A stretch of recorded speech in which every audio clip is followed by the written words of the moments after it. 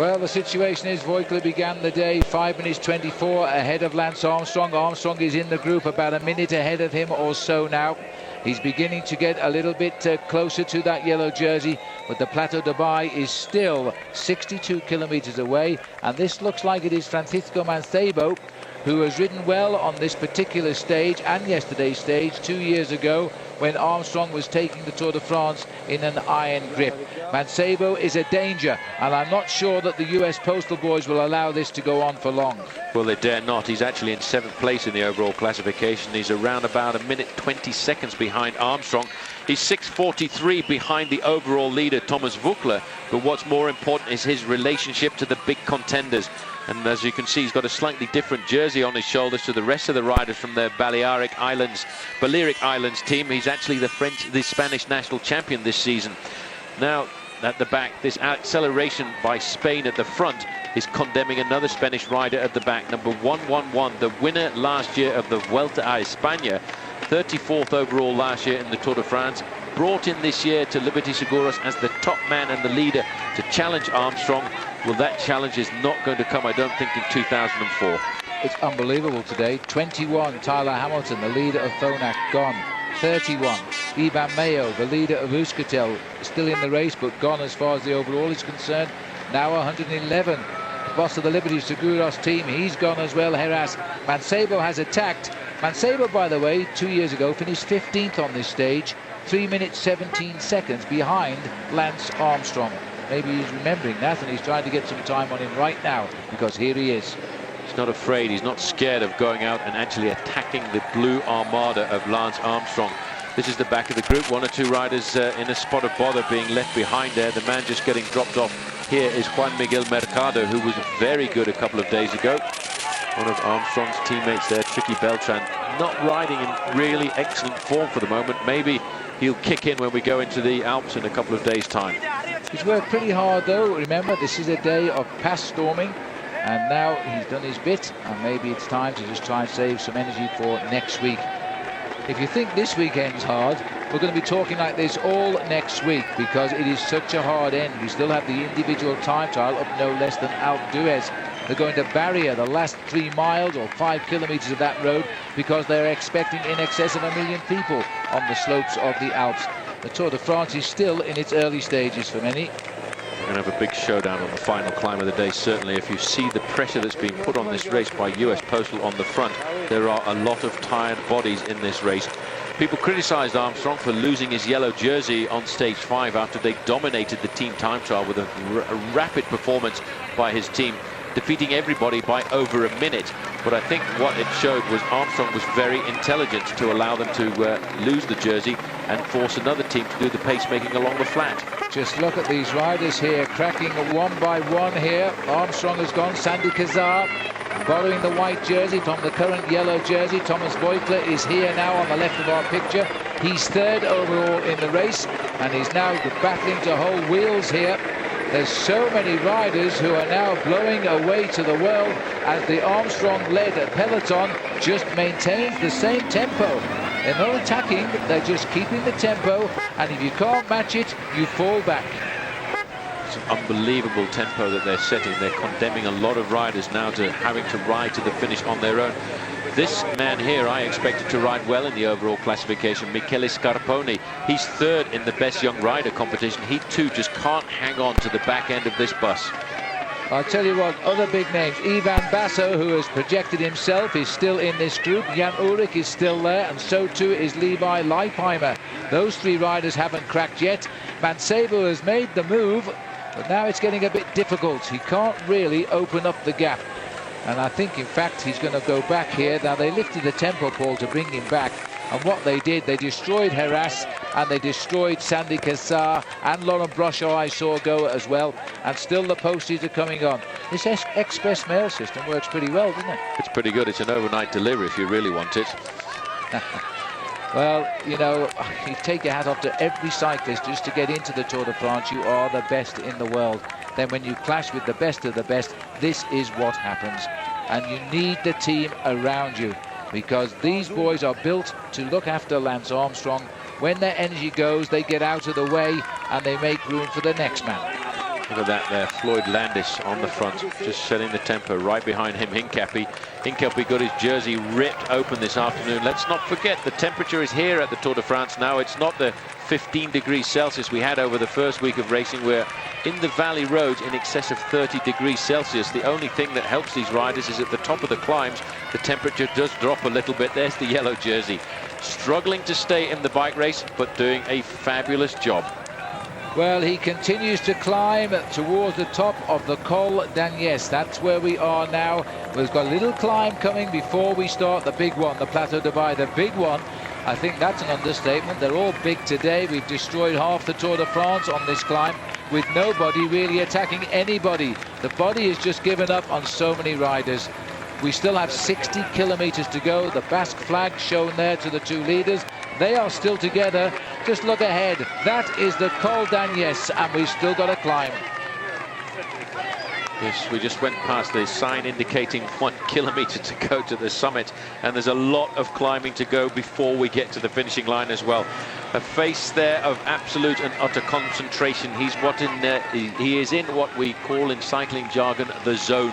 He's not thinking about anything. He's just trying to concentrate on ticking those legs over at a fairly steady tempo.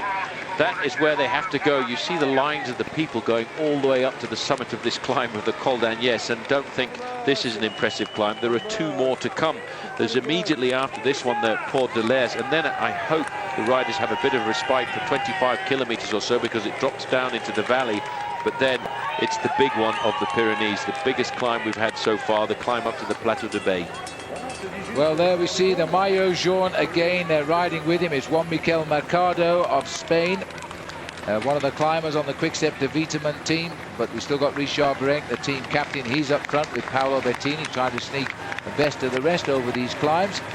The yellow jersey far from giving up, has he? He's fighting his way still and could well yet reintegrate that group. It's a long way, I know, but the roads get a little bit easier for a while. 38 miles or 60 kilometers from the top. The leaders aren't that far now from the top. As we top it over, we go with 59 to go once we reach the top. So they must be in the last kilometer, these two. They're just inside of the last kilometer, but you get an idea to see just how savage and vicious these Pyrenean climbs are. They are so ragged and jagged all the way across the frontier between France and Belgium, and France and Spain, I should say. Unfortunately, it's been... They'd like it to be France and Belgium right now. I think they would. It's been the ragged nature, really, of these Pyrenean mountains that's kept the two countries apart for many years throughout their history. They have indeed. They were natural frontiers, of course. And the one town that broke away from them all was Andorra. 700 years ago, became its own principality. And the riders not going to Andorra this time around, and as it's all hills, I'm sure they're very pleased with that.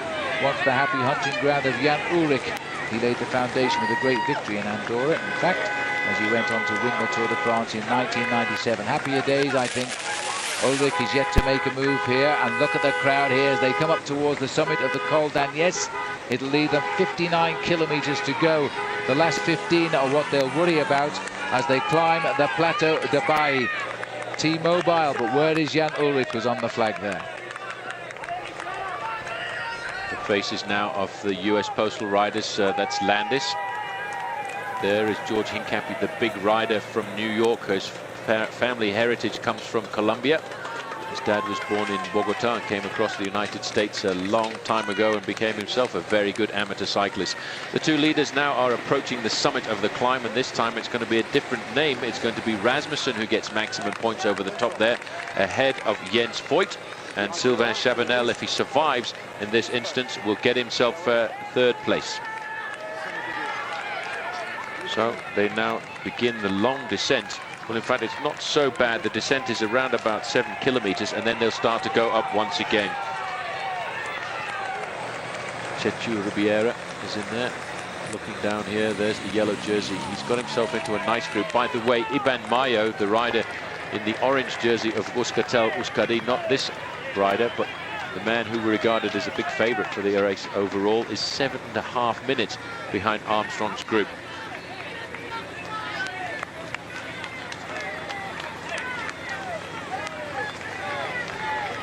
Well, the good thing for Vogler rather, Paul, is that he's got some men around him to help him try and chase back. He's probably about, there's the Armstrong bunch. He might get back yet. He's around about 40 seconds. It doesn't look very far on a climb, but it is actually quite a long way because you're covering the kilometers every 2 minutes or so. Yes, I think he could get back on in the descent. He has got the advantage to have integrated a group. He'll be able to take some respite from the fact that he's in a group with other riders, and they'll be able to take some risks on the descent. This team here, though, is doing a sterling job. And you know, one thing is they haven't actually really turned up the screws. They're just riding a tempo.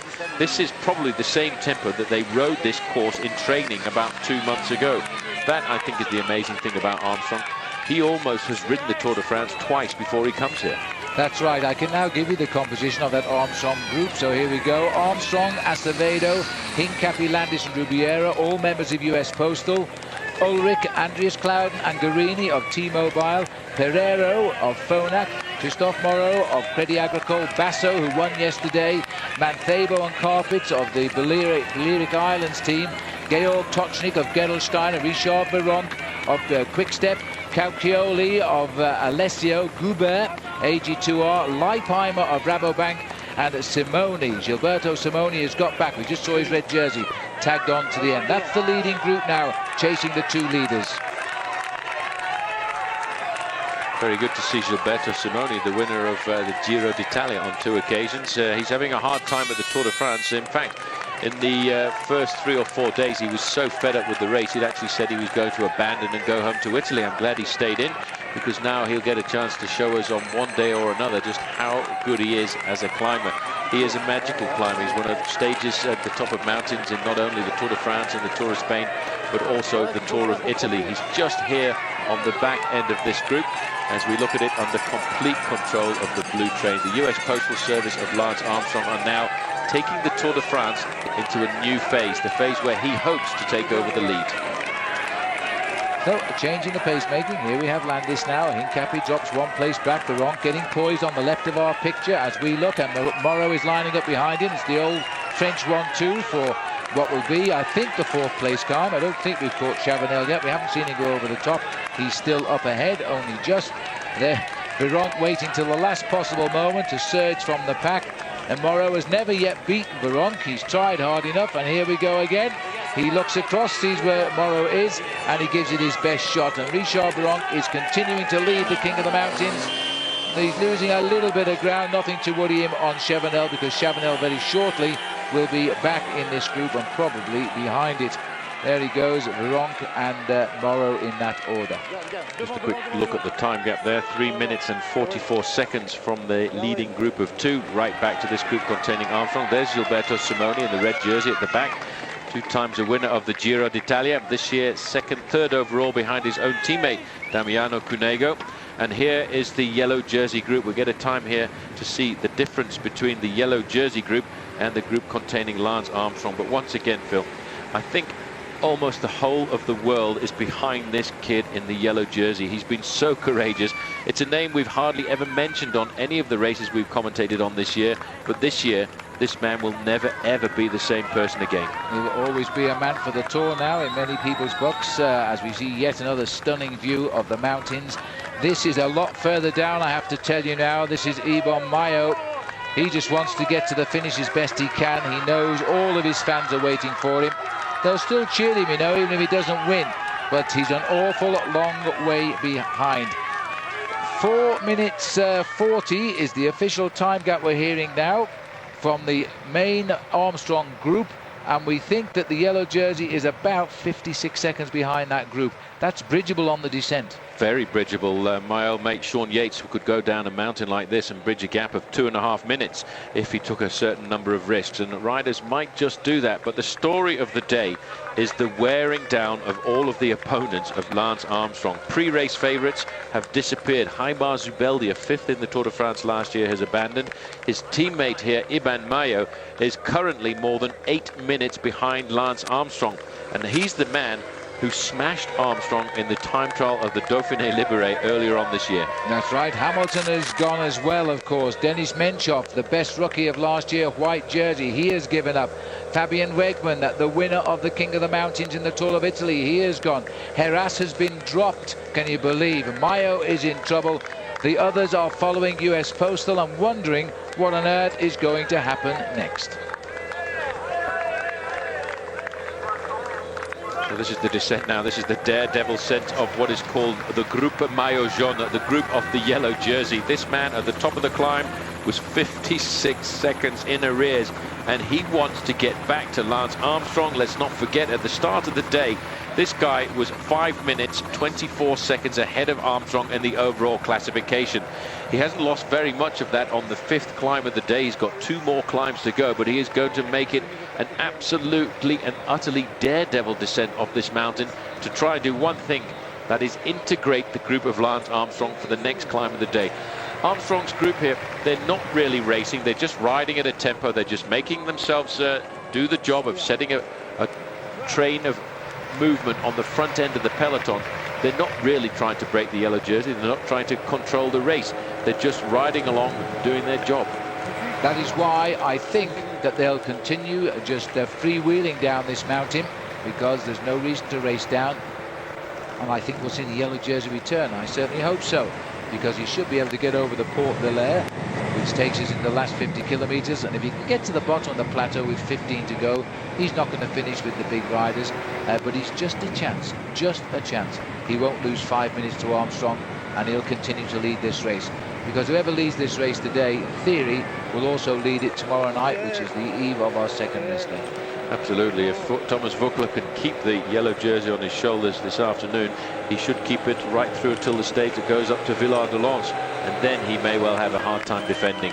But I have a feeling he might actually lose it on this final climb of the day, because, Phil, the climb up to the summit of the Plateau de Bay is unforgiving. It's 16 kilometers long, it's 10 miles of ascension, and despite the fact that Thomas Voeckler has done a brilliant job, a courageous job, he's used a lot more efforts than any of these other riders just trying to stay in contact. Yeah, I agree with you more. I'm trying to will him on. I have to say, I love a fighter, and you won't see one better than Thomas Voeckler. He refuses to give up. He must have gone through all shades of pain that we can only imagine, and said to himself, no, I'm not going to give up, and he's come back each and every time. Sooner or later, his body simply won't do it, but he's never going to give this race up without a fight. There he is on the way down, and I still feel, as he starts to pick off the motorbikes here, you see he's left everybody else behind on this descent except one rider, so he's again using all of his energy and taking risks to try and get back to that Armstrong group. It's great stuff to watch. You can see him on this descent, and he'll be going round these corners at tipping speeds on this descent of approaching 70 to 80 kilometers an hour. In the long, straighter parts of the descent, he will possibly touch 100 kilometers an hour, which is pretty impressive speed to touch on a bicycle, especially when you think that those small tyres there are not very much wider than a centimetre. This is the next climb of the day, and this will be the 6th climb that these riders have dragged their bodies over here this afternoon. There we are, right at the end of that hacksaw blade. It's the 3rd category climb of the Port de l'Ers. It's only 3.8 kilometers in distance, and I say only because some of the climbs we've been over so far have been exceptionally long, and it is an average climbing gradient of 5.7%. And it really hurts when you've been down a long descent, and these guys descended for about 7 kilometers before the roads kicked up again, because the body starts to chill down a little bit after a big effort getting up a climb, and then you're forcing down the descent.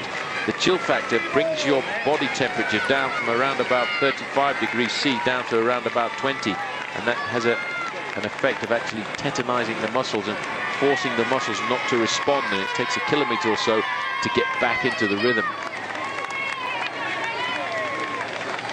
So Jens Voigt in 2nd place. There's the yellow jersey. He's about to make the junction. He's back in contact here with the cars of the group of Lance Armstrong.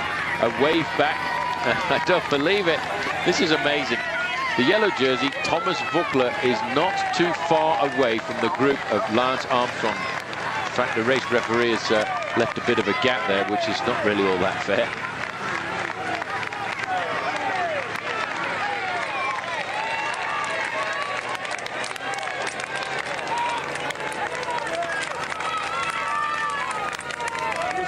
Unbelievable, Paul. We know these boys are just holding tempo. They're not worried about the yo-yoing of Thomas Voigtler.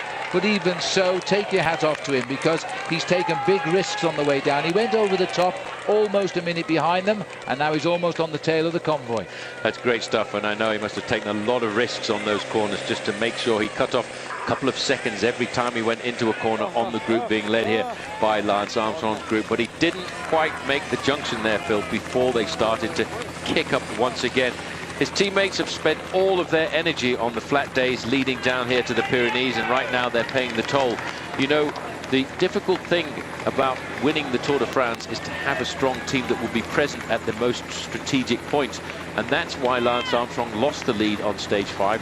He didn't want to burn his teammates out over the 8 days that we've seen Thomas Voigtler leading this bike race, because if they'd led from then until now, we wouldn't be seeing the blue train on the front of this peloton. No, they probably would have had no legs left, but we still got Sylvain Chavanel, the teammate of Voigtler, up the road. He's still riding in 3rd place, but he is on his own. Armstrong's group has been recharged, by the way. We've just seen Michael, forgotten his name, I've had a total blank. The Australian rider. Michael Rogers. I couldn't think of his name. I was thinking of Michael Wright, the old English rider who rode the Tour of Britain. No, we didn't even speak any the Tour de English. France. And he never spoke any English either. He was born in England and he lived his life in Belgium. Couldn't speak a word of English. Yes, Michael Rogers has rejoined the Armstrong group. So he's back there now. And that is good news for the Australians, because he's getting better every day. And Scarponi has also rejoined the group here. Now we see here, right on the front, all of the survivors today of US Postal Service. Landis there looking at camera. And this group is still not really catching up with anybody, but, well, they are really. They've knocked off a minute now as they try to bring back those 2 leaders. The team that have done the best on these Pyrenean stages, I have to say, is the blue team here. The team of Lance Armstrong. They have got 5 riders in this very select group at the front end of the bike race, to 3 riders from T-Mobile, from 2 from the rest, and most of the other teams have only got 1 man left in there. I have to think that if you look there at this man, I've said on a number of occasions this afternoon that he's going to lose his jersey. I think he still is, but what a battle we're witnessing from this young 25-year-old Frenchman trying to stay in the lead. He also must stay somewhere in the proximity of Sandy Cassar, otherwise he'll lose his lead in the white jersey competition, because tomorrow he could pull that jersey on and replace it for the yellow. This is the scene behind, with still the boys in the orange jersey of Iban Mayo beginning to pick off riders now who have been given best on the climbs, and he's picking through. Maybe he's recovering. It was Isidro Nozel. Sorry about the picture breakup, but that is because of the altitude here and the fact that we are in the very high mountain passes. And every now and again you get a little bit of picture breakup in the live link from the motorbike to the helicopter and down here towards the finishing line. But this is the group a long way behind as well, which is probably why we're getting a weak signal coming up, because Iban Mayo is around about 10 minutes behind the group of Lance Armstrong. Yes, and showing no concern now that as a professional rider he knows his place, he knows he's been beaten now as they come up over the top here of the Col d'Agnès. 14 minutes behind the leaders. And so that puts him actually around about 11 minutes behind Armstrong. But actually, as the French would say, Phil, chapeau. Tip your hat to that man, because he didn't climb off. I know he wanted to. Psychologically, he was broken. He'd come into this event as a contender. Now he's an also-ran. But let's not forget, sometimes the also-rans can create a bit of confusion in the last week of the race once we go up to the Alps. He's a likely stage winner in the Alps now, because Lance Armstrong won't have any reason to chase him down. Not now. 40 minutes now at the Plateau de Baille to carry. He could be half an hour down, but more likely about 20-23 minutes when he gets up to the finishing line. Floyd Landis, his jaw set, is now getting to the front and giving it his best shot as well. As we go up to the 2 leaders, they're coming up towards the top of the Porte de l'Est. This is only a mere 3rd category climb, yet they've been out of the saddle all the way up, I think. The gap at the moment is 2 minutes to Sylvain Chavanel, 3 minutes 32 to the Armstrong group, and 4 minutes to the Maillot Jaune group.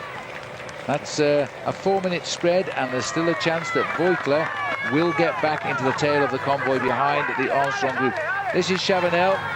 I thought he'd really hit the wall and was going to just stop almost when he did crack, but he seems to have recovered a little bit. He's got back into his rhythm, that rider there. He's a very good, talented bike rider. The French people believe that he's going to be one of the big stars of the future. He's got into his own rhythm on the slopes of this mountain.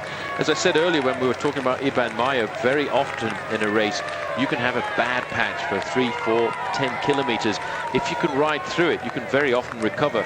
I can't come up with a physiological explanation as to why that happens. It could be that your body's not taking in enough sugar for a moment of time, or some other weird physiological reason, and maybe even associated to psychology. But if you ride through it, you can always come back. And Rasmussen has gone over the top there with 50 kilometers left to ride, just 31 miles to the finish. And still Voigt isn't worried about taking first place. He's happy to be there, I think, right now. They have been in the lead for 125 kilometers today on what is the most vicious day in the mountains so far. It's not just the mountains today. There's no sign of rain. It is very, very hot. There is also a very strong crosswind blowing for most of the way. This is Chavanel still trying to get over third, and I think he should. He was 2 minutes behind the two leaders on the last climb, which is the Col d'Agnès, and he's just about going to go over here. He's, if anything, believe it or not, he's actually closed the gap a little bit to those two leaders. He's now currently a minute 55, which is quite amazing. Well, once he gets to the top of this next climb here at the Port de l'Est, he's got a very long descent into the small town of Nio at the bottom. They go downhill for around about 30 kilometers all in all till they get into the final little town of Alos, which is where the climb up to the Plateau de Bay begins. But unfortunately for the three leaders, they are still looking at 31 miles to go to the finish from the top of this climb, which is a long, long way. So sitting at the back there, the man wearing number 9 is Chechu Rubiera, the faithful lieutenant of Lance Armstrong. He himself not a bad bike rider in his own right. This is the next group on the road. Just in front of the yellow jersey, by the way, there is Laurent Brochard. You can tell him by the style that he has when he gets out of the saddle. He's a man who for France was a former world champion. And the yellow jersey, once again, is clawing his way slowly but surely back into the race. Oh, he's unbelievable. He's making so many friends this week. It is incredible. From around the world too, because we get a lot of emails from around the world who see these pictures, and they know this man's name now, and they're always asking how he is. Well, he's struggling, but he's okay. As we go back up to the third place man over the top here of the Port de l'Est. 50 kilometers to go now. As the clock continues to count, it'll be about 2:10, 2:15 behind, so he's lost a little bit on the final ascension. No more hills now, except for Plateau de Bay. No more hills yet for a while anyway. They've got about 30 kilometers of descent, and then it's all uphill to the finish line. It is a very long climb up here, around about 15.9 kilometers to the top of the Plateau de Bay. So Chavanel there just holding on to third place, and it really looks quite awful that you only get 4 points for going over the summit of that climb, because it looked a lot more difficult than some of the third category climbs in the first week of the Tour. It did indeed, but of course in the first week of the Tour they have a problem finding any hills, so they get a slightly higher category than they're probably worth for the early part of the Tour. They wouldn't rate at all now we're down in the high mountains.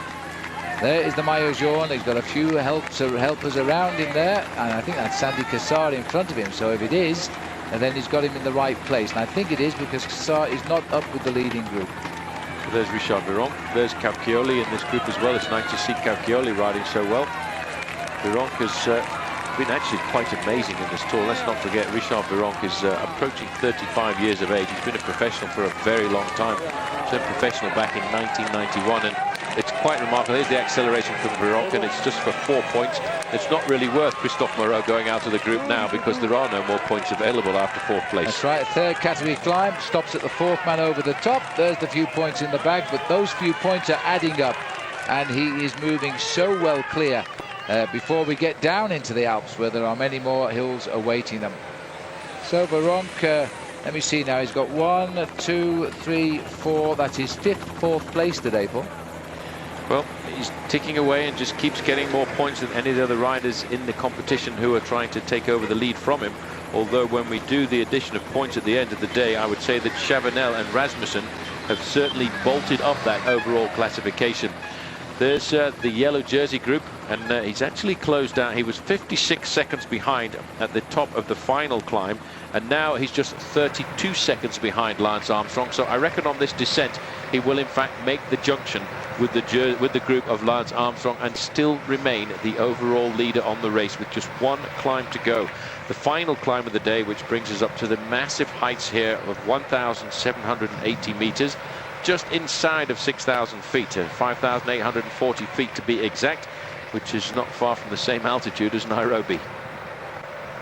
Looking out, there are a few clouds high up in the sky, but it doesn't look as if they're going to bring any rain into the event here this afternoon, as we had yesterday, which made the descents off the Col d'Aspin absolutely treacherous. Now, as I said a little earlier, you just see that man getting on board some food. These are the wild horses of the Pyrenees. They roam free in this part of the world, and they have been out here for many, many years. And those, in fact, on the other side of the valley are the spectators. Thousands of them have turned out here to watch this stage today. I would say when we get the official viewing figures from the side of the road here at the Tour de France, we will expect it to be pretty close to 1 million people who've turned out to watch the Tour de France. And quite possibly around about 300,000 of those people will be on this final climb of the day, spread over 16 kilometers of the race. So that's the group of Armstrong, and if we just pull back a little bit, I think we will see, and there it is, the group of the yellow jersey. And so he is going to get himself back into this bike race. And a few moments ago I thought it was all over for this young man Thomas Voeckler, whose family have moved across here to France from Martinique to witness the days that their son is spending in the yellow jersey, and I think they are really being pushed through all kinds of emotions here this afternoon. So on the front, still complete and utter control from Lance Armstrong and his US Postal Service.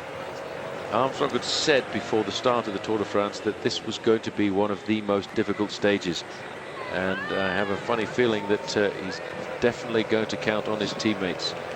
Landis on the front, Hincapie second, Acevedo third, Armstrong, and then the other man making up the 5 men is Ribiera.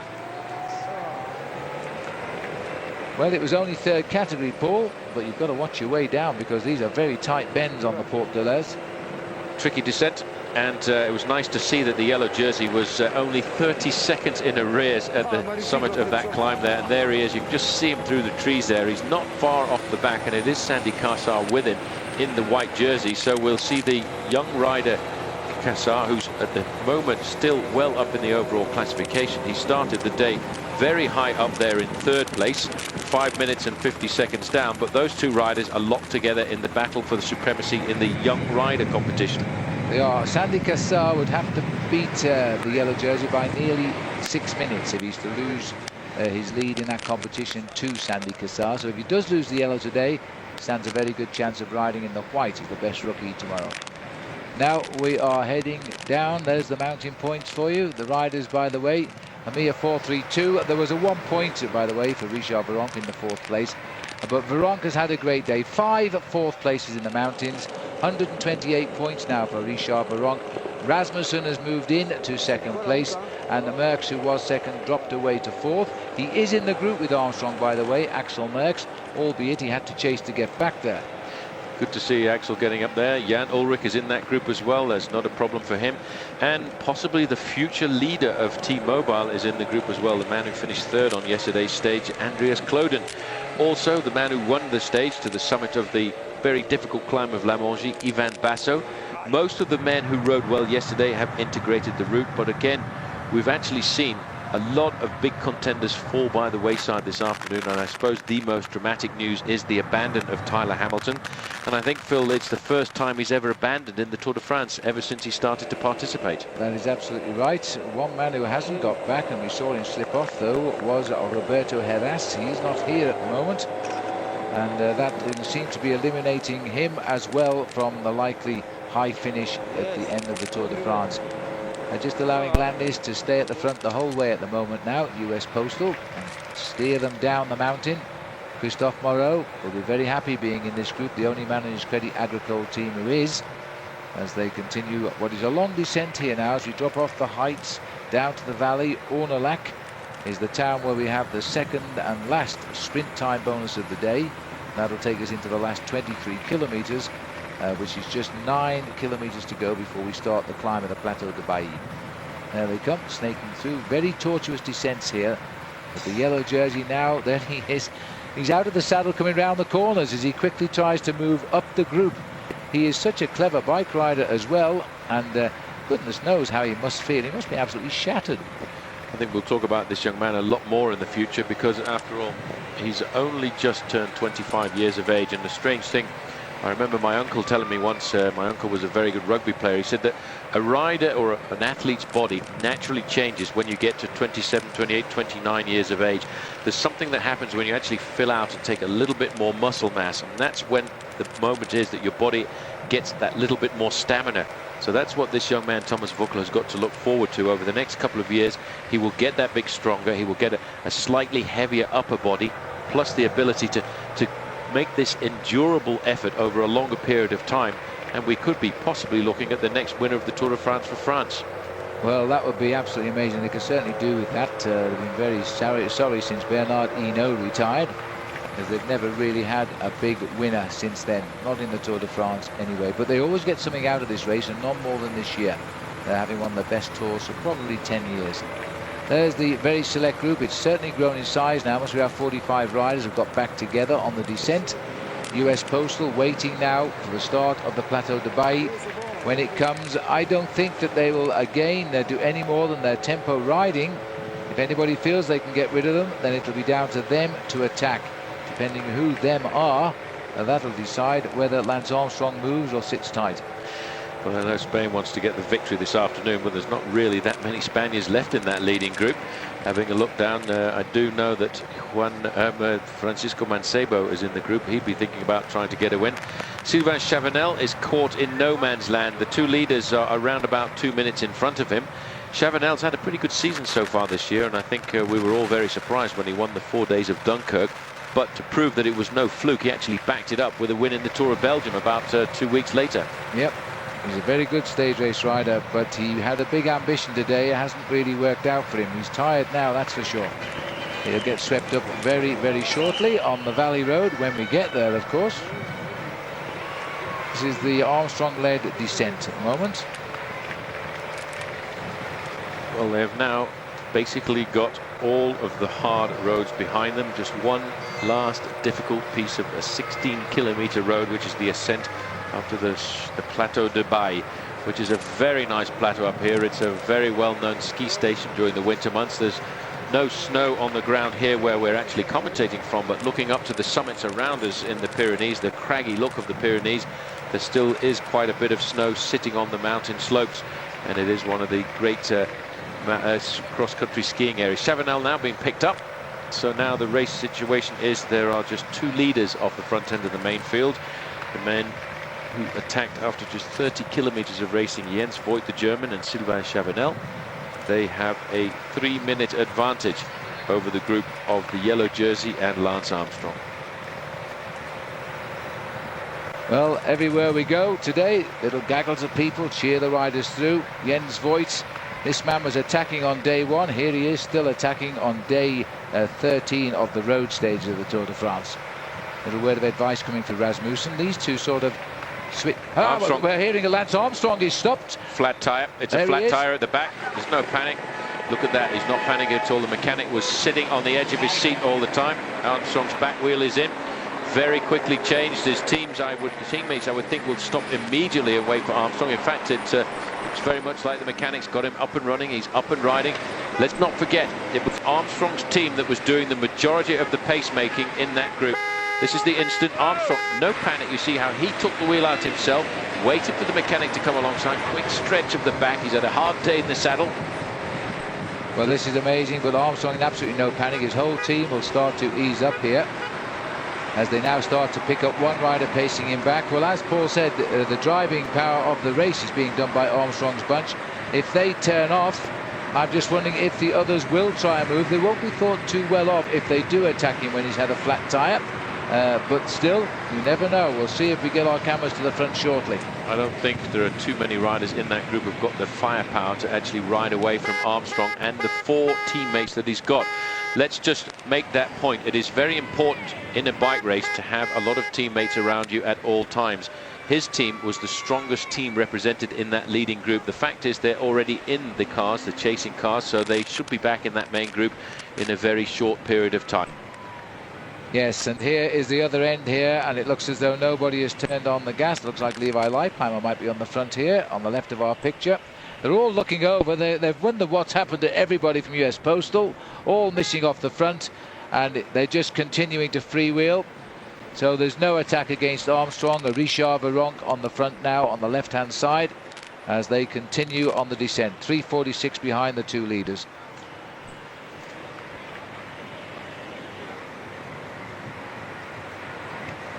So Armstrong picking his way here through the convoy of cars at the back, wearing number 1. It looks as if it was Chechu Rubiera who stopped and waited for him, but there's no panic, picking his way through nice and calmly. I think as soon as he had that flat tire, it was US Postal Service who just cut off the effort at the front end of the main field, and that's why the main field is not quite hammering along as fast as it was a few moments before. He didn't panic at all. He was nice and calm and collected when that happened. And you can just hear probably the ambient sound of the cars hitting their horns.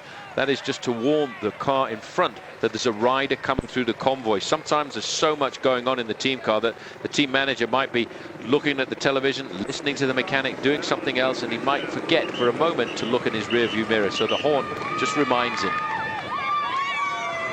Well, that all happened at 38 kilometers to go for Lance Armstrong, and the race didn't go away from him. He's now back in the bunch, and he'll cut his way through. It was amazing there, Paul. Absolutely no panic. I thought he'd get on the roadside and do a full stretch for a moment.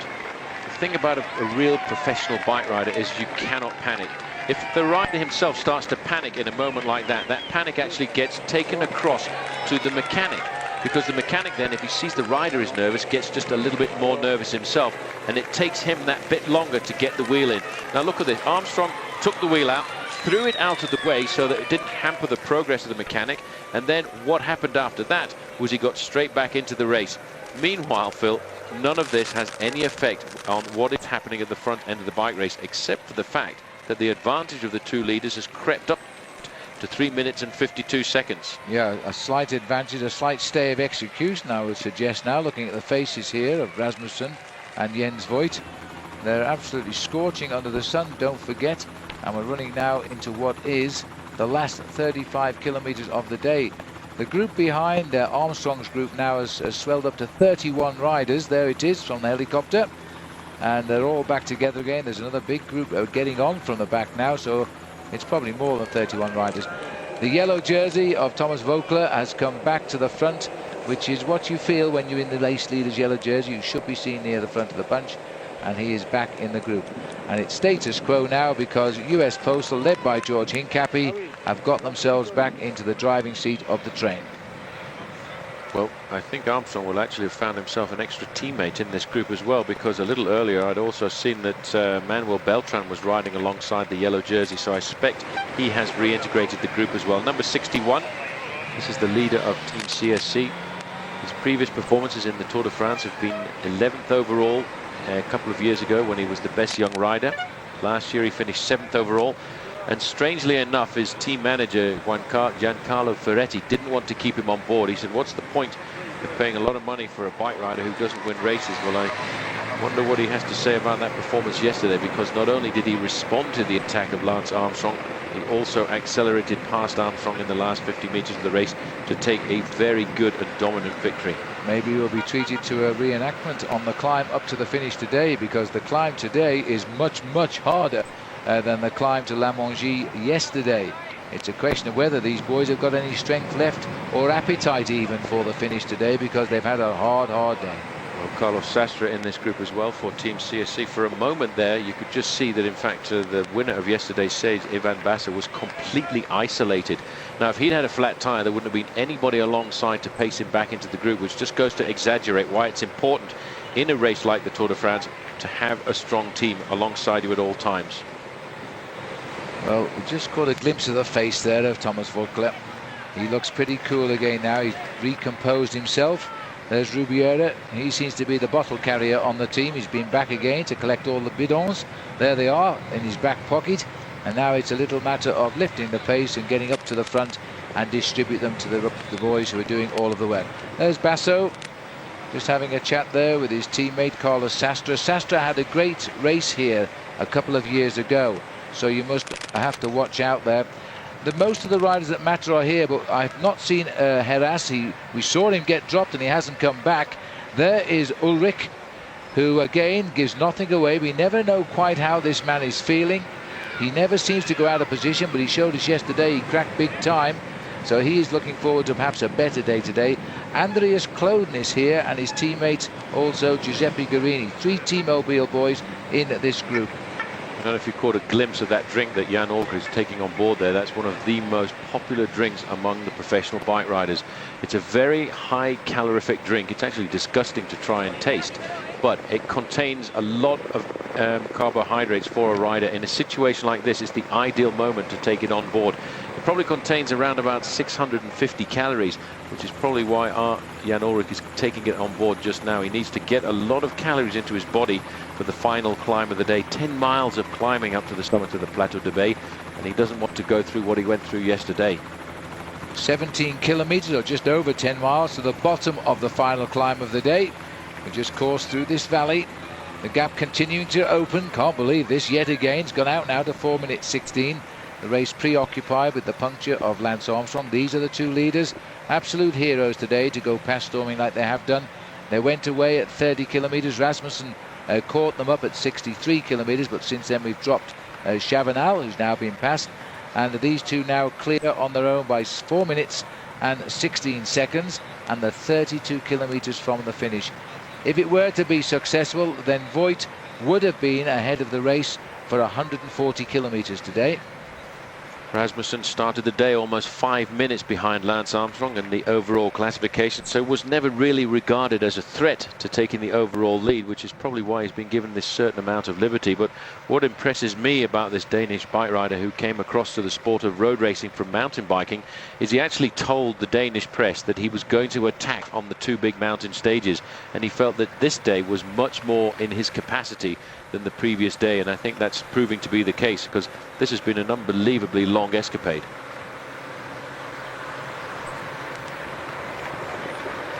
So just looking here at Voigt, and you could see there that those 2 riders are continuing to increase their advantage, and they'll be looking to try and increase it all the way down to the final climb of the day. And I think what will be treated to then is a big chase down towards the finish of the 2 leaders and the main field containing Lance Armstrong, Jan Ulrich, Ivan Basso and all the other main contenders. And then it's just a question of how much energy have they used throughout the afternoon and how much have they got left just to get their bodies up to the top of this climb, because that is what it's going to be a case of for the 2 men at the front of the race. It's going to be really a case of survival, just managing to drag their bodies up there. And it would be a fabulous performance for Jens Voigt, the man in 2nd position there. If he was the man to get the victory on a mountain stage, I don't think he really would have ever dreamed about that. Again, a lot of these little towns that we're starting to meander through here are very much abandoned, because I think nearly all of the spectators have moved away from the valley roads here to get themselves up onto the slope of this final climb of the day. There's Armstrong, Acevedo just behind him. The rule here, I think, is the 3 men at the front. Floyd Landis, followed by George Hincapie, followed by Chechu Rubiera, will set the pace on the flatter part of the course. And then once we get to the climb, Jose Acevedo, who's sitting behind Armstrong there in 5th position in that line of blue riders, will then take up the pace making for the first few kilometers of the Plateau de Bay. Well, Les Cabanes is the name of the town, which strikes fear into the heart of the riders, because that's when they make the right turn and start the climb of the Plateau de Bay. And it's going to be a toughie for them, to say the least. It is a cruel, cruel climb. It is lined with thousands and thousands of people, and it must be very embarrassing. At least they'll feel it is if they are shattered. What is Iban Mayo going to do? Because he'll get to that climb probably the best part of 20 minutes behind the leaders today. And believe me, he's done his best. He almost stopped cycling today, and they persuaded him to go on. Well, I think he did abandon. He just psychologically abandoned the Tour de France, and his teammate Julian Gorospe, who himself in fact raced the Tour de France on a number of occasions in the team of Pedro Delgado and Miguel Indurain, came alongside him and said, don't do it, carry on, this is the Tour de France. You're not completely wiped out physically, it's just a psychological problem you're going through at the moment. Keep in the race. There are so many Spanish fans at the top of the climb here. You need to do it and stay in the race for them.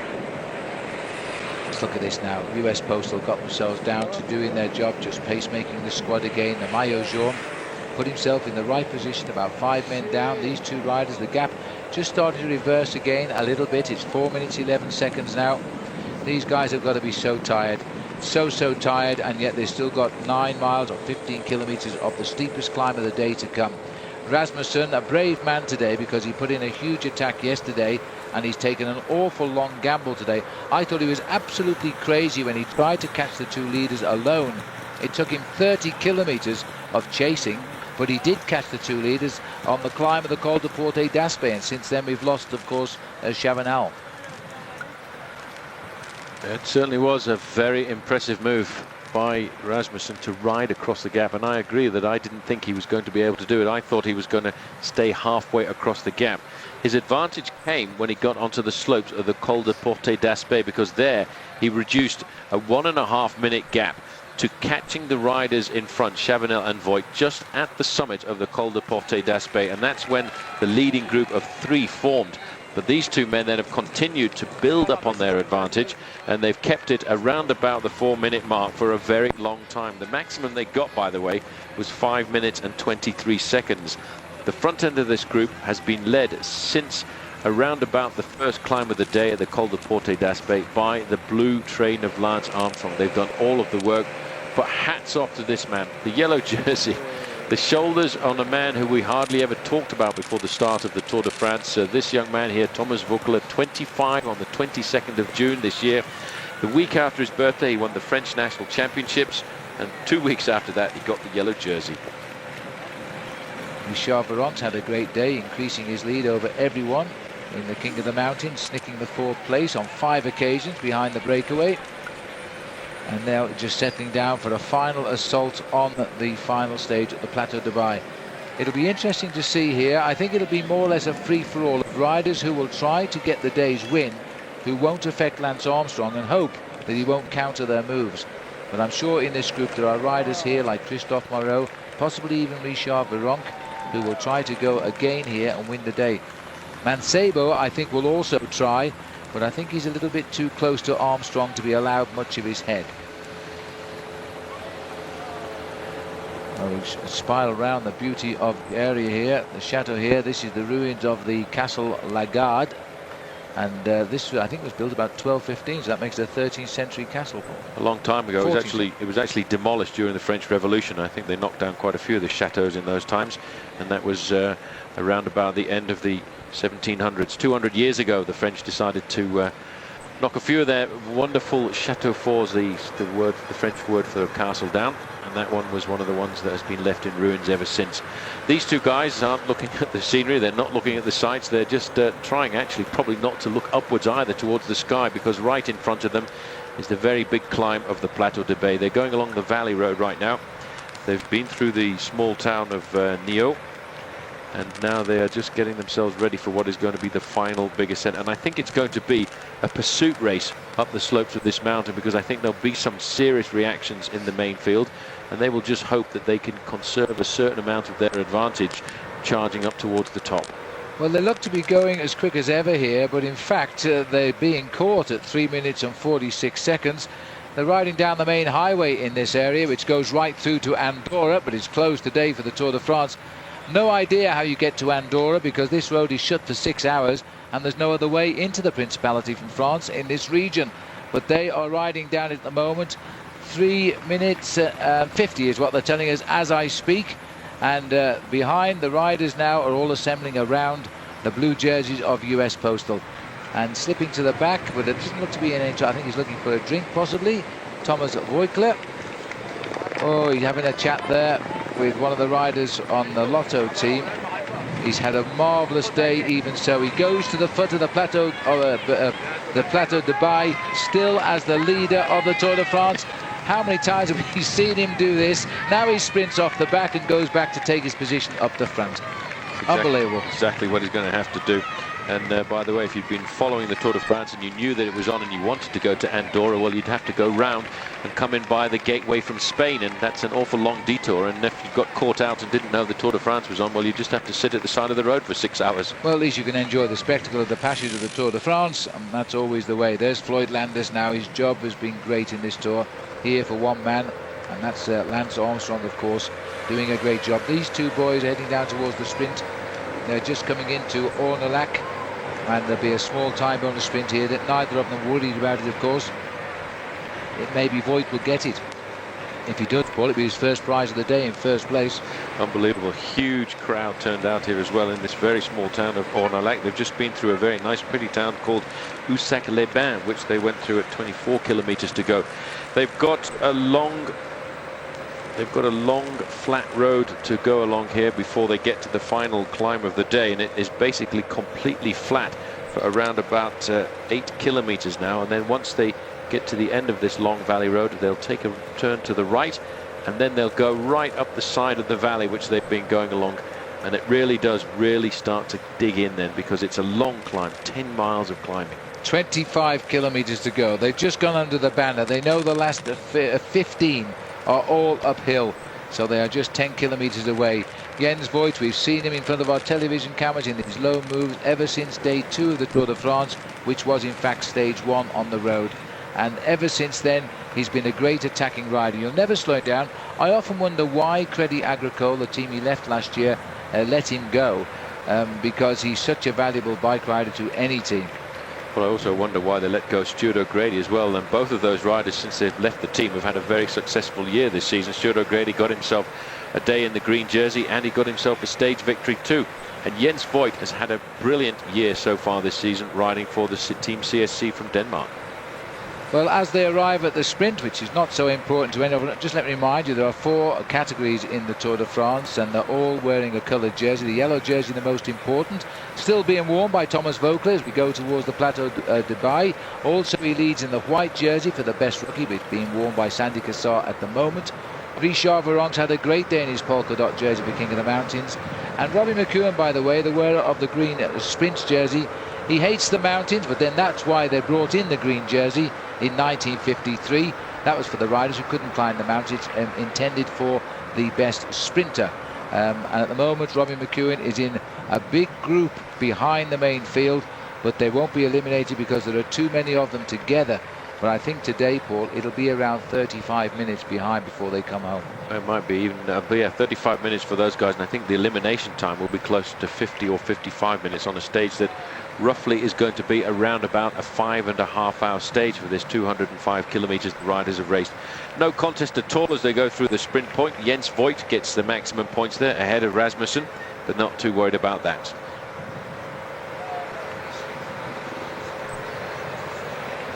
You can see sharing the pacemaking now. This is going to be a very important 10 kilometers for these riders. That sprint point there is at 23 kilometers to go. In 7 kilometers they will begin at the Plateau Dubai, and that is going to be the very difficult part of the course for these riders, because it will be completely and utterly uphill, and that is going to be rather difficult for them, because they have been at the front of the race for 30 kilometers. 170 kilometers in the lead is going to really put pay to a lot of the energy left in the thighs. It's going to be so tough here. This is the main field here as we head through Tarascon-sur-Ariège. This is a beautiful town here, almost the last town before you go through and on towards Andorra. But the riders today, of course, they will arrive just short of Aix-les-Thermes, and then they'll make a sharp right and turn their backs on that spa town and climb up to the plateau. There are thousands of people here. They put warnings out on the radio 48 hours before the race was due to say, you know, you better start thinking of looking for somewhere else to see the Tour de France, because there are so many people on this climb. And there is the group still in charge of the US Postal. This is a great day, Paul, for one Levi Leipheimer, because he's having a wonderful race again. He certainly is. Before the start of the Tour de France, we were talking about the second American being Tyler Hamilton. Well, Hamilton has abandoned the race this afternoon. He's had a lot of problems since the start. He's been involved in a number of accidents. But Levi Leipheimer has ridden from strength to strength. He started the day in 12th place in the overall classification, around about 3.5 minutes behind Lance Armstrong. But with a good finishing climb here today, he could see himself climb up into the top 10 in the overall classification. Let's not forget, a couple of years ago, he announced to the world that he was a good time trial, a good 3-week bike race rider by finishing 3rd in the Vuelta a España, the first time an American got onto the podium in that race, and finishing 8th in the overall race at the Tour de France. That's absolutely right. So the gap, by the way, at 25 kilometers was 3 minutes and 25 seconds there. There's the maillot jaune, best of the rest of the riders, but it's all US Postal right now who continue to drive this train. David Moncoutier, number 97, and behind him Ivan Basso, the 2-stage winners of the recent past of this week's Tour de France. Into USA now. This is USA des Mines as they continue on towards the big showdown. Continuing very, very fast, rapid pace now. 182 kilometers covered of the 205 scheduled. Main field now also in the same town as of the sprint, the town of Ornalac. Just saw the leading group of 2 go through there just a few moments ago. Their advantage 3 minutes 24 seconds.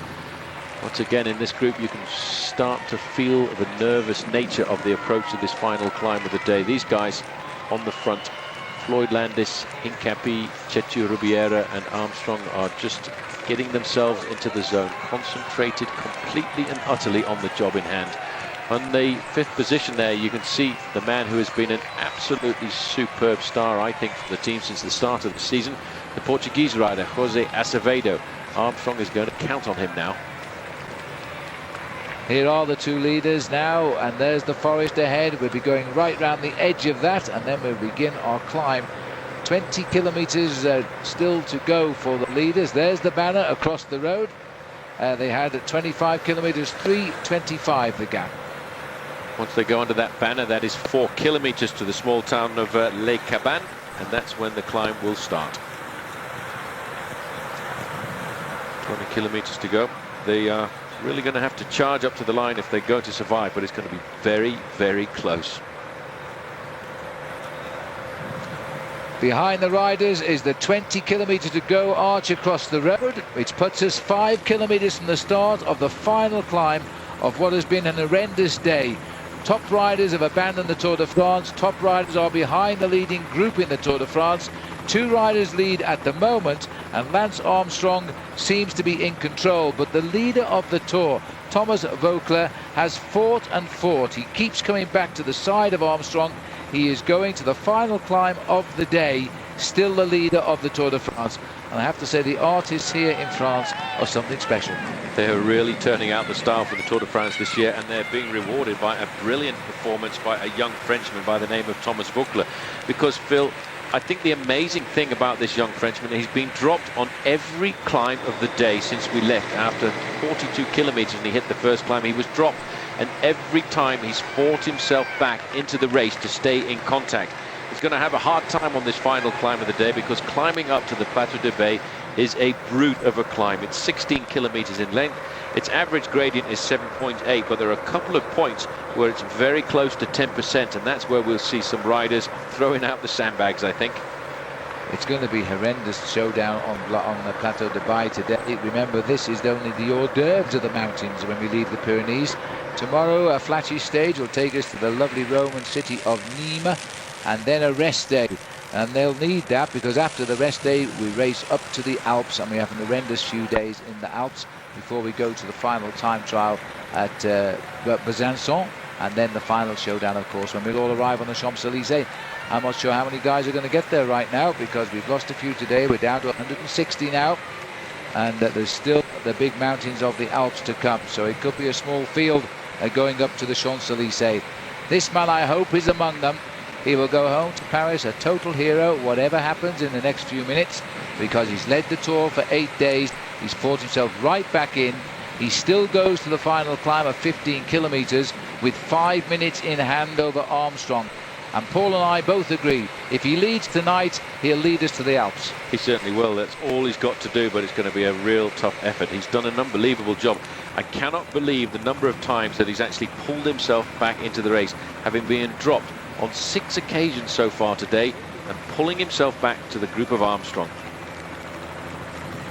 So this is it. This is the final climb as they go through there. The little town you just saw with the line through it was Les Cabanes. So the 2 leaders now are on the final climb of the day. That gives them just 15 kilometers to go. They get to it first. They've been away for 13 kilometers from the start. Now it's up to them. Can they make it to the top? It's going to be hard. Rasmussen, I think the better climber of the two, but after a long breakaway, it's very strange how the body reacts. Jens Voigt, the much bigger, thicker set bike rider, a real punchy style for Jens Voigt. If I cast my mind back, I think he's been in this situation before on a mountain stage and got dropped on the final ascent up towards a climb. A little bit of adjustment there to the shoes. The shoes, as you can see, are clipped to the pedals with a kind of ski binding. You can clip them out just exactly the same way as you can with a set of ski boots, but the shoes themselves are actually tightened or slackened with a Velcro fastener. And I think what Rasmussen was doing there, after having them fairly slack for the majority of the stage to make sure that his feet don't get too hot in this climate, was actually tightening them up for the final climb of the day. Race referee moving out. The last time check we got, by the way, to the leading group of riders with Armstrong and the yellow jersey, Thomas Voeckler, is now down to 2 minutes and 35 seconds. It's going to be a huge race. They're leaving Caban as well. Floyd Landis has done an absolutely fabulous job. He won himself 2 races himself so far this season. One of them was a stage, the big mountain stage of the Tour of the Algarve, and he took himself, as well as that, the overall classification too.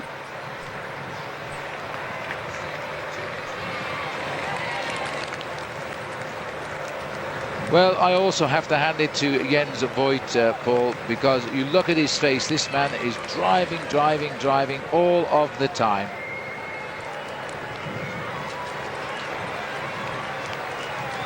.1 miles to go, or just on 15 kilometers to the end of today's stage. It is all uphill, even when you cross the finishing line to where your car is parked. And now we're on the Plateau de Bailly, and coming into the town of Les Cabanes before they start the turn to go right are the team of US Postal, led by George Hincapie, Floyd Landis. They're running into the final approach now, 2 minutes 25 seconds down. What is the yellow jersey thinking down there? He's got to stay closer to Lance Armstrong. If he goes back 5 minutes, he'll lose his lead. There is Armstrong driving like he's never driven before. He is an amazing cyclist. I think you know what the riders think about riding uphill with helmets on, because as soon as they got to the bottom of the climb there, all helmets were taken off by all of the riders in this leading group. Rules nowadays in international cycling say if the final climb of the day is more than 5 kilometers, you can remove your helmet. I think that is Floyd Landis swinging off here. He's done a fabulous job. A quick tap on the shoulder. It must have been Floyd Landis, because Levi Leipheimer there just tapped him on the back to say, good job, well done. I'll see you tonight and we can talk about it all over in the bar. Well, it's amazing. It's mano a mano, everybody against each other. Yet when it comes to the end, they talk to each other about how tough it was and how hard it was. And it was each other who caused all of the pain. I'm just wondering here now if there is a bit of a split going on here. This is at the back of the race, and it's Richard Virenque. I really thought he might have tried to win today. But on the lower slopes, Virenque immediately has eased up and looks as though he's dropping back. He knows there's a tough week ahead, and he's thinking only of a record number of victories in that King of the Mountains jersey. So he's turning away here, double points on the last climb of the day. No, I'm not sure that he could actually think about possibly finishing in the top 10 on a stage like this. I think he's looking here at sense being the better part of valor, and thinking about the fact that we're facing up now to what is going to be a very difficult last week of the Tour de France, and he knows that there's going to be some big battles in the Alps to come. We've got one flat stage tomorrow, and then a big heavy menu of mountains in the Alps. On the front there is the yellow jersey just sitting on the wheel of Lance Armstrong. Armstrong's team is still looking exceptionally strong. Riders being tailed off at the back end of the group. Chechu Rubiera doing the job now, moving forward into the next position is Jose Acevedo. I was looking to see if I could see George Hincapie, but he too must have disappeared from the fold. I think that was also his final ride of the day, and now here's the Phonak rider Oscar Sevilla, and I thought he might have gone up with him, but he looks as though he also has been detached here. So Sevilla, who rode very well yesterday, is now being dropped We hit the climb in a group of 35 riders, and now already it is becoming an elite group. Back up to the leaders here. This is Rasmussen, and with him is Jens Voigt. They're looking at 13.8 kilometers to go, and it gets harder, not easier. 2 minutes and 4 seconds advantage over the front end of the chase. The front end of the chase is led by Lance Armstrong and his US Postal Service team. The man who is doing a brilliant job on the day is on the right-hand shoulder there of Lance Armstrong. As you can see here, a little bit further down, riders just trying to survive. That's Laurent Brochard there trying to fight his way back into the group. And it looks to me as if here there's a rider from Quickstep, I think, just must have had a mechanical incident, because that's Juan Miguel Mercado riding his way up through the field. White jersey of Sandy Cassar here, third overall. He's going. Problem. There is a switch of tyre. Christophe Moreau trying to change wheels here with a teammate, and it looked to me as though the teammate there was probably, it couldn't have been Torhushov, surely. Bocharov. Oh, Bocharov. Russian rider Bocharov. This is a slow change. They could have done both bikes. This is always the worrying thing at the bottom of a climb. Christophe Moreau had ridden so well, it's taking him forever. And if actually you can see, the problem is the team mechanic of this team is so far back in the convoy of cars that he can't actually get here. The team mechanic will arrive now, but that's the important thing of having a good team, being high in the overall classification, because your team car in the order of cars is much closer to the front, can come up alongside very easily. The big problem there, let me just explain, these riders were on separate machines. He has got a very special bike for the mountains today, and I think Bocharov didn't have exactly the same size of the rear end of his bike, which is why they had to adjust the rear mechanism. Well, that's a shame for both of them, because I think they're both out of it now. They're not going to tempo ride back up to these. As we could see there was a whole different ball game going on. Sandy Cassar, third overall, has been dropped. The maillot jaune is still there and looking a lot better than he did on the previous big climbs. And remember, he's got to finish ahead of Sandy Cassar, or at least not too far behind him, to move into the white jersey. Should he crack and pass the yellow to Armstrong? Richard Virenque now settling down to a long and lonely climb. He's not worried. He's saving his energy for bigger things. Now there's a move here, acceleration coming from AG2R at the front of the group ahead of Lance Armstrong. Now this was something I did not expect to see anybody from AG2R going out on the attack. Well, it's either Asta Loza or Yuri Kritsov, and we'll find out which one it is in a moment. But that's the attack there, and causing no reaction from the boys from US Postal. I think this is what we expected today. Lance hasn't had any reason to attack, because all of the riders seem to be destroying themselves down there. Jan Ullrich is there. You can just see the pink jersey of T-Mobile creeping in every now and again. The maillot jaune at the back, the maillot jaune, the yellow jersey, has been dropped from the Armstrong group. Now he mustn't panic. If he wants to stay in the yellow jersey tonight, he's got to get into a rhythm and just ride at his own pace, and only that way can he limit his losses. And Axel Merckx has gone. There's the maillot jaune now. Axel Merckx has just gone. Rick Verbrugge has just gone. They're both behind him. He needs to just ride sensibly now and just hope he can limit his losses to 5 minutes on Lance Armstrong. If he can't, he must also stay clear of Sandy Cassar. At least he'll continue in this race as the best rookie, and surely he deserves that. Well, the time gap coming over race radio right now has been reduced again. It's 1 minute and 25 seconds from the leading group of two back to the Lance Armstrong group. Chechu Rubiera here doing a fabulous job. Yes, indeed. Rubiera now taking over the job. We can expect Jose Acevedo to come up and do that next as they continue to climb. Ullrich is still there, and so too is Andreas Clauden. As they continue the climb here, 1 minute 41 now to the leaders. They're not going to survive, and we've got nearly 13 kilometers to go to the top. Two more riders being dropped from this group, Cauchioli and Simoni.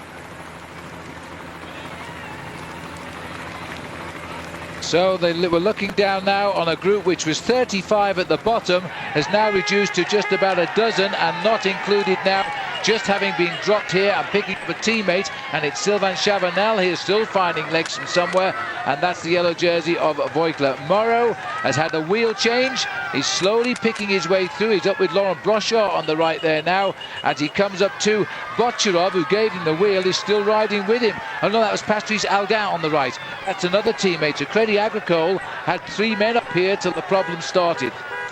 What this man has to do now, not panic, try and get into a rhythm, use his teammate to approach him up to the groups and then make his way up through the groups. But the way he was riding this afternoon, he could have stayed with them for an awful long time. There's just 15 seconds now separating the yellow jersey from the Lance Armstrong group. So the yellow jersey is doing a fabulous job once again. But as I said, what he needs to do is not panic, just ride at a nice, comfortable pace. Michele Scarponi just there going off the back. So Michele Scarponi, we've just passed Juan Miguel Mercado, has just gone by us now as they continue to split up. Carlos Sastre, who's always ridden well on the climb of the Plateau de Baille, he's also now in trouble. Remember, we're climbing up here to the high spot of 1,780 meters. It has been an horrendously long day in the saddle, and this is the hardest climb of them all. It does level out, or it doesn't level out, but you get into open spaces on the top. But the Plateau de Baille, with an average grade of 8.6, 8.7%, is going to hurt them all now. And the Maillot Jaune is beginning to lose ground, but he has forgotten how to fight. He is trying to hold on to the back wheel now of his teammate Sylvain Chavanel. When we get to the end of today, we will have covered 205 kilometers. And still Armstrong has never attacked Paul. It's the others can't go with him. Just allowing his teammates to do the work. He's waiting to see if any challenges are going to come from the other riders in this group. It's not really his responsibility to attack. It's his responsibility to defend and see if anybody else wants to move away from him. There on the left-hand side of him, there is the man who was the winner of yesterday's stage. Levi Leipheimer is still in the group. He's going to move up to being the second American here in the bike race here this afternoon. Ulrich was also there very comfortably. Armstrong, I feel, has the advantage because he's still got two very strong teammates up alongside him. Chechu Rubiera, Jose Luis is his proper name, but his nickname is Chechu, and of course Jose Acevedo, I think the revelation of US Postal Service this year. There is the yellow jersey, around about 20 seconds now behind the group of Armstrong.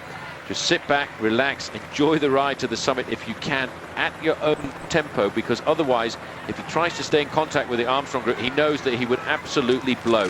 Yes, and if he can just hold 5 minutes 20 seconds, he'll still be in yellow tomorrow, and that's important. It's a flat day tomorrow. He'll recover and he won't lose his lead. Armstrong won't attack him on a flat stage. He could take us to the Alps. Well, I think I've worked out who's left here. Armstrong, Azevedo, Rubiera, Ulrich is here, Cloden is here, Pereiro is still here, Ivan Basso, Francesco Mancebo, Tochnik, Stefan Gruber of AG2R, and that's, I think, the rider who attacked, and he's back in now, and Levi Leipheimer, 151, right in the centre of our picture.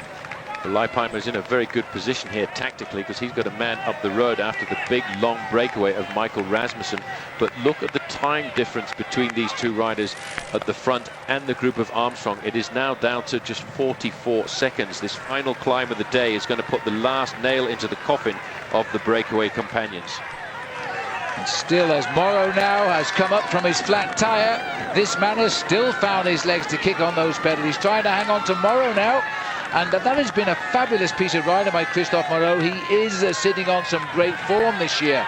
This is actually going to be an advantage to the young man in the yellow jersey there. And I think what is fabulous about the sport of cycling, if you look at the people encouraging him at the side of the road, they are Spanish, French, and any nationality you'd like to conjure up.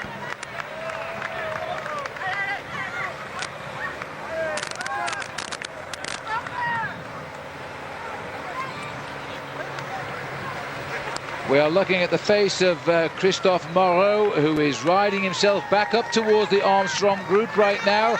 After his wheel change, he's just gone past the Maillot Jaune of Thomas Voeckler. Moreau still sits 14 minutes almost off the race lead, so he's no big danger, but he's having such a good tour, he could climb up towards a podium place. There's the Maillot Jaune. If he doesn't concede 5 minutes to Lance Armstrong, he will keep his yellow jersey. He's 11 kilometers to hang on. You really got to encourage this young man, and he really has to not panic. That's the important thing. He cannot rival Armstrong. He cannot even rival Christophe Moreau, who he stayed with for a couple of 100 meters, but wasn't able to accept the punishing pace that the Frenchman was setting. He just needs to hope that he doesn't lose 5 minutes and 20 seconds before the top of this climb. His teammate, once again, up alongside him, pacing him nice and slowly, encouraging him. Psychologically, this is a big advantage to have somebody alongside you. The two leaders now looking a bit ragged. I am not surprised. They're only half a minute in front of the race now as they try to hold them off. But really, I don't think they can possibly do that now. The spread is only a minute 21. Now, what's happened there? Ulrich is hanging. Ulrich is sitting on the back wheel there. And going off his Rubiera, he's done his stuff. Ulrich isn't looking at all good here, and remember, it is just hard tempo riding. I think the elastic has broken because Leipheimer is on the left and Stefan Goubert is there as well. Well, it looks as though Ulrich is cracking again and Kloden is not. Now look at this. They're turning up the final screw is the man who came into the US Postal Service team during the winter months, the man who goes by the name of Jose Acevedo. Jens Voigt has realized he's going to get caught. He sat up and decided not to stay with Michael Rasmussen anymore, but there is not very much time difference between this lone leader and the front end of the group. Armstrong and his team now turning up the screw just as they did 2 years ago on the slopes of this very climb. But you know, before it was a man by the name of Roberto Heras. This man is doing exactly the same job. He's condemning Leipheimer, he's condemning Jan Ullrich into the position of former challengers. Well, I'm just looking up there now as Ullrich again is paying the price somewhere down the line. He hasn't got himself fit enough for this year's Tour de France.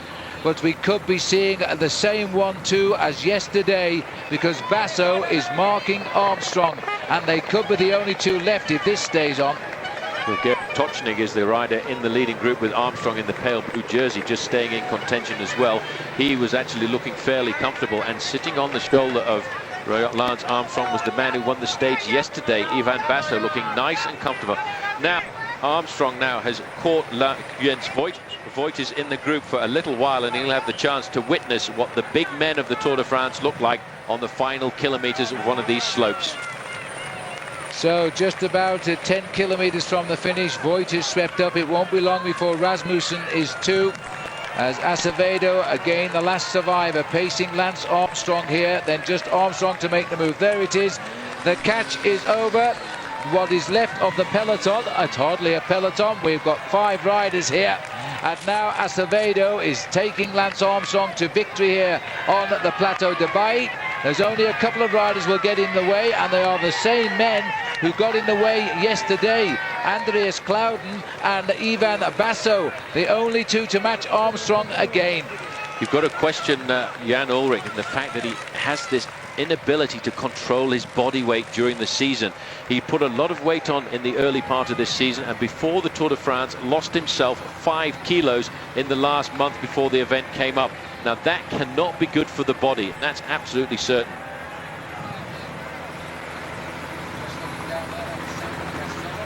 Looking down there, you can see Andreas Kloden. He's alongside Francisco Mancebo, the man who in fact is the leader of the Spanish Balearic Islands team.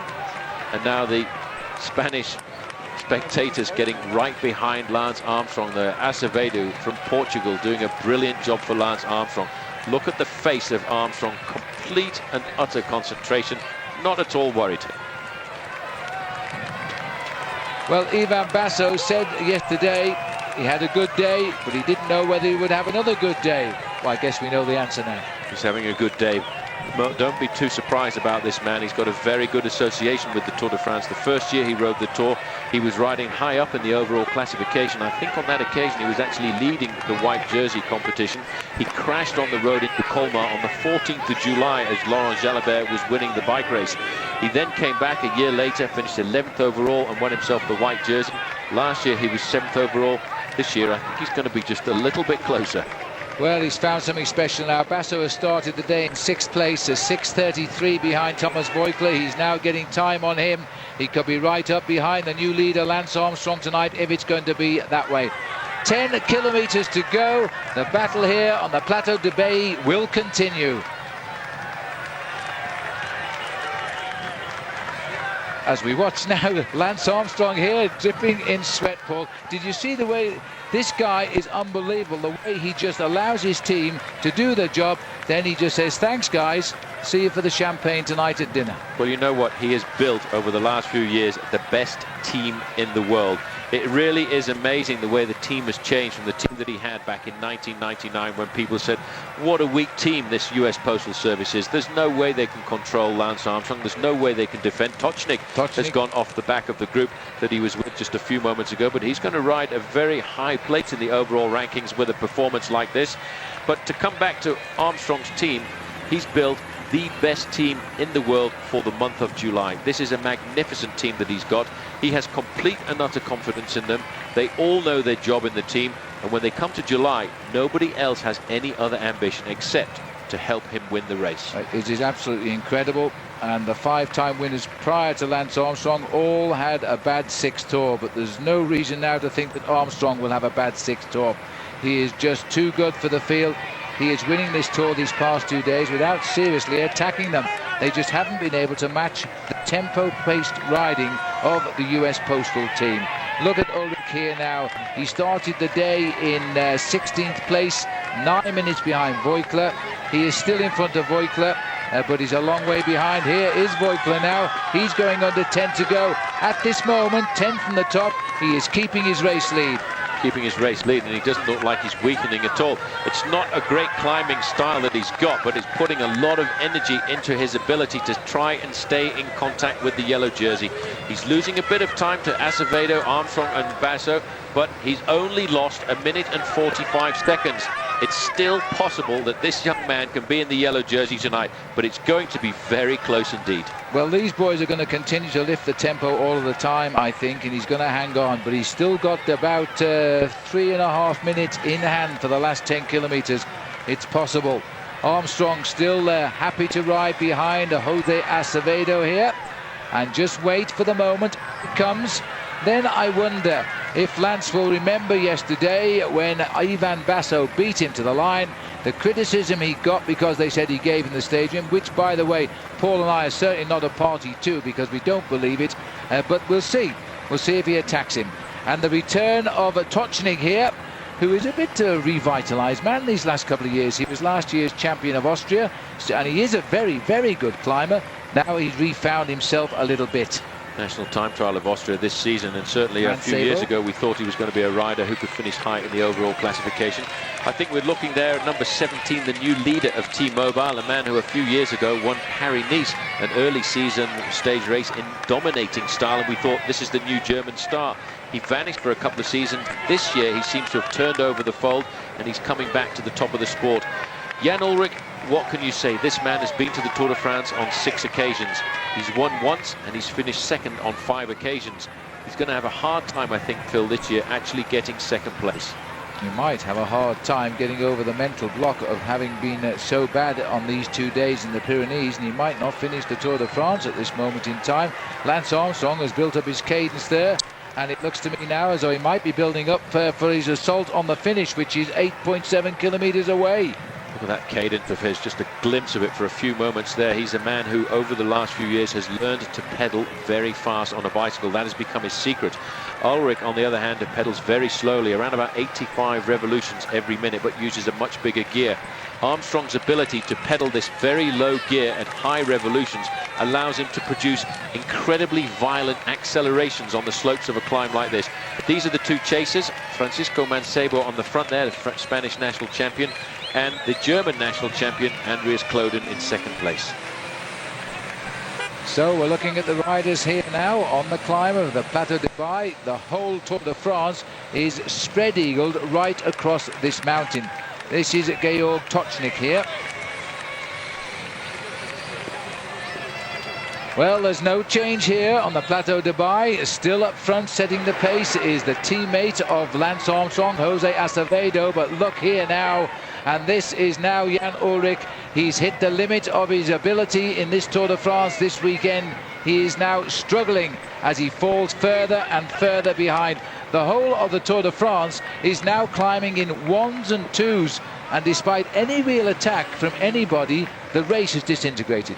It's all really because of the pressure of one man's team. Look at this, the yellow jersey still all over his machine, digging for every last ounce of little bit of energy he can put into his pedaling style. His pedaling style is not pretty, as if you look at it, the way he's getting out of the saddle is not smooth, but at least it's keeping him in with a chance of holding the yellow jersey for at least a couple more days. He's riding alongside the Russian rider there, Vladimir Karpits, and he's got somebody to measure his effort against. Never say this man doesn't know pain anyway. He's learned how to suffer this past week, and he's still got a real chance of keeping that yellow jersey for a bit longer, because he went under 10 kilometers, a minute and 45 seconds behind Armstrong, who is the next obvious candidate. This is Philippe Gouvert, who is also riding well, so well he's left the maillot jaune side. He's come up behind Jan Ullrich. Ullrich now is just going to ride his own personal individual time trial. But don't discount the quality of this bike rider. Armstrong made no bones about the fact that he wanted to go into the final time trial with a huge buffer over Jan Ullrich. Jan Ullrich has the ability to beat some of the riders who are very good in the mountains by 4 or 5 minutes in the final time trial of the Tour de France, which is why right now they are trying to put seriously big time gap between themselves and this man, who I think could very well be the dominant factor in the latter part of the Tour. But today, he doesn't look like a very strong character. Unlike the other riders, he rides on the bottom of the handlebars, those massive arms looking more capable of being a weightlifter than the bike riders, but he is such a strong rider, and he is one of the most talented riders, if not the most naturally talented riders in the business.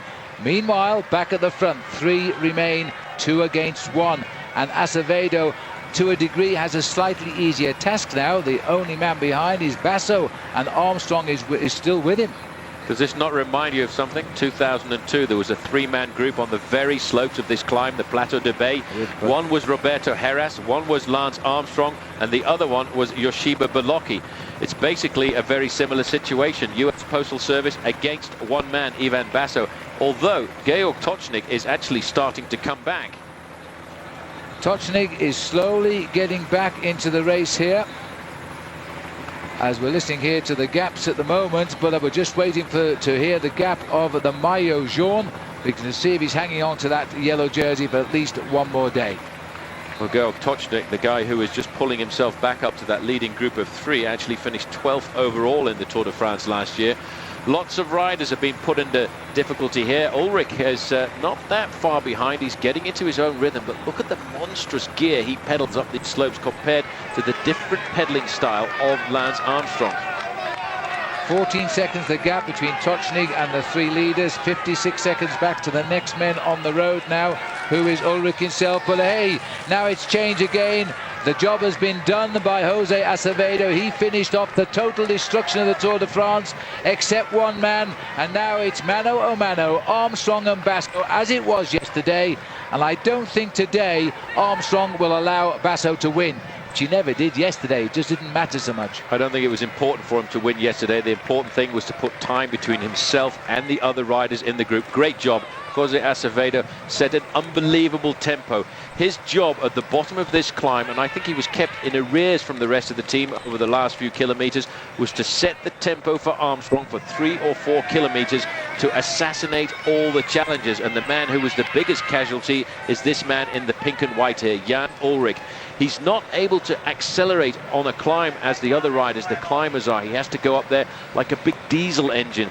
Very slow motion, massive gears, sheer power, but can't respond to the accelerations of men like Acevedo. He might well catch Acevedo, as this climb still has 7 kilometers to go to the summit. The only 2 men ahead of him, other than Acevedo, are Armstrong and Basso and Georg Tocznik. So there are 4 riders at the moment in front of Ullrich. And here comes Tocznik now. He has passed Acevedo. He's still hanging at around about, well, they're saying 10 seconds now. Now, you might ask yourself why Jose Acevedo doesn't try and get onto the wheel of Georg Tocznik and get back into the race. His job has been done. He's completely buried himself for his leader, and now he's just going to ride up this climb as easily as he can. It doesn't matter to him if he loses 3 or 4 or 5 minutes, because he has to do this same job again tomorrow and the day after that and the week after that. Yes, and he sits 11th overall at the moment, Acevedo. Armstrong won't be afraid now to stamp on those pedals. It'll be up to Ivan Basso to try and hold on, and they should stir the pacemaking. We'll see if they do, but right now Armstrong, with every pedal rev, is gaining time. He's eliminating his rivals today in the Tour de France. It could be a week of laps of honour, if you like. The only man looking like a challenger at this stage after 2 days is Basso, and Basso still has a lot of time behind him to make up. Here you can see Armstrong getting out of the saddle, accelerating further down the slopes. This man is hoping that he can stay in the yellow jersey for one more day, but he's now beginning to lose some big chunks of time. He started the day with a 5-minute and 24-second buffer over Lance Armstrong, and he's already lost around about 50% of that. His teammate still pacing him up the climb, Sylvain Chavanel. Well, the maillot jaune being paced, as Paul says, by Chavanel. Chavanel has been an absolute hero today as well, in the leading group all day, winning most of the climbs, falling back, looking absolutely dead to the world. He's gone back and he's now helping the leader, Thomas Voeckler, as Chavanel said he would 48 hours ago. There's the two leaders of the day. We're switching now to La Mongie. Just like it was yesterday, but this is a much harder climb. The weather is hotter, the wind is blowing far stronger, and Lance Armstrong doesn't seem to want any help. He's just got his cadence going. Mancebo and Andreas Clouden here. Between them is still Acevedo, I think, and certainly Thompson. Very strange Tyler. There is Acevedo just on the right-hand side, on the left-hand side of the road, making his way up. He's just cruising right now. He's done his job for the day. All he wants to do is just get himself up to the finishing line. Francisco Mancebo there, very strange style for this Spanish climber, but it's a very efficient one too, because he's right up and moving himself into fourth position. Now Acevedo decides, I've had a bit of a rest after pacing Lance for about 3 or 4 kilometers. I think I'll ride to the top with these guys. Well, we're just hearing now, in fact, that Levi Leipheimer is 2 minutes and 15 seconds now behind Lance Armstrong and Ivan Basso. So once the elastic snaps, it snaps at a big time. And remember that Leipheimer is in front of the maillot jaune. This Tour de France has blown apart today. It's been an incredible day. It started with the early abandon of Zubeldia, who finished 5th in this race last year. He has a knee injured in a crash earlier. Denis Menchov, who was the white jersey rookie of last year's Tour, he stopped.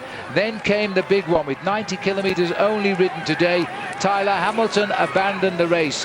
Soon after that, this year's winner of the King of the Mountains in the Tour of Italy, Fabian Weckmann, went. Then we saw Heras crash and then later get dropped. And then we also saw the near abandonment of Iban Mayo. He was persuaded to go on, but I suspect he's probably 25 minutes behind right now. The race is changing very dramatically over the last few kilometers. Although we're looking there at the two leaders, Lance Armstrong and Ivan Basso, Jan Ullrich is at 1 minute and 10 seconds behind the two leaders. But just coming over the radio now, the yellow jersey is 3 minutes behind. He can only lose another 2 minutes and 24 seconds in the last 6 kilometers of this race. We may well be witnessing this afternoon a change in the overall classification. If the tempo of the gains stay as it is now, then we certainly will see a new leader of the Tour de France, and it will be, of course, Lance Armstrong. Yellow jersey number 61 in his career. That makes him an outright third in the wearers of the yellow jersey over the years. Only 2 ahead of him will be Bernard Hinault with 78, and of course Eddie Merckx with almost 100. He was quite a good rider, that Eddie Merckx, you know. This is the battle now, the Italian-American tandem heading up towards the finish. Basso on a great day for day 2. These are going to be the two men who are going to go head-to-head now in this Tour de France. They've certainly prepared themselves properly. CSC for the Tour de France. They've had a lot of publicity out of the flat stages, and this is a dangerous thing. This is probably something Armstrong is very worried about. I don't think we need spectators coming up alongside like that, because if that guy gets into the wrong place, Armstrong could get knocked off. I think that's ludicrous. Well, I agree with you there, and if you push him, he'll get disqualified as well. They used to have the shapes of palms of hands on the back of the gendarmes and motorbikes, and with the words, don't push the riders. They don't seem to do that anymore. But there we are, Armstrong passing the American flag now. Basso with him as well. Now this is a little bit dangerous now. These riders trying to settle into their rhythm, and they don't want that rhythm disturbed. They certainly don't. That guy nearly decked it there, and if he had that flag, would have gone right across the road in front of Armstrong and of course in front of Ivan Basso, and that could change the whole outlook of this race. If they were to crash here on the run-in up towards the finish, it would give the chance for the race to catch up to the two leaders, and we certainly don't want any accidents. I was talking to Belgian television a little bit earlier in the day, and they said is there anything that Lance Armstrong fears in this Tour de France? And I said, yes, it's an accident or an incident out on the road. And the way these spectators are getting this year, it's looking like that might be a possibility.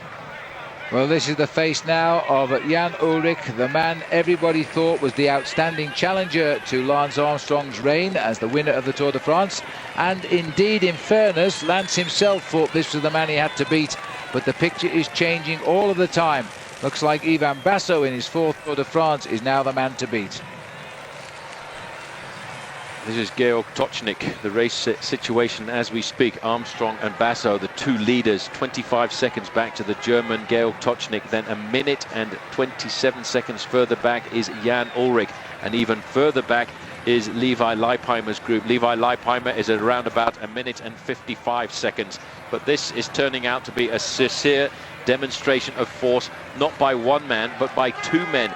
The wearer of the #1 Lance Armstrong and the man he was with yesterday, Ivan Basso of Italy. Well, look at this now, Paul, as he's continuing at high rev. I think Basso is just about reaching his limit here.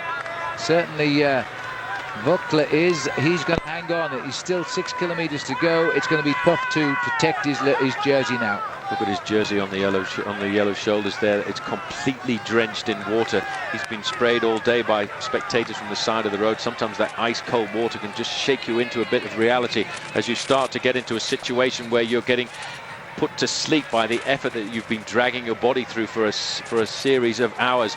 Georg Tocznik, number 81, finished high up in the overall classification in the Tour de France last year, crossed the line in 12th place. But I think Armstrong is finding himself a serious ally here in the shape of a man who wears number 61, Ivan Basso, the winner of yesterday's stage. We could be looking here at a man who's going to climb into second place on the podium, although he is worried about the length of the final time trial.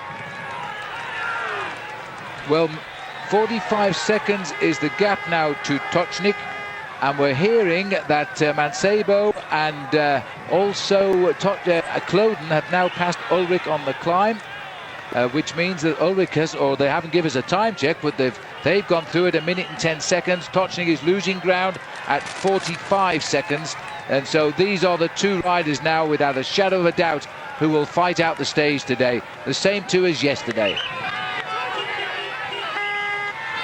We're looking here down onto the shoulders of Jan Ullrich here, who's catching one of the race referees here as he gets into the final 5 kilometers of today's stage, and it's going to be a very difficult 5 kilometers for the German, who all he can do right now, if he's hoping to keep the possibility of winning the Tour de France, he's going to have to do something very special. 2 minutes and 11 seconds to Ullrich, and that is again a huge, massive margin that Armstrong's carving out at the front end of this bike race.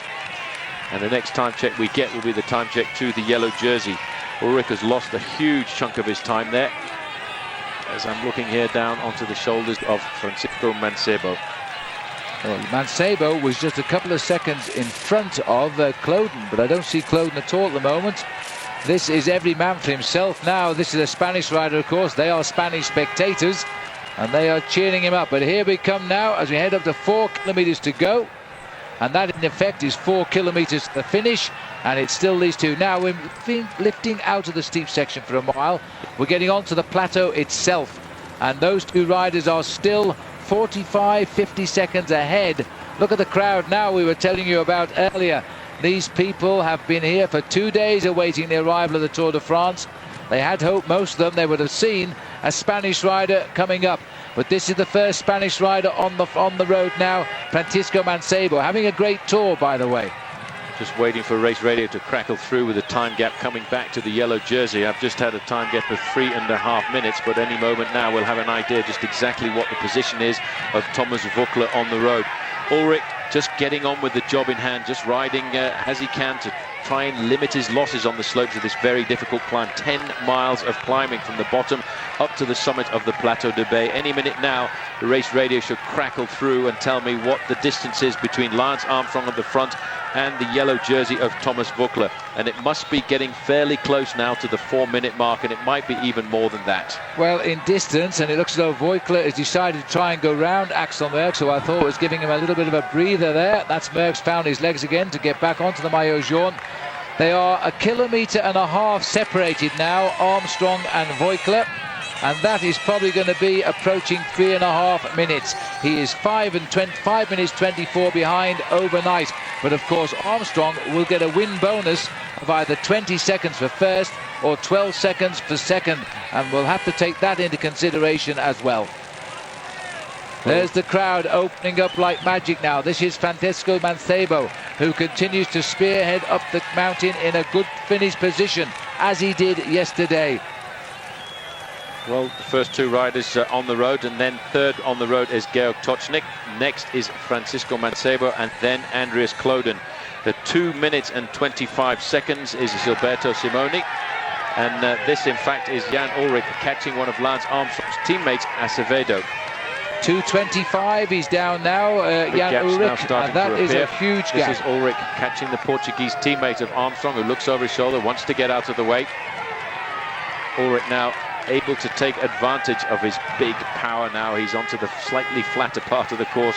It is an unbelievable, interminable climb this here to the summit of the Plateau de Bay. 10 miles of racing. We haven't yet had the time gap, but I would estimate it's around about 4 minutes. Accelerating now away from Axel Merckx, just trying to hold on to his jersey for one more day. Well, the crowd are being lifted here as they see the maillot jaune still fighting to stay in that yellow jersey, but up front by about 1.5 kilometers.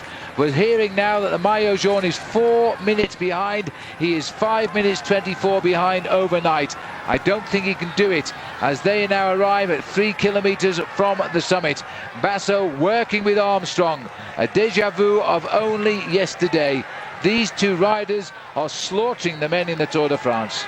Déjà vu of the same face, but there's more of a grimace on the face here this afternoon of Ivan Basso, because he also is realizing that he can ride himself up high in the overall classification too.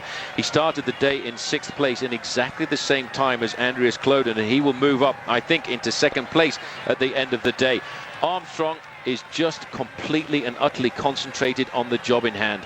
He didn't even look at the man with him in the breakaway here as he went past. All he's doing is concentrating on keeping that tempo in his legs, keeping them ticking over.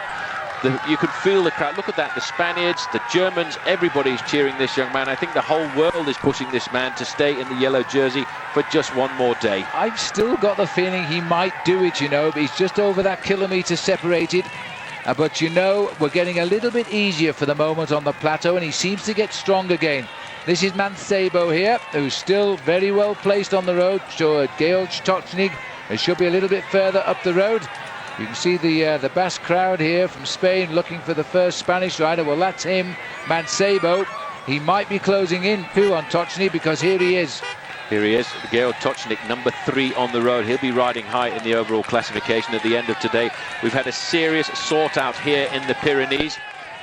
In fact, Mancebo is 1 minute and 15 seconds behind the two leaders, who are still tapping out an unbelievably difficult rhythm. Neither of them taking any turns at all at the back. They're actually both riding very well together, sharing the pacemaking. Armstrong, Basso was asked yesterday, did Armstrong talk to you in the final few kilometers? He said, no, not a word. He just looked at me as if to say, let's both work together here and try and build as big an advantage as we can over everybody else in this bike race. Well, this has been an incredible day in the Tour de France. And the weekend over 2 days, it's shown us that Jan Ullrich doesn't appear to be up to it. But he does recover in the last week. He is a remarkable rider. And you know, the body has changes when the mountains change. You won't be saying yet that Armstrong has won this Tour de France, but he's certainly gone a long way to possibly winning the Tour de France. There he goes, still dancing around those flags there. They're not cheering on Spaniards, they're cheering on an American and an Italian here as we race towards the Spanish frontier, but we stay in France as the race direction there tries to clear the crowd out the way. Armstrong is watching the waters part. It's a familiar scene at this stage of a Tour de France. Unbelievable, the crowd here. I don't think we've seen crowds like this for many, many years on the slopes of the Pyrenees. They all came out really to support one man. They were looking to support Iban Mayo today, and he is probably around about 25 minutes in arrears. Safety at last, the safe haven of the last 2 kilometers. A quick word there, Armstrong looking across. Let's keep riding, let's keep pushing together. I'm not worried about the victory of the stage this afternoon. I'm worried about putting time between myself and everybody else. If you've got any power left in those legs, let's work together. This is the flatter part of the course.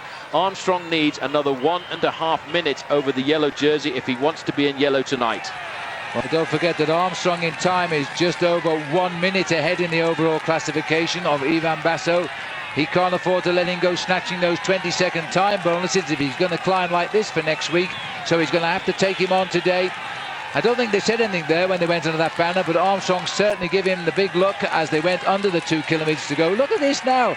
And standing in the middle there, and we cut away from it, was a rather silly spectator. However, Tocznik is still lying in 3rd place on the road. But let's stay with these 2 leaders if we can, because I think Lance Armstrong sooner or later will try to attack. Now all the crowd are behind the barriers for the last 2 kilometres.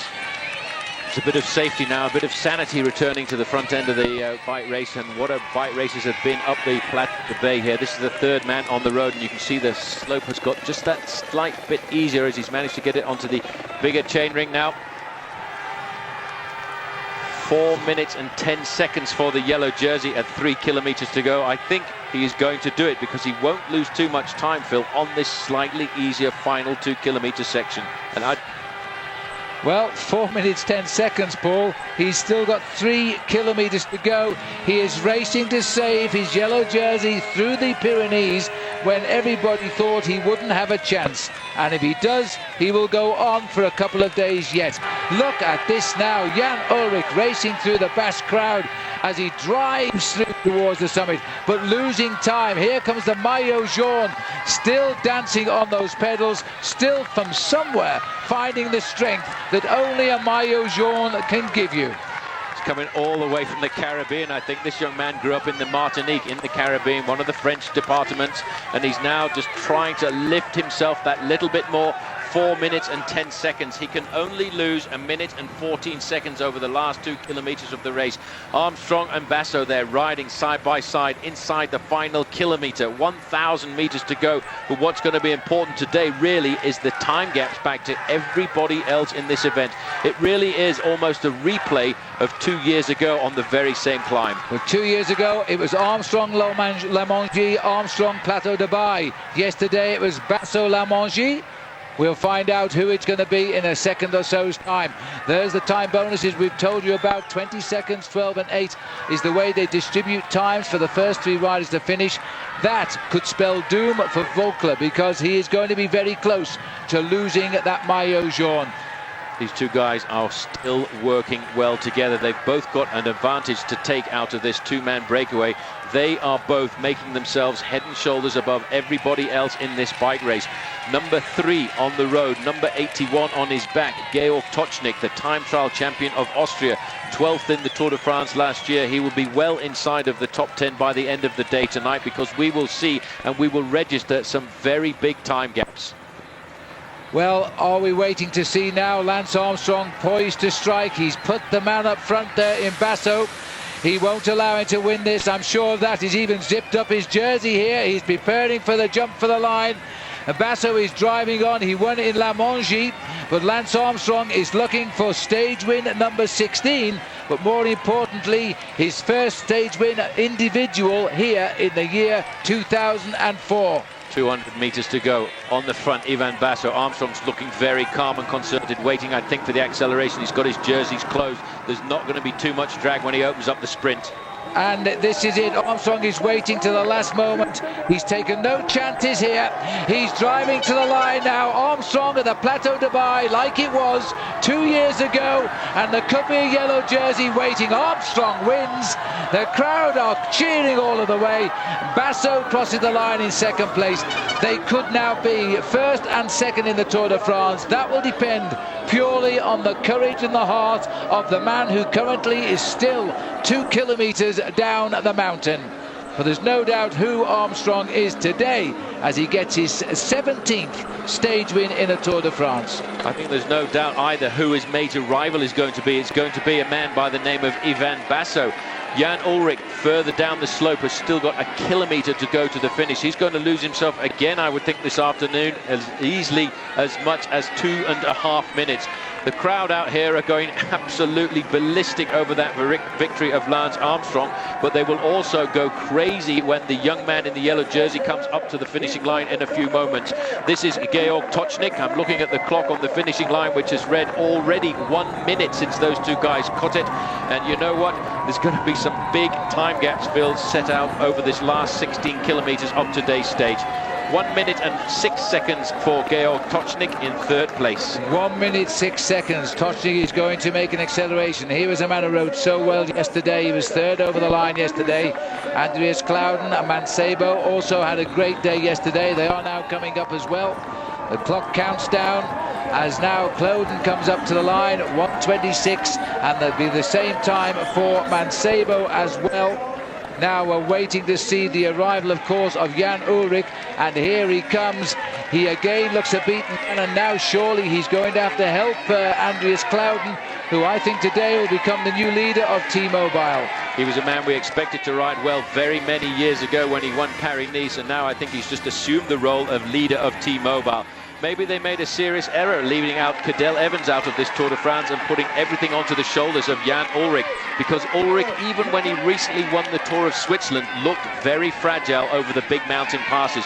Look at the time gap for Ullrich, 2 minutes and 6 seconds. He's still got 300 meters to go. It's going to be 2 minutes and 40 seconds on the line, I would calculate. Which is going to put him down something like 5 minutes on Lance Armstrong overnight. Let's see, he's fought all the way. He flicks the gear shift there. He goes up a gear.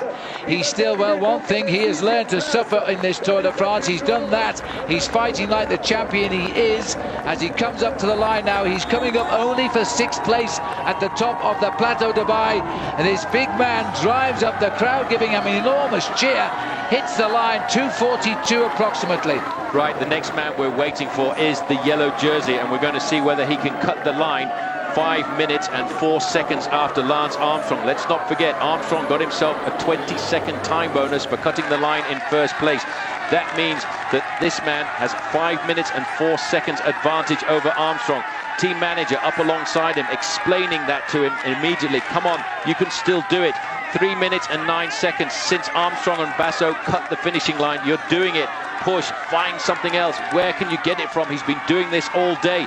He might just do it, but Phil, it is going to be so very close for this man. Time, 5 minutes and 4 seconds. He's got to hit the clock at that point or better. At the moment, the clock says at 3 minutes 29. This man deserves this at least, because he's never ever given up in the Tour de France. We've seen Acevedo finish 7th, Morrow 8th, Cocchioli 9th. Now we're looking at the 10th place finisher here. Gilberto Simoni, twice a winner of the Giro d'Italia. He is now in. The clock is saying 3:48, 450 meters to go. This man lives to fight again. The Tour de France has thrown out a hero in this first 10 days, and he's going to keep this yellow. You won't believe the crowd here. They are cheering him like a winner of the Tour de France. He's riding up now to a Maillot Jaune after 2 vicious days in the Pyrenees. We thought 3 hours ago it was all over for Thomas Voigtler. Now, in the next minute, he'll still be in the yellow jersey. He's got to watch. He's got to get there. 5 minutes, 4 seconds. It's desperate here. Pereiro comes in as well now. And they are still finishing. And that'll be Stefan Goubert behind him. But the clock says 4:29, 4:30, 5:04 is what he's got to beat. He can see the clock now as he lines up. He's got the yellow jersey for at least another day. Probably for 2. Fantastic. What can you say? Unbelievable. So Basso Armstrong one day, Armstrong Basso the next, and Andreas Clouden ahead of his team leader Jan Ullrich on both stages. Ullrich lost 2:42 to Armstrong and 1 minute 15 to Clouden. But the key result for France and for the neutrals was Thomas Voigtler's. With Armstrong's 22nd win bonus, he lost 5 minutes and 2 seconds. His lead at the start of the day was 5:24. Behind him, the big losers were the big names. Roberto Heras finished over 21 minutes down in 49th, and Ivan Mayo struggled home with the sprinters, losing nearly 38 minutes. Scholl's been waiting a while for Lance's first stage win, and although it wasn't the flamboyant attack he's launched in years past, it was nonetheless authoritative for that. His relentless pressure in the Pyrenees had ridden everyone off his wheel except for Ivan Basso. He's a fighter. I mean, he was today we were in the group, and I could see that he was suffering, but at the same time I couldn't get rid of him. So he hung in there, and I wasn't strong enough to go. So listen, Ivan is a great rider, and now and for the future, he's a rider that we actually last winter tried really hard to get, and he ended up going to CSC. But we think highly of him, and he'll be tough. Thomas Voeckler's proved himself pretty tough as well, still in the race lead against all prediction and expectation, probably including his own. Lance Armstrong moved up into second, 22 seconds behind Voeckler, and 1 minute 17 ahead of Ivan Basso. Jan Ullrich was the closest of the pre-race favourites, 7 minutes back in 8th. Well, the brow was knitted with pain and determination as he held on to his race lead at La Mongie, but the sight of the finish line at the Plateau de Bay smoothed it out like a bedsheet, and his expression crossed the fine line from grimace to smile just before he crossed the line to stop the clock. We thought he was just a caretaker for the yellow jersey, Thomas Voeckler. He's turned into one of the most inspirational custodians it's had for years. A few of the big-name disappointments of the race could do with a bit of Voeckler's spirit. Levi Leipheimer and Oscar Sevilla still just about registered on race radar after stage 13. But Roberto Arras was getting on for 28 minutes behind, and Iban Mayo was more than 3/4 of an hour adrift.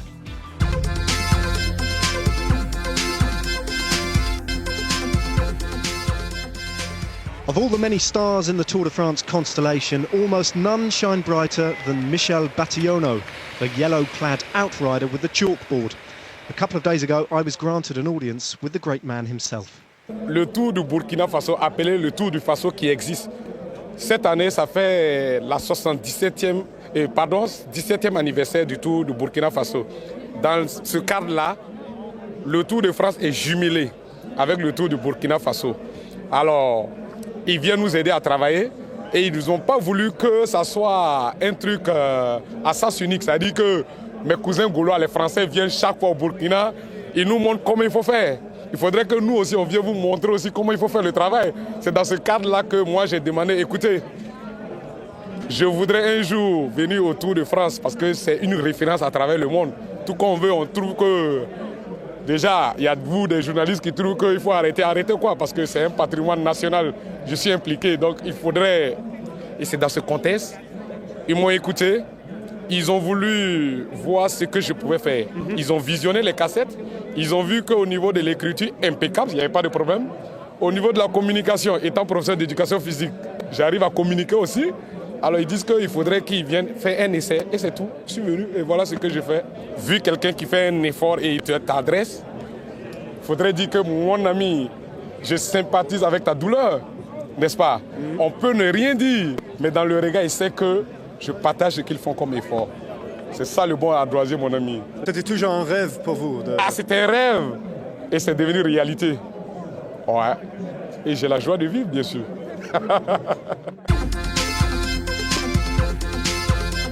Stage 14 was a day off for the leaders, with no impact on the race overall. It was flat and tedious, unless you happen to be Aitor Gonzalez, who won it. We're about to hit 3 kilometres to go for Aitor Gonzalez.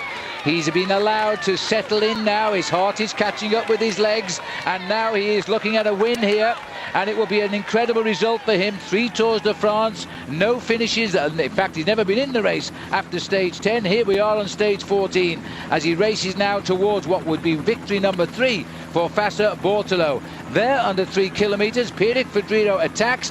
Igor Gonzalez looks back and says, "Where are you?" And the Mainjean says, "I'm going." And he's being chased by the rest of the line and having difficulty tagging onto the back here is Martinez. Well, Mainjean went straight over the top. He must be feeling very frustrated. He's an excellent sprinter from a group like this, and he would be thinking a few kilometres ago, this is ideal for me. I've got a big chance of getting myself the victory. But they're going to actually have to work as a solid group if they want to pull this man back. Phil, he hasn't won a race so far this year, but this is a man who's got a very good talent for riding on his own. Look at Mainjean, he's got the gap. Paul, that seems to be the recipe for winning stage of the Tour de France this year. Don't win before you come to the Tour, because so often that has happened this last 10 days. But now it's going to be counter-attack, and Nicolas Jalabert, who started it all, is trying to get across here to Christophe Mainjean. If he does, he'll be a good workhorse, and he could take the sprinter towards Gonzalez. I'm not sure he will now, because he's caught up on the back wheel there with Mainjean as Gonzalez goes under 2 kilometres to go. The gap is still at 12 seconds to 2 chasers. Add on another 5 or 6 to the rest of the breakaway. Well, he's still riding nice and solidly. He's able to ride on his own and get into his own personal rhythm. The two Frenchmen now have got the gap that they want. There's the man that started the aggression, just trying to get across the gap. Nicolas Jalabert, joined there by Christophe Mangin. The French might just pull it back together. The man we're looking at here in the front of the bike race is riding an absolutely superb escape. You know, his last win was a time trial in the Giro d'Italia back in May last year, but earlier on in that season, he did get himself a road racing victory in the Reggio Calabria. Well, we've seen 10 men use each other for a couple of hours today, using all the drafting, slipping in, saving their energy. But now it is a total free-for-all. It is one-on-one.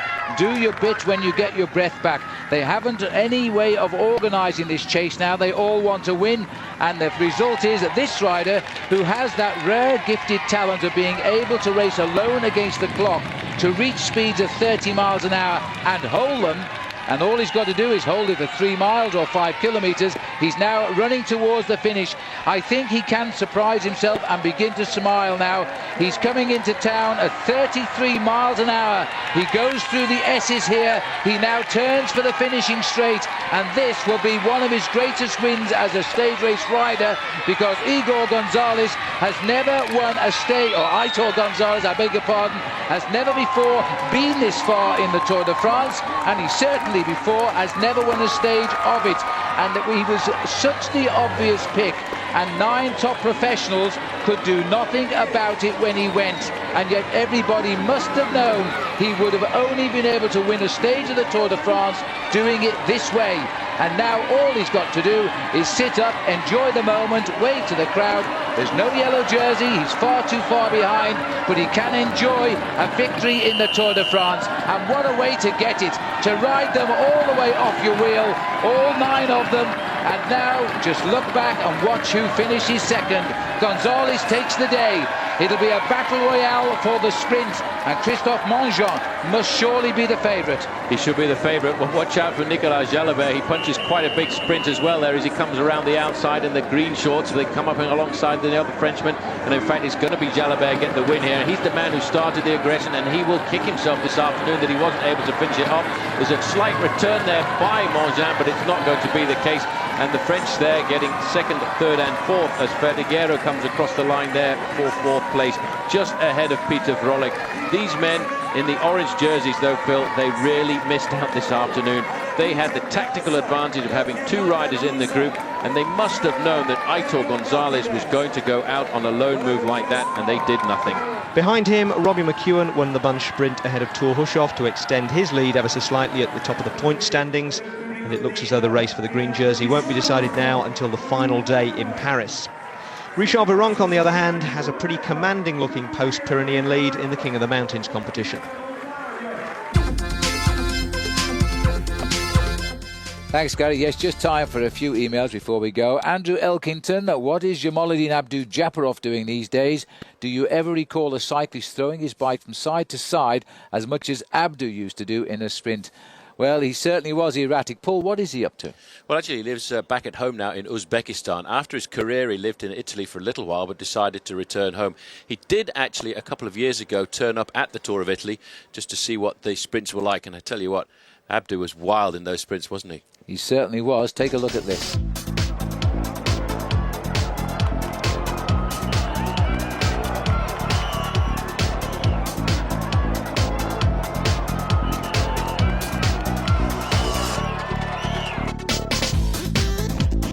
Well, there we are. That was Abdu in full flight there. Stuart King, you ask, Paul, you were occasionally making reference to when you were in the Tour. Have you got any photos of yourself in action? I don't think the camera was invented then, was it? Well, I know you used to write on a typewriter, so it was an awful long time ago. I've got 1 or 2 photos, but I think they were all in black and white in those days. You did ride the Tour, though, 7 times? Yep, 7 tours, and 1 or 2 good memories. I think probably one of my best memories was when I finished 5th on the Champs-Élysées on the last day. At least I got there. You certainly did. On 5 occasions, in fact, he rode the Tour those 7 times. Going on, Gary Sutton in North Wales. Phil, how many tours have you commentated on, and which stands out as your all-time favourite? Well, I've been following the Tour de France every year since 1973, and I started doing television with the Old World of Sport on ITV, and that started in 1978. My all-time favourite? I think we both agree, Paul, because we both enjoyed the commentary. It was when Greg LeMond that won the Tour de France by those 8 seconds in 1989. And he's a reminder for us all. These two men have been Siamese twins throughout the race. Now the cord is broken and it looks like Greg LeMond might, but look at the finish by Fignon. They're all turned off. It's going to be close. 27.47 he must do. The clock is counting down. So are the meters to the line. This is going to be incredible. Fignon is bouncing off the barriers here. He's lost the Tour de France. The crowd has realised it. Laurent Fignon has lost the Tour de France. Right on the line as he comes over. 55 seconds is countdown. He has lost the Tour de France by 8 seconds. Can you believe that? Laurent Fignon has lost the Tour and Greg LeMond has won it.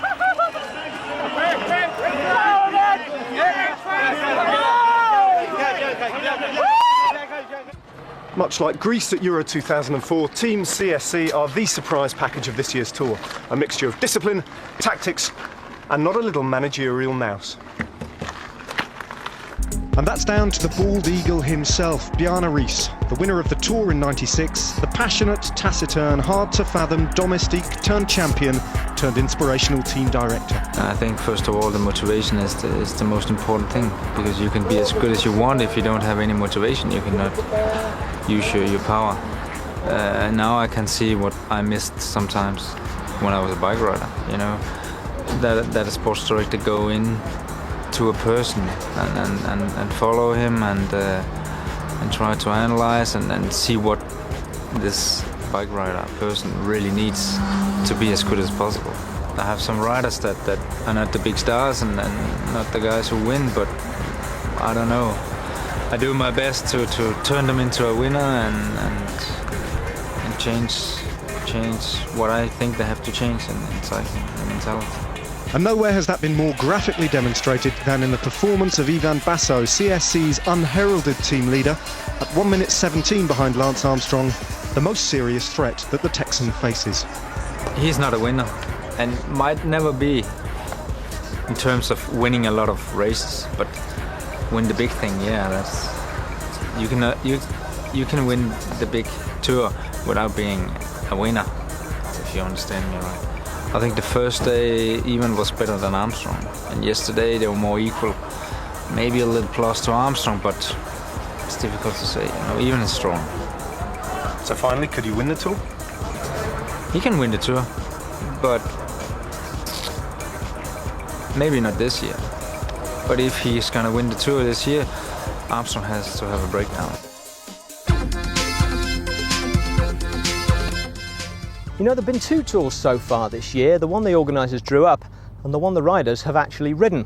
When they sat down in the winter with a bottle of pastis to flick fag ash all over a road map of Europe, Jean-Marie Leblanc and his team actually came up with some pretty radical changes.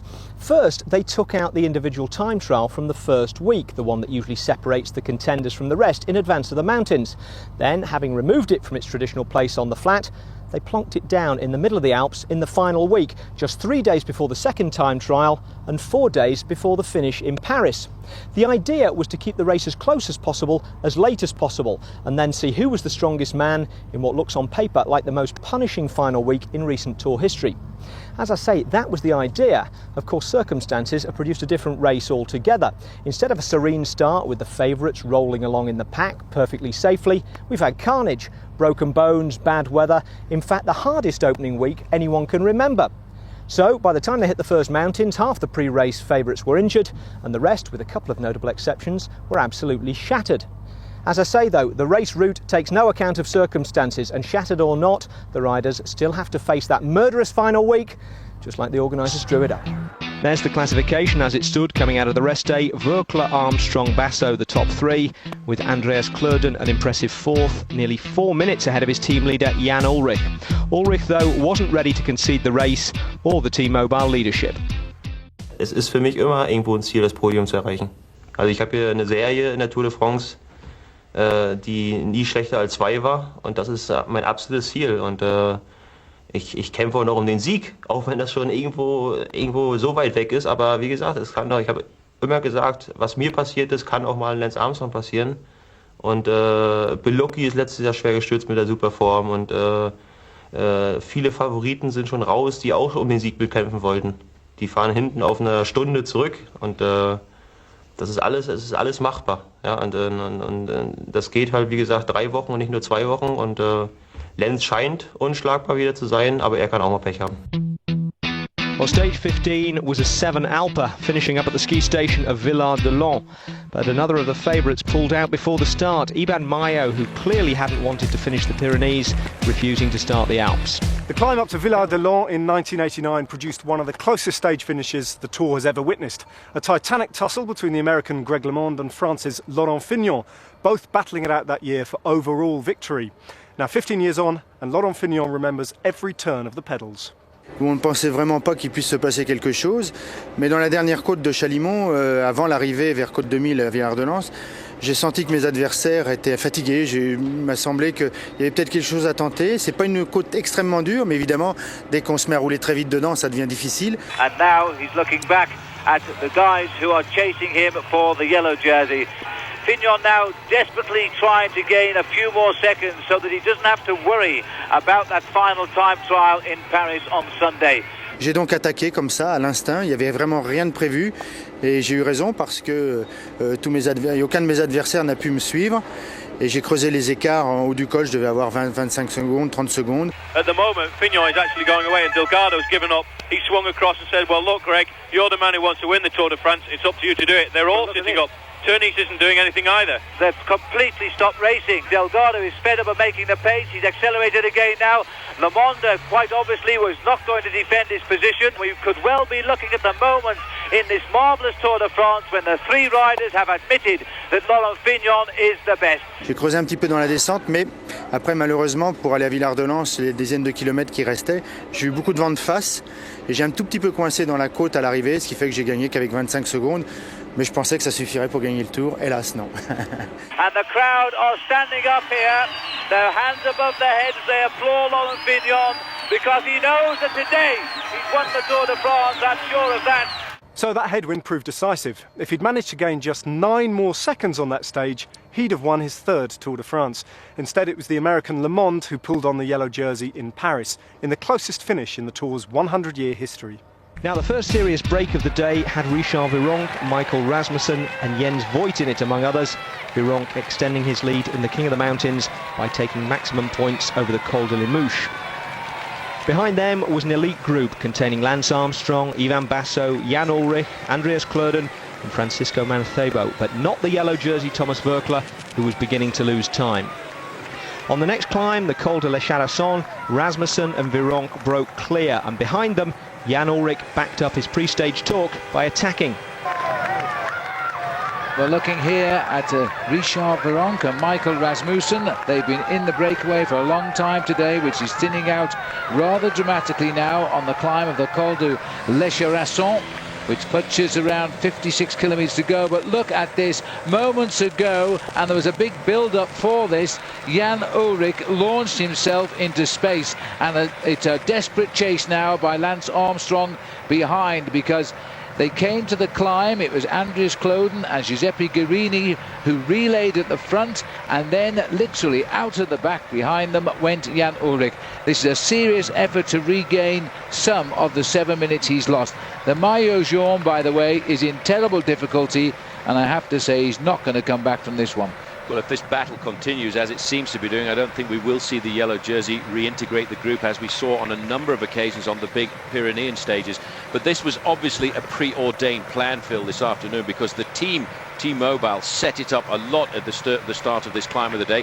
They really turned up the screws, and then once Giuseppe Guerini had swung off the front, then Ullrich launched himself into the attack. I believe the plan here is to try and isolate Armstrong from his teammates towards the end. But right now, Armstrong has not panicked. He's not reacted to this attack by Jan Ullrich, and he's still got a lot of teammates around him.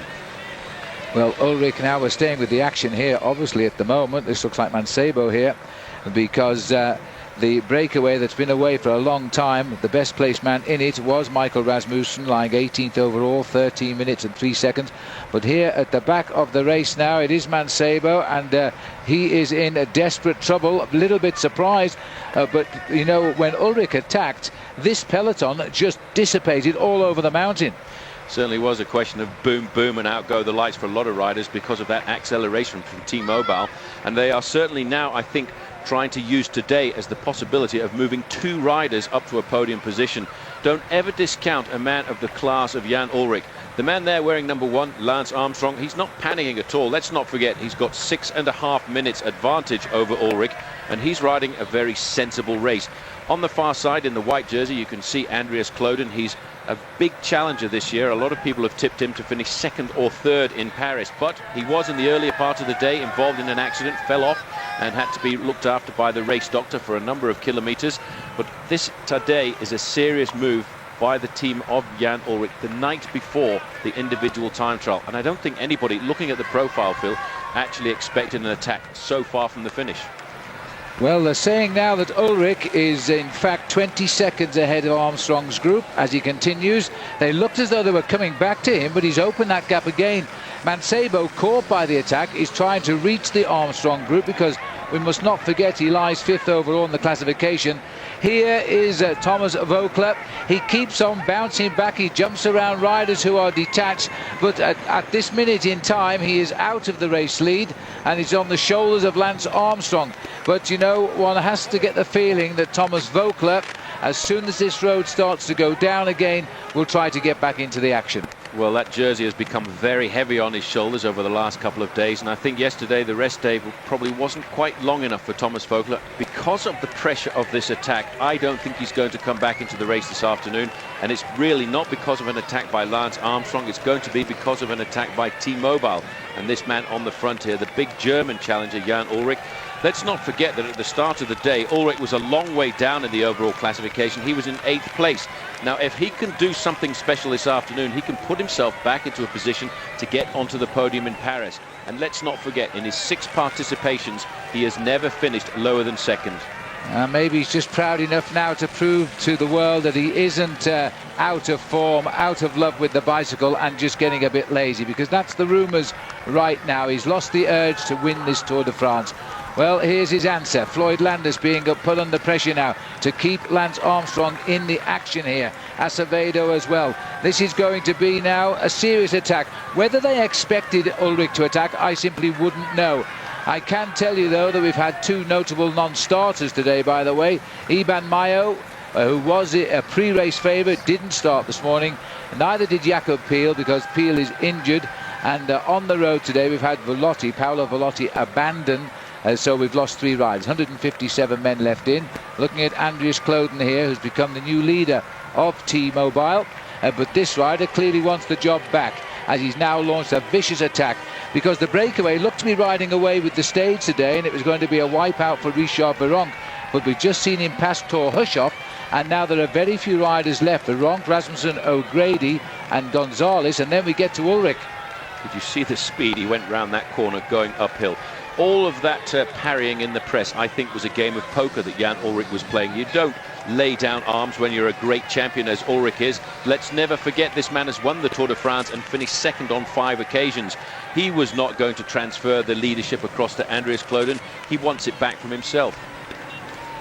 Well, 30 years of age now. It's a long way to go till he's 31, the end of the year, but he is still a fighter.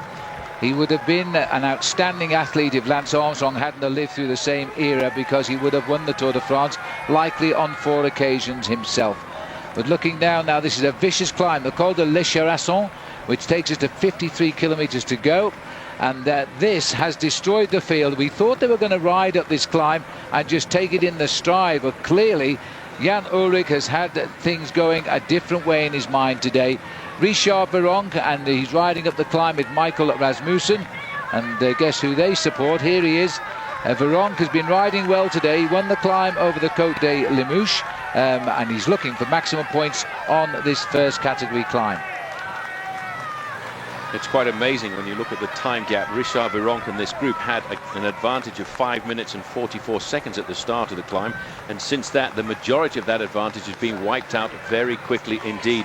In fact, the Jan Ullrich group, which is here, is around about 3.5 minutes behind the 2 leaders. Richard Virenque would like to survive, if he can, over to the top of this climb to get himself maximum points.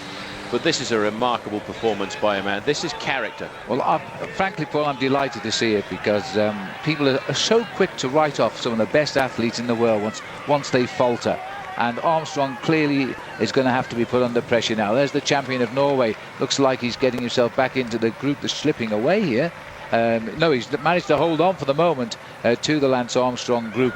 But it's tough. Ivan Basso just paying close attention to one man, Lance Armstrong. And of course the maillot jaune now is slipping away and out of that yellow jersey. But what a period he's had. Well, what's happened here, because of this big attack by T-Mobile, Armstrong has actually lost a huge part of his teammates. George Hincapie's disappeared, Tricky Beltran has disappeared. The two men in there who will be able to help him out are Floyd Landis and Jose Acevedo. On the other hand, Ivan Basso has a very strong ally in that group as well, with his teammate Carlos Sastre, who's sitting on the back. The big surprise for me is actually to see Marius Sabolauskis from the Saeco team in the group, and not Gilberto Simoni.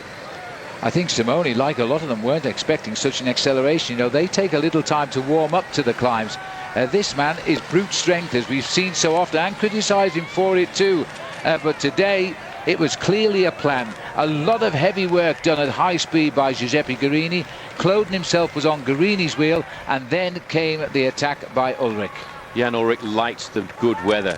Yesterday was a very hot rest day. He went out for a bike ride, by the way, with his teammates. He rode for about 2.5 hours with the team, and then went out for a further 1.5 hour ride himself, as if he had in the back of his mind something ticking away, nagging at him, because he's a great champion. He's won the Tour, he's been on the podium so many times. You cannot wipe that away from him. You know, he really wanted to do something special, and this is going to be a hard race now. When I felt they would ride easier this afternoon, because of the fact tomorrow is the very important team to individual time trial. Well, Richard Veron could really sew up this competition today if he keeps this up. He didn't score on the first third category climb, but he came in on the third climb of the day, the one that really carried the big points, the Côte des Limouches. And he's heading up to maximum points here on the first category climb, because Rasmussen, I don't think, will try to challenge Richard as they go over the top. They are at the moment, it should be in the last kilometre almost now of the climb, about 1.5 kilometres still to go to the summit. Then we've got a couple of footsteps up to the final climb of the day, which is quite a hard climb. And clearly this could be a sensible retrap of time here. Maybe some more back in the time trial tomorrow, and we could have Ulrich back in the podium straight. Absolutely a great ride. He's actually catching the cars of the riders who have been up the road in front of him. The day has really been dominated by a 14-man group that got clear after 53 kilometers, and they built themselves an advantage at one stage of over 5.5 minutes. This is Aitor Gonzalez getting a chance to see just how good Jan Ulrich is. In fact, theoretically, these kind of mountains today are much better suited to the strength of this big German challenger. 3 minutes 08 to the third group on the road, which is the Lance Armstrong group, which is desperately small right now, and there's only a couple of teammates with him. There is the group, and Floyd Landis put under immediate pressure here to keep this group going with Armstrong. And in this group too, and watching, is Ivan Basso. So he is a man to watch now. He certainly is a man to watch, but these riders are being put under pressure the day before the individual time trial to the summit of the Alpe d'Huez. I'm a bit surprised that Armstrong didn't go with the move, but I think he didn't want to find himself in a situation where he was isolated. He's taken the precaution of staying alongside his teammates. As always, Phil, he uses his teammates to the absolute maximum. Well, this is the benefit of having a strong team around you. And Armstrong is relying on just two men now, not the full blue train here. Look at this. This man never ever gives up. Being trailed by Ulrich's teammate there, Sergei Ivanov. But Thomas Vogler, a lonely man in yellow. Nobody helps the leader of the Tour. You fight your way back into the picture. How many times has he done that over the past week? And still, this jersey is inspiring him to drive his bike on and on. He's slipping behind, of course, and as we speak, he is out of the race lead. Armstrong now looking for a 61st yellow jersey of his career. It's a fair reference if you have a look at the US postal rider who's in this group with him. It in fact is a man by the name of Manuel Beltran, who is a very good climber. So the yellow jersey once again riding on absolute and utter courage. I think the race is going to be just that little bit too difficult for him to recover here this afternoon. But let's not forget, he is also the leader of the white jersey competition for the best young bike rider in the race. And that is something that he would like to keep hold of and maybe possibly take that up to Paris. Well, I certainly hope he does, because if he's destined to lose yellow, then surely he's going to be the best rookie of the Tour. He came to his first Tour de France last year, finished only 119th, and I don't think we mentioned his name once. All changed now.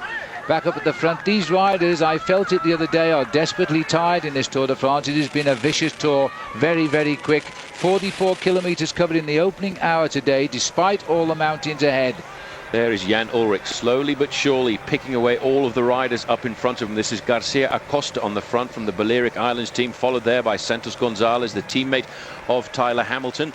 But the yellow helmet there on the head of Jan Ullrich is absolutely charging up this mountain. This is a very brave move, and one I think that not very many people were expecting. They were waiting for the next big mountain stage after the individual time trial. Look at that, moving across there. He almost indicated, I think he did indicate to Garcia Acosta to get on his wheel, because he might recover and be able to help him here, even though they're on rival teams. And Vicente Garcia Acosta has said, OK, made a huge effort, but he's on. Gonzalez has latched on as well. He's just cut through this breakaway that looked to be sailing to the day's victories and all of the spoils. And this is the Jan Ullrich of old. And I can't recall ever seeing him putting in an attack like this. Well, I think I do. It was way back when he actually went on to win his Tour de France on the road to Arcalis. If you remember, he jumped away from everybody and there laid the foundations of his victory that year back in 1997.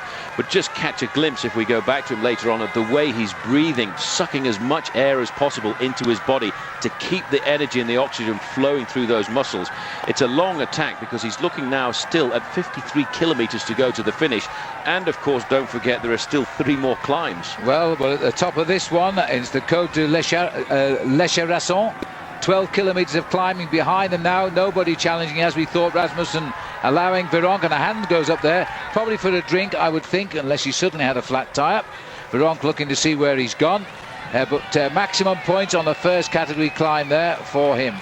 Just surviving a little bit further down the road there is Laurent Brochard, just ahead of Jens Voigt, Mr. Attacking style this year in the Tour de France, because his teammate Jakob Piel was not able to start this morning because of a knee injury. He was in the early morning breakaway, and they're a fair way behind Richard Vironk and Rasmussen, I would say around about 45 seconds. But look at the time gaps further back. Jan Ullrich now is only 2 minutes and 3 seconds behind, around about 50 seconds ahead of the Lance Armstrong group. So there's Brochard. He gets the 3rd place over the top, followed by Jens Voigt, who was for one day the leader of the King of the Mountains in the Tour de France a few years ago. But next up, we're going to see this man come over. I haven't seen Stuart O'Grady yet. I'm not too sure where he is, because at one stage he was leading on the climb, but I think he might still be just ahead of Jan Ullrich. I don't think there's any panic in the eyes of Lance Armstrong. He's just sitting calm and collected, got his teammates up alongside him. But this attack, I don't think he would have expected, although I'm quite sure that his team manager, Johan Bruneel, did. Bruneel knows exactly what's going on at every moment in the bike race. He's got an awful lot of information in that car with him. He's got the race radio, he's got television. He'll be keeping a very close eye on this breakaway by Jan Ullrich. Let's not panic, though. He's 6.5 minutes behind. Well, that reminds me of the times when Lance was put into difficulty on the Joux plan by Ullrich, and that was the Westies don't panic. Well, today we've still got a couple of real serious climbs to come, both one second category, 1 third category, and the Côte de Chalimont, and the last climb is also 2nd category, which brings them right up to the finishing line. It's going to be a tough day now, and the way they've hit this race, there's going to be a lot of riders spread-eagled across the Alps. Well, as we start the descent downwards now, Ullrich is going to have to show some descending skills. Not his strongest points, but he's got the gap and he can't afford to let it close now. Well, I think it wasn't his strongest point a few years ago. He seems to improve, because let's not forget, on that descent on the way down towards La Mongie from Col d'Aspin, Armstrong actually backed off on the wet descent because he was worried about actually losing it on the descent and throwing away his Tour de France with an incident like that on the road. I think now Jan Ullrich will take a few risks on this descent and try and extend his advantage before he starts the next climb, which is a 3rd category climb. Oh, well, there's Stuart O'Grady now at the back of this group, which also contains, by the way, Levi Leipheimer. There he is, the small man in the orangish jersey, sitting there in front of Sabaliaikis. They go over the top, nobody bothering about the points there, with the King of the Mountains topping first. But it looks to me now as though they will begin this descent, and it's good to see Levi Leipheimer has also made the move here. 40 seconds in between Jan Ullrich and Lance Armstrong's group as we are speaking. Looking further down the road, this is the yellow jersey, trying to keep it on his shoulders for one more day, but it's going to be a tall order. I actually thought, Phil, looking at the race profile this morning, that he would survive, but there was only one thing that could prevent him from surviving. It was whether or not these guys went out and raced this stage in a difficult manner. And I think we've already answered that question with the attack of Jan Ullrich. Well, Paulo Voigtler, the clock is ticking away, and he's now well out of the lead in yellow.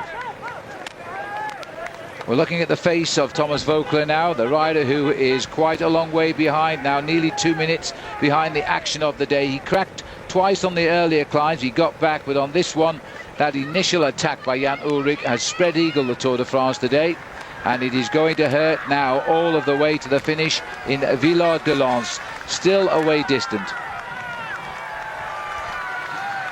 These are the two leaders now, working very well together. Richard Virenque in second place has got himself a lot more points in his quest to try and win the King of the Mountains classification for a record 7th time. He's joined there in this effort by Michael Rasmussen.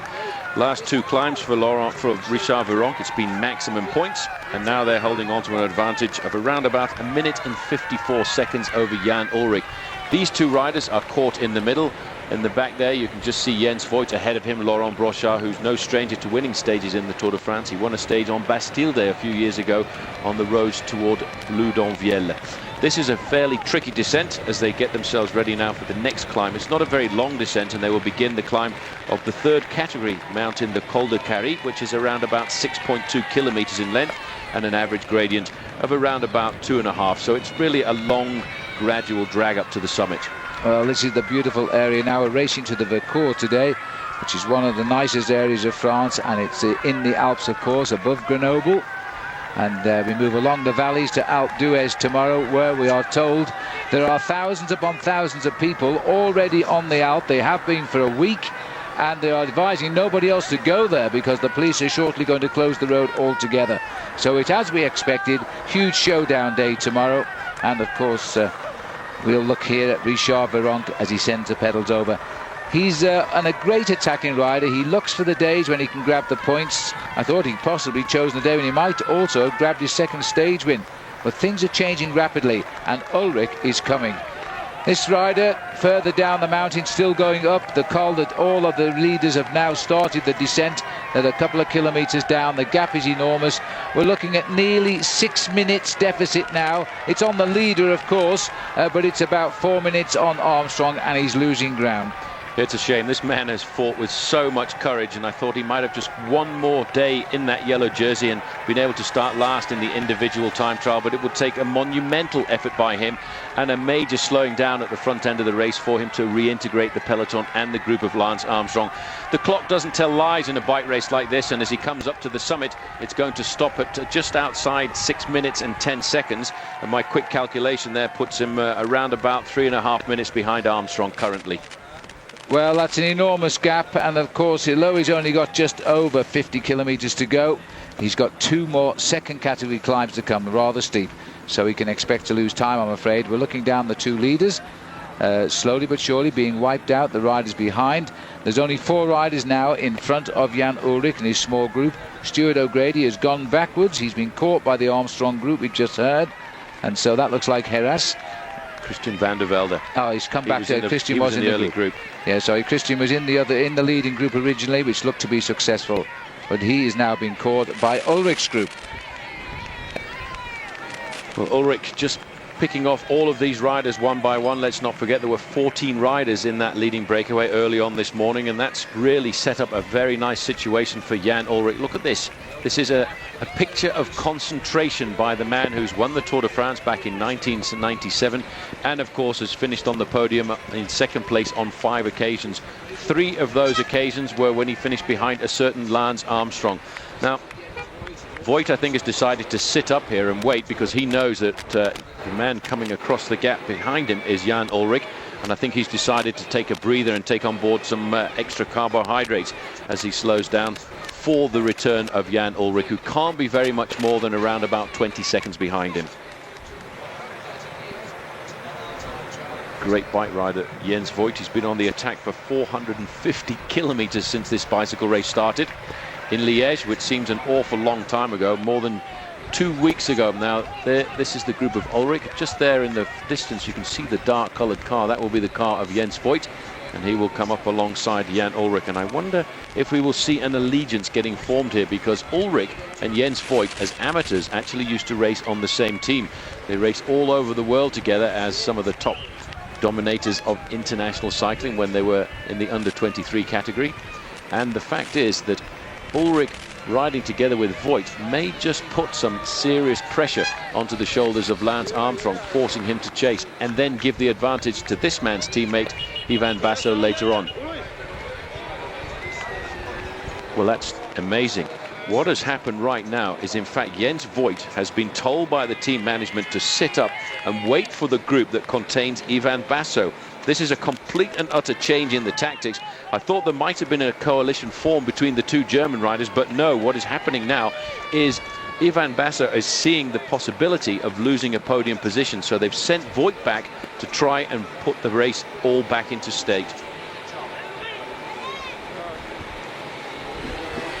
Well, he is looking like a totally different bike rider today, Paul. This man has come out to put matters to rights. He'll make his German press very happy, because one minute I heard Ulrich was boycotting the German press, the next minute I hear the German press are boycotting Ulrich because he bought. This looks terrible here. It's not terrible. It is very intelligent. Jens Voigt has been told to sit up and wait for the group behind, because Ivan Basso is in the situation today where he could be losing his second place in the overall classification. I saw Jens Voigt taking on board plenty of food. The reason is he needs to go back to this group for reinforcements. Well, we've seen it happen. We're seeing CSC Jens Voigt, who was in the break, now waiting for the group. There's Basso. And remember that although it's a little bit of a way to go, but I think the CSC team are going to have to help US Postal here, because T-Mobile, he won't pull back 7 minutes today, but a few minutes today and a bit more in the time trial tomorrow, and all of a sudden we will have Jan Ullrich looking for a podium finish. I can't believe he can get up to yellow jersey right now, but he certainly could be on the podium in what is his beloved second place finish.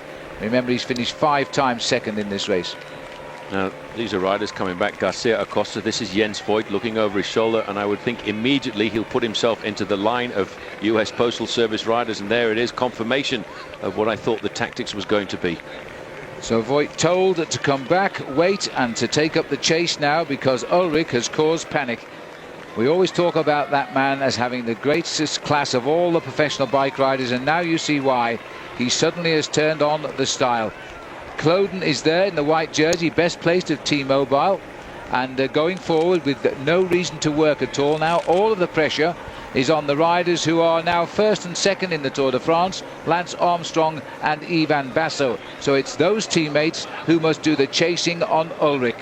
It really is quite remarkable to see the coalitions and alliances that have to be formed in a bike race like this just to survive and keep yourself in position in the overall classification. Right now we're seeing a fragile alliance being formed between CSC and US Postal Service, because Ivan Basso, I believe, is worried about his second place in the overall classification. He will do a very good ride tomorrow in the individual time trial to the summit of the Alpe d'Huez, but if he gives too much time back to a man like Jan Ullrich on stages like this, Ullrich will almost certainly overtake him in the final time trial. Let's not forget that final time trial is very long indeed, and we have no real references of the performances of Ivan Basso in the individual time trial. It's not his strong point. It's even been described as his Achilles heel. But it's uphill and things will happen. There are many, many thousands of people waiting to cheer everybody on. So if they can, we will see. But we're looking at Veronk at the moment, who's consolidating his overall lead in the King of the Mountains. And here comes Ullrich driving on. He's looking for Brochard. He'll be the next man in his sights. And it looks as though only one rider is now staying with him, and that is Santos Gonzalez. Christian van der Velde has been dispatched by the pace. Ullrich is continuing to nip the apexes of the corners and keep on going down. He took many, many risks the other day when it was raining coming down the Col d'Aspin, and he got away from Armstrong. Armstrong remained calm and he came back, but it does show, as Paul has said, that Ullrich now has concentrated on his descending powers. Something's just coming back into my mind. This is reminding me of a time when we came here in the Tour de France back in 1989, when a certain Laurent Fignon had to go out and make a long breakaway on the stage up to Villard-de-Lans because he wanted to try and eliminate a certain Greg LeMond on that occasion. He actually won the stage here, and he got himself the yellow jersey back away from LeMond. But later on, it was always thought that he'd actually wasted an awful lot of energy on this one stage, and that condemned him to losing the Tour de France at the end by just 8 seconds. Rather interesting, really, how history repeats itself. It is amazing, and we're just onto the lower slopes. It's not a very hard climb, this one. This is the third category called the Carré, and it's only a couple of kilometers in length. More points, of course, for Vironk up front. Here comes the drive now, and this is Jens Voigt. This is why he went back to the group. He hasn't come off since now, and I bet the US Postals were glad to see that man too. Still to come, a third category and 2 seconds, including the finish. The Côte du Chalimont and the Villard de Lans climb itself are both pretty tough climbs. Are on the Col de Carry at the moment, and it looks as though Vironk has read it right, at least for that climb. Well, Vironk should have a very good chance to stay off the front end for at least one more climb, but the way the pressure is being put on by Jan Ullrich, I don't think it'll be very long before he catches that leading group of 2 riders. In fact, he's catching Laurent Brochard here, so he will put himself into 3rd place on the road. The race situation is there are only 2 men in front of Jan Ullrich now. Richard Vironk is one of them. He's joined by Michael Rasmussen. The time gap is a minute. But the time gap back to Lance Armstrong's group is still only hovering at 40 seconds.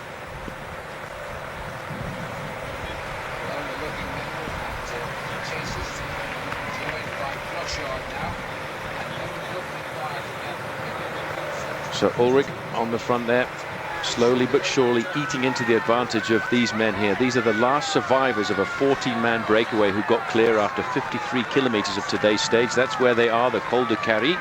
137 kilometers into the race, and here's the acceleration from Richard Vironk. It's 100% success for him this afternoon, apart from the first 2 small climbs of the day when there was a small breakaway by Axel Merckx, who got the maximum points on the Col de Alétrac and the Col de Le Puy-Saint-Martin.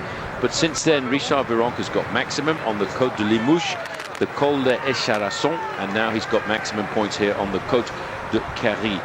2 more climbs to go. The next one will be a long 2nd category climb, the Côte du Chalimont, and then after that is the climb up to the finishing line. But I don't think anybody here this afternoon expected a comeback by the man whose nickname is the Kaiser.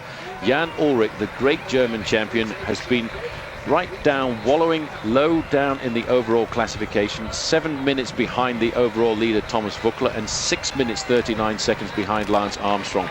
I think it's a tall order to pull all of that amount back today, but that will certainly rattle the cage of one or two of the champions at the top end of the overall classification. This is a brilliant move by Ullrich, a brave move by Ullrich. He stands a chance today of losing absolutely everything, but he's not worried. For him, it's pride that's at stake.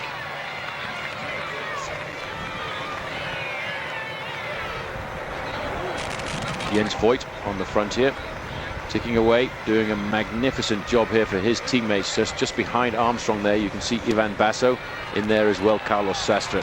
Now, over the top of that climb, Ullrich, Santos Gonzalez from Phonak team, and of course Laurent Brochard, who they've picked up. Now, we should have a fairly long descent coming up right now as they drop down from the summit of the Col de Carry right down to the small town of La Chapelle-en-Vercors, then down into Saint-Martin-en-Vercors. Then the climb up to the finish begins. Well, there's Christian van der Velde swept in now from the leading bunch. And there's very few men left up front. Look at the face of Jens Voigt. 1 minute he was driving the attack of the day, and he'd been out front in it for most of it. Then he sent back to pace up Ivan Basso, and of course, without any option, Armstrong and Levi Leipheimer as well, as they now try to reduce the damage being done by the man they all feared, even though he was 7 minutes behind at the start of the day. And it's going to be a duo battle now, because at the moment he is starting to limit the losses now. This pacemaking by Voigt is beginning to haul back Ullrich. Well, looking down the group there, I've had a hard time spotting as to whether or not Georg Tocznik is in this group. He was the man who started the day in 6th place in the overall classification. Wears a pale blue jersey of Gerolsteiner. But one man who is definitely in this group is the American rider Levi Leipheimer. Leipheimer was 14th overall at the start of the day, and with this move, as we see developing here, he could find himself climbing up right into the top 10 at the end of the day. Much further back, the yellow jersey here on the shoulders of Thomas Voeckler, a lonely man here with this yellow jersey on his shoulders. He will get no help from anybody at all in this group, And in fact, it's rather sad to see that his team seem to have completely and utterly blown to smithereens on this very crucial stage for him. But it's not surprising. They've done a magnificent job over 10 days to keep this young man in the overall lead. Picking up teammates, one or two riders dropping back. They were in front of him on this last climb. They called the Col de Carry. And look at that time gap. A minute 25 is the time gap between the two men at the front and the Jan Ullrich group, but it's almost 4.5 minutes back to the yellow jersey. It's going to be very difficult for that young man to pull himself back into the race this afternoon. Condemned not by an acceleration by Lance Armstrong, but by one Jan Ullrich, who is now off the front end of the main field. Here are the two leaders. In fact, they're starting to open up the gap again, because Vironk and Rasmussen are now extending their lead over the Ullrich group to 1 minute and 22 seconds, while Ullrich is still hovering. Oh, this is Ullrich going around the corner there, nearly dropped it again. He's taking an awful lot of risks here, Jan Ullrich, to try and get him as much advantage as possible. Now, a few years ago, when Ullrich was in the lead, he was put in a lot of difficulty on the descent, and he earned himself the nickname of not being a very good descender. Now, it looks to me as if he's actually planned this attack here this afternoon. He's got a very light pair of wheels on, very deep rims, which makes those wheels exceptionally rigid. Time gaps, by the way, the Armstrong group running at 2 minutes 18 on the leaders, and they're about 36, about 50 seconds behind Ullrich's group, so they're coming, but it's taking an awful lot of work. And Ullrich is taking an awful lot of risks. He almost lost it going around that corner, and I think he's trying to take as many risks as possible to extend the advantage on the descent, and maybe he thinks he might put Armstrong into a spot of bother, and Armstrong will continue to take risks. He's not going to at all, you know, because Armstrong is a magnificent bike rider, and in the past we've seen Ullrich not really being able to take the right lines around corners. It reminds me of when he won the Tour de France in 1997. He actually almost lost the lead on the descent of a mountain. Yes, he most certainly did, and as we know, on one tour he went off the mountain and Armstrong waited for him as he came down the Col de Peyrasourde. 38 kilometers to go now, and 2 second category climbs remain in those 38 kilometers, where you're probably only going to be on a flat road for approximately 20 of them. Rasmussen and Vironk are still trying to stay away, and they're both quality bike riders in the mountains, so there is a chance for them, but unfortunately they're getting mixed up now in a battle for greater prizes, and that's who's going to win the Tour de France. And it's not going to be Thomas Voeckler anymore. He is now this time lost far too much time, but Lance Armstrong joining forces, strangely enough, with CSC to try and control the man that I reckon everybody must have thought was down and out. Well, one man knew that he wasn't, and it was Jan Ullrich himself, and I'm quite convinced that over the rest day he pushed everybody away and he locked himself into his room to get back the concentration required to try and challenge Armstrong for this victory. Ullrich is a great champion. He's always been a great champion, and champions have pride, and that's why he's gone out here this afternoon. He's so far down in the overall classification, 6 minutes 39 seconds behind Armstrong, and today he's hoping to reduce that gap going into the individual time trial tomorrow, where he'll probably lose a little bit more time, but for him he's still got a very serious crack at the podium. Well, the riders we're being told is in that Armstrong group are his teammates Jose Acevedos and Floyd Landis. And also in there, of course, Andreas Kloden, Aitor Gonzalez, the winner the other day, Basso, Carlos Sastre, Jens Voigt, who's doing a lot of the pacemaking. Christian van der Velde, I think, is already unhooked at the back. Levi Leipheimer is still there, and Marius Sabaliauskas is also there. So as far as we can work out, Paul, Georg Tocznik is losing ground here. Yeah, it appears as if Georg Tocznik has missed out, and also the man missing out from the group as well is Francisco Mancebo, the man who was in 5th place in the overall classification. So Levi Leipheimer is actually going to make a very good operation this afternoon, and I could see him by the end of the day possibly climbing into the 8th or 9th position overall.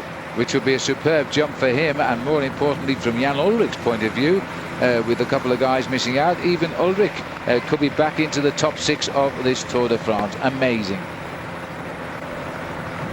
So looking down now on the 2 leaders, and here are the 3 chasers. Sorry about a little bit of picture breakup. That's because of the area we're going through. We're in the high mountains in the plateau of the Vercors. Vercors is a very large area in France, 17,000 hectares of national park, absolutely magnificent. The wild animal up here is the chamois, or the chamois as the French call it, and there are quite a few up here in the outcroppings. So this is the chase. Jan Ullrich around about 1 minute and 14 seconds behind the two leaders, Vironk and Rasmussen. Then going back to around about 50 seconds in arrears, we have the group here being led by Lance Armstrong's teammates. On the front there, Floyd Landis. Armstrong doesn't seem to be worried at all. I think he allowed that move to go by Ullrich because he doesn't want to expend more energy than he needs to over this stage in the middle of the mountains. Tomorrow he knows that the rendezvous of the individual time trial to the summit of the Alpe d'Huez is going to be a very important rendezvous. So he's conserving as much energy as possible, and he's using his teammates once again, as he has done since this race began in Liège, to absolute and utter perfection. So the two leaders, Rasmussen on the front, the man who, as you can see, with the bands on his shoulders there, has been a former world champion, and that's in the sport of cross-country mountain biking, but since then he's become a very successful bike rider on the road, and that is a nice thing to see, so many riders switching across. That was a quick glimpse at the blackboard, 1 minute to Ullrich and 50 seconds further back to Lance Armstrong. This is going to be a phenomenal chase. And what happens if they come together, I ask? Are they going to attack each other again on the last climbs of the day, all on the eve of a time trial? Because it's going to be a vicious race tomorrow. You start uphill, you never ever alter being uphill. You've got to tear your body apart tomorrow on your own. It's going to be a great day out. Well, there's another very long climb to come. They're still on the descent on the way down into the plateau of the Vercors. And once they get down there, not very much flat along the bottom part of the valley, and they will cross to the other side of the valley and begin the climb up to the summit of the Col de Chalimont, which is, although not a very steep climb, but it is a fairly long climb at 10.3 kilometers. And I wonder if then they will start to turn up the screws a bit to try and pull Ullrich back into the fold. Well, the gaps are opening all the time, but it looks as though for the moment the extra firepower there provided by Jens Voigt has held the escape of Jan Ullrich. He hasn't come up to, he's 1 minute 4, still behind the two leaders, and he's got to close it down, and it's 40 seconds more or less, so they're coming back now, 38 seconds the gap. The little village we were looking at there just a few moments ago, by the way, was La Chapelle-en-Vercors. It was wiped out in the Second World War in 1944 by the German SS troops who came in here, and they actually came in and were parachuted into the area because this was the very heart of the French resistance during that time. So Vironk and Rasmussen combining their efforts fairly well and fairly efficiently, because although Jan Ullrich got himself the lead off the front end of Armstrong's group, he's now having a hard time actually closing the gap between himself and the two leaders. Stabilizing out at the 1 minute mark, and Armstrong's group now is doing a fairly good job, but in fact they have reduced the gap, which had climbed up to a maximum between themselves and Ullrich of 55 seconds. It's now down to 36 seconds, and I would say on the long straight roads they can actually see Jan Ullrich's group on the horizon. This is Laurent Brochard. Armstrong at the back of his group of men there, no panic at all, he's using them to perfection. Behind Armstrong is Ivan Basso, the man who tonight in theory should be in second place in the overall classification. And at the back end of that group, Andreas Kloden, involved in a crash earlier on in the day. He's the man who T-Mobile have dedicated as the leader of the race as we're speaking, and he should move up into third place. But because of the performance this afternoon of Jan Ullrich and the elimination and detonation of the main field on that very difficult climb a few kilometers ago, I can imagine that Jan Ullrich will climb up into 4th or 5th place in the overall standings. So this is Floyd Landis. Landis, fabulous bike rider, done a lot of good things for himself in the early part of the year when he was given the freedom to race on his own account. He in fact went out to win the Grand Prix of the Algarve. As we look further down the road here now, these guys are starting to get themselves organized. This is the group of the yellow jersey. He's got several teammates around him, but he's around about 4.5 minutes behind Lance Armstrong. The yellow jersey will be stripped from his shoulders, but he might switch across to get the white one. And that's Sandy Cassar. He's second overall in that white jersey race. but he's a long way behind Thomas Vukler in the standings there. In fact, they're separated by 8.5 minutes. So theoretically, although Thomas Vukler is going to lose the yellow jersey at the end of today, he should keep his lead in the white one. It's a fairly large group here, and I don't think anybody, including myself, expected such a battle on this first mountain stage. But the day after a rest day, it seems as if Jan Ullrich has recharged the batteries and recharged the courage as well, because he's decided to go out and try and blow this race to pieces and put pressure on Lance Armstrong and, of course, on Ivan Basso, the man who is hoping now to get up to Paris in second place overall. So the two leaders still conserving a big part of their advantage. Richard Virenque has won the polka dot jersey that you can see him wearing here, which indicates he's the leader of the King of the Mountains classification. He's won that competition for 6 years, and if he can win it this year, it would be a record-breaking 7th. Nobody else has ever done that. Two other riders have won it on 6 occasions. Federico Barmontes, the great Spanish rider who earned himself the nickname the Eagle of Toledo, such was his ability to go up hills fast. And of course the Belgian climber Lucien Van Impe, who also won the Tour de France back in 1976. So this is Ullrich right down into the valley, 53 seconds to the leading group, and the Armstrong group is not very far behind. In fact, 25 seconds apart. And again, Jan Ullrich there, taking a very wide berth. I don't know whether he's just an ungainly rider sometimes, Paul, but he certainly has a job at getting his bike around that bend. Very often you find that big riders are not that good at going downhill because the centre of gravity is a lot higher than need be. I also think that Jan Ullrich has opted today. He's obviously thought today about going out on this move, and you can see he's got very deep rims on those wheels of his. They're carbon fibre rims, which make the wheels exceptionally rigid. So when you're trying to throw the machine around corners like that, sometimes the bike doesn't respond as nicely as you would like it to. Well, he's found himself two good allies here. They've taken a deep breath and they've hooked on to him. So this is Santos Gonzalez of Phonak, sadly the team of Tyler Hamilton, who didn't make it the other day, abandoning in the Pyrenees, and Laurent Brochard, former world champion, who's having a great tour. It was rather a quiet one in the first few weeks, but we watched him and he was always in our frame somewhere, and today he really did read the move quite right. He's still quite well up overall as well. Yeah, he's 23rd overall at the start of the day, about 14.5 minutes behind. I think those two riders with Jan Ullrich cannot actually help Ullrich because he's absolutely flying along. But the distance between Ullrich and the Armstrong-Basso group is being reduced slowly but surely. In fact, there's only around about 25 seconds between the two groups. So I'm quite sure on the long straightaways they can actually see Ullrich's group just in front of them. Just looking down here from the helicopter, that is the group of the yellow jersey. He's got a lot of his teammates around him now to try and whip up the pacemaking. Well, Ullrich is being pulled back. There's no doubt about that. Two small second category mountains to come. The chase, remember, aren't interested in Richard Virenque here and Michael Rasmussen, because they are 13 minutes and 14 minutes down respectively overall. So they're not endangering anybody right now. The Armstrong group is 1 minute 7 seconds behind these two, but more importantly 26 seconds behind Jan Ullrich's group. Good confirmation there from the blackboard, and the blackboard man there, as you might have noticed, is a gentleman from Burkina Faso, just across the other side of the continent to me, and I'm not too far away from the borders of Kenya. So as you can see, the gap was confirmed there at 45 seconds from Richard Virenque and Michael Rasmussen to the Jan Ullrich group, and a further 20 seconds back to the group of Lance Armstrong. So Armstrong hasn't panicked.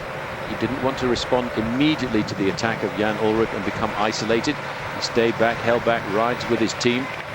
And the important thing is never to panic in moments like this. And Armstrong is a very calm character, which is very interesting because in the early part of his career, he was never like that at all. He rode spontaneously, and sometimes he rode spontaneously just a little bit too early in the races. Well, he handpicks his team. He's very much a mature man these days. He's got 5 tours under his belt already, looking for the record 6th. And obviously he has grown up into this sport, and he really is what we call the patron of the peloton. But right now, the man who accepts all the accolades as the man with the big class, the great engine room in that body, is now trying to put himself back up where he should be, and that's in the top 3 riders. A little bit of help here now coming on from Santos Gonzalez, But here comes the cavalry. But the just gap pulled is the cars out. The gap could not be very much more than 5 seconds. or 6 seconds. 13 seconds. It's been a chase, and when he went, I thought he was going for a minute or so today, but they've worked hard. And I say they, let's just say the two, Floyd Landis and Jens Voigt, have worked like Trojans to get this race back in for their team leaders, Ivan Basso and Lance Armstrong. And it is still Voigt riding at the front. I don't think he'll be able to issue another chase like this today, so if Ulrich can go again, it may be the big boys will have to counter it. What a brilliant bike rider Jens Voigt, once tipped as the #1 amateur athlete of the world, and here to actually come out and produce this effort, having been escaped from since the 53rd kilometre of the race. There's the gap between them. It's not really very much more than 10 seconds. Ulrich there sitting in second position. It was a very good move. It's not a bad move at all, because what it's done is it's really blown the race to pieces, and on a day when I don't think a lot of people expected this, it's going to cause a serious change in the overall classification tonight. See Santos Gonzalez on the front there, teammate of Tyler Hamilton. This team now has really been put under a lot of pressure because of the abandon of Tyler Hamilton, unable to continue after that very dramatic crash he had on the road down into Angers, and he kept it secret from all of us for a very long time. In fact, that back of his was completely and utterly ripped to pieces, and he said that he just could not go uphill. There was no power in the legs, so rather than become an also-ran in the Tour de France, he decided to leave and try and get himself back to form. So the attack over, and I would think one or two team managers would have been sitting on the edge of their seats for a few moments there when they saw Jan Ullrich going off the front of the bike race.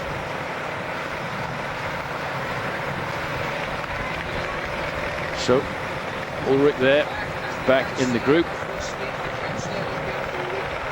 and they brought back Laurent Brochard and Santos Gonzalez. Now a little bit of calm will appear in this group, I would expect, as Armstrong now has taken control of the order of the day, and he's pulled himself back to the man who he regards as one of the most talented bike riders in the world. This is Rasmussen on the front, giving Richard Virenque a bit of a hard time here as they begin the penultimate climb of the day, the very difficult long ascension up to the Col du Chalimont. 10 kilometers of climbing once they start. They're on the valley here, or should I say the plateau of the Vercors region, which is a magnificent part of France. There are about 75 skiing tracks in this part of the world. In the winter time, it's one of the greatest places for skiing. In fact, it was the scene of the Olympic skiing site back in 1968. Well, it's all over, Paul, but the gap now, by the way, the maillot jaune is a massive 6 minutes from the two leaders, which puts him 5.5 minutes behind Armstrong and Basso, which means that the yellow jersey will be on the shoulders of Lance Armstrong tonight. He will get to start last in the important time trial tomorrow, and that is a big advantage. It's interesting because he is not the man who actually went out on the attack. It was the other teams who actually attacked the race. Armstrong so far has been very careful in whenever he's picked a moment to actually go out and try and attack the race. He actually allowed T-Mobile to be the ones who are the aggressive team this afternoon, and they have absolutely blown this race to pieces because of the attack there by Jan Ullrich. But what it's done, in fact, it's eliminated one or two riders from the top of the overall classification, riders like Francisco Mancebo and Georg Tocznik, and that will have the effect of moving Jan Ullrich by the end of today probably into the top 5. Yeah, which will make him look a lot more respectable too. The maillot jaune losing 6 minutes. He could be looking at perhaps 10 minutes by the finish if he keeps that up, and he could be out of the top 6 riders in the Tour de France. But hopefully he'll keep his white jersey as best rookie, because Sandy Cassar, who is nearest to him, is also in trouble today and behind the yellow jersey. These two riders still hoping that they can do it, as they're now heading up towards the climb of the Col de Chalimont, second category. And Rasmussen, both these riders good climbers, and now that they've caught Jan Ullrich, I think the pace will slacken here, and we should see the gap opening. In fact, as I speak, it's out to 46 seconds. They have absolutely no reason at all to chase down those two leaders, because neither of those guys is any threat at all in the overall classification, and the best man there is Michael Rasmussen in 18th place. I think they'll back off just a little bit and let a certain amount of rest come into this group, and that might give the yellow jersey a chance to recover. But at 5 minutes in arrears, That's an awful big deficit to try and pull back. Santos Gonzalez, and it's good to see Christian van der Velde here. He's just tagged on to the back as well. The white jersey of Andreas Kloden, 4th overall. Now looking at a 3rd overall climb today and a podium place in Paris. An incredible result for the bronze medalist in the Olympic Games in Sydney 4 years ago. He's in the white jersey. Laurent Brochard looking for a big rise as well. He's off to the right of our picture. Number 141, if you're just joining us, I can tell you that Iban Mayo, the leader of Euskaltel, didn't start today. Neither did Jakob Peel of Team CSC, and abandoning Paolo Bellotti. 3 riders out today, 157 going towards the time trial tomorrow. And this looks like they're coming up to under the banner here, which will be 25 kilometers to go for the 2 leaders, who have been out for much of the day here. They were battling out the prizes on the 2nd category, Côte de Limouche, with 89 kilometers left at that point, and it was Veronk taking that.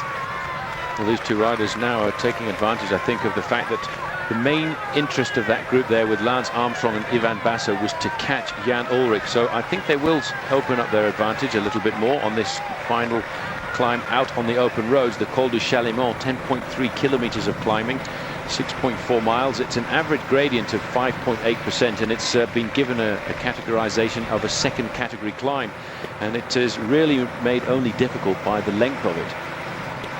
It's a very select group of 14 cyclists down there now, but some noted names are not included. Francesco Mancebo, 5th overall, Georg Tochnik, 6th overall.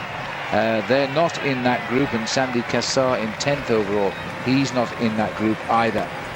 So we could see a little bit of reshuffling, and Gilberto Simoni, I don't know what's happened to him today, but he's not there. They are now under that 25 kilometers to go banner. The check there is 46 seconds, the gap. 6 minutes exactly. We are looking back to the maillot jaune of the Tour de France, Thomas Vogler. It's quite interesting to see Christian van der Velde in this group from Liberty Seguros. He's really regarded as a teammate of Roberto Heras. Heras completely absent from the front end of the bike race here. Started the day in 35th, 27 minutes behind the man who used to be his leader, Lance Armstrong. And I think by the end of the day, he's going to be closer to the 1 hour. Just once again going to amplify the fact that it's so much more difficult to have the role as the team leader. Roberto Heras switched teams during the winter months to go to Liberty Seguros to act as team leader for the Tour de France, and I think he's cracked because of the mental pressure of being top dog. Well, we're still on the fastest ever Tour de France, although we expect to slow a little bit now we've entered the Alps. They certainly didn't slow for the first 2 hours of the race today, so they should keep on the fastest record Tour de France even by the end of this day, as we're now looking here at the 2 leaders, Richard Veronk and Michael Rasmussen. Rasmussen's tried daily to get a result out of the mountain stages. Now this is rather sad, because this is Christian van der Velde. He's had to let go, and hopefully he'll hang on, because this is a long climb, the Côte du Chalimont. It's over 10 kilometers, and then once he's over the top though, he's only 10 miles or 16 kilometers from the finish. Just at the back of the group there, Aitor Gonzalez, the winner of this stage just before the rest day, and he's in the breakaway here because of his ability to get in the early morning break, the break that went clear after 53 kilometers. He's one of the survivors of that 14-man group. He was picked up by the Armstrong group and had enough energy to get himself back onto the tail of it. He's a very good bike rider, and I think in the second part of the Tour de France now starting to ride an awful lot better. We're on the Côte du Chalimont, and I think, well, Aitor Gonzalez is about to call it a day too. Yes, he's been an animator all day today. He was 2nd over the first climb. He was in the original breakaway, which numbered about 15 riders. But it looks as though he's not quite the climber he has been. We've certainly seen his skill as a time trialist the other day when we raced into Nîmes, because he rode away from the field 8 kilometers from home and he held them off. Well, not all of the field, but the breakaway. This is a nasty little climb now. They all are in this region. They're long and steep and twisty. It's a beautiful part of France now. We're just outside of Grenoble, down the valleys in the Vercors. It's a great holiday area, but it's even better as a ski station. It was at the Villard de Lans where they had all the skiing events in the 1968 Winter Olympic Games. Floyd Landis now settling into the job at hand. His job this afternoon is to set the pace for as long as possible, and if he does falter, then it will be the man behind who will take over, Jose Acevedo. An unbelievable asset, I think, to this team. Santos Gonzalez, one of the early morning breakaways, also now being left behind by the Armstrong group. And although one or two people have expressed surprise at how Acevedo has been riding, they should never forget that he in fact finished sixth overall in the Tour de France a couple of years ago. That just amplifies his ability to be a good climber and also to ride good time trials.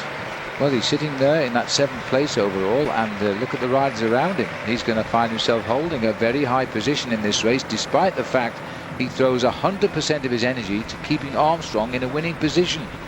So he's an incredibly good ally to have. I'm wondering how Ulrich feels now after that huge effort. You'll have to analyse how they chased him back tonight. There'll be no chasing anybody back tomorrow. They all ride alone, of course, but the next day, the day after the time trial, is viciously cruel through the high climbs of the Alps on the road to Le Grand Bornand. And so if Ulrich is feeling anything like as sharp as he was today, then, you know, things could go wrong for everybody as we leave the Alps. Such a great champion. I think he will attack on any occasion. Looking further back down the road, this is the group Maillot Jaune, the group of the yellow jersey. There's Thomas Voeckler. He held, I suppose, just a fraction of a hope in the back of his mind that he could keep that yellow jersey for just one more day. And I don't think Lance Armstrong himself was going to attack the yellow jersey. Armstrong was banking on what's going to happen tomorrow in the individual time trial, but it was the other teams who went out on the attack, and more specifically it was Jan Ullrich who put the pressure on the whole field, in fact dynamiting the field on a very difficult climb, the first category climb of the Col des Charassons. And it was on the slopes of that climb that Ullrich, I think, really took the bull by the horns. It was a good move. It didn't work, but what it did do was eliminate a lot of men from the top 10 in the overall classification. Men who've got themselves big reputations, riders like Georg Tocznik, Francisco Mancebo, who currently are a long way behind, although we don't have all that much of a time check to just exactly where they are on the road. So at the back, Thomas Voeckler this evening should climb up into the podium in the white jersey. He will relinquish the yellow jersey to Lance Armstrong as long as nothing happens to that leading group of riders. And here he's going under the banner at 25 kilometers to go. Tough day for this young man, but he's been such a courageous bike rider. He's earned a place in the hearts of the French crowds over these last 10 days with his courage and the smile that he's had even when he's been suffering.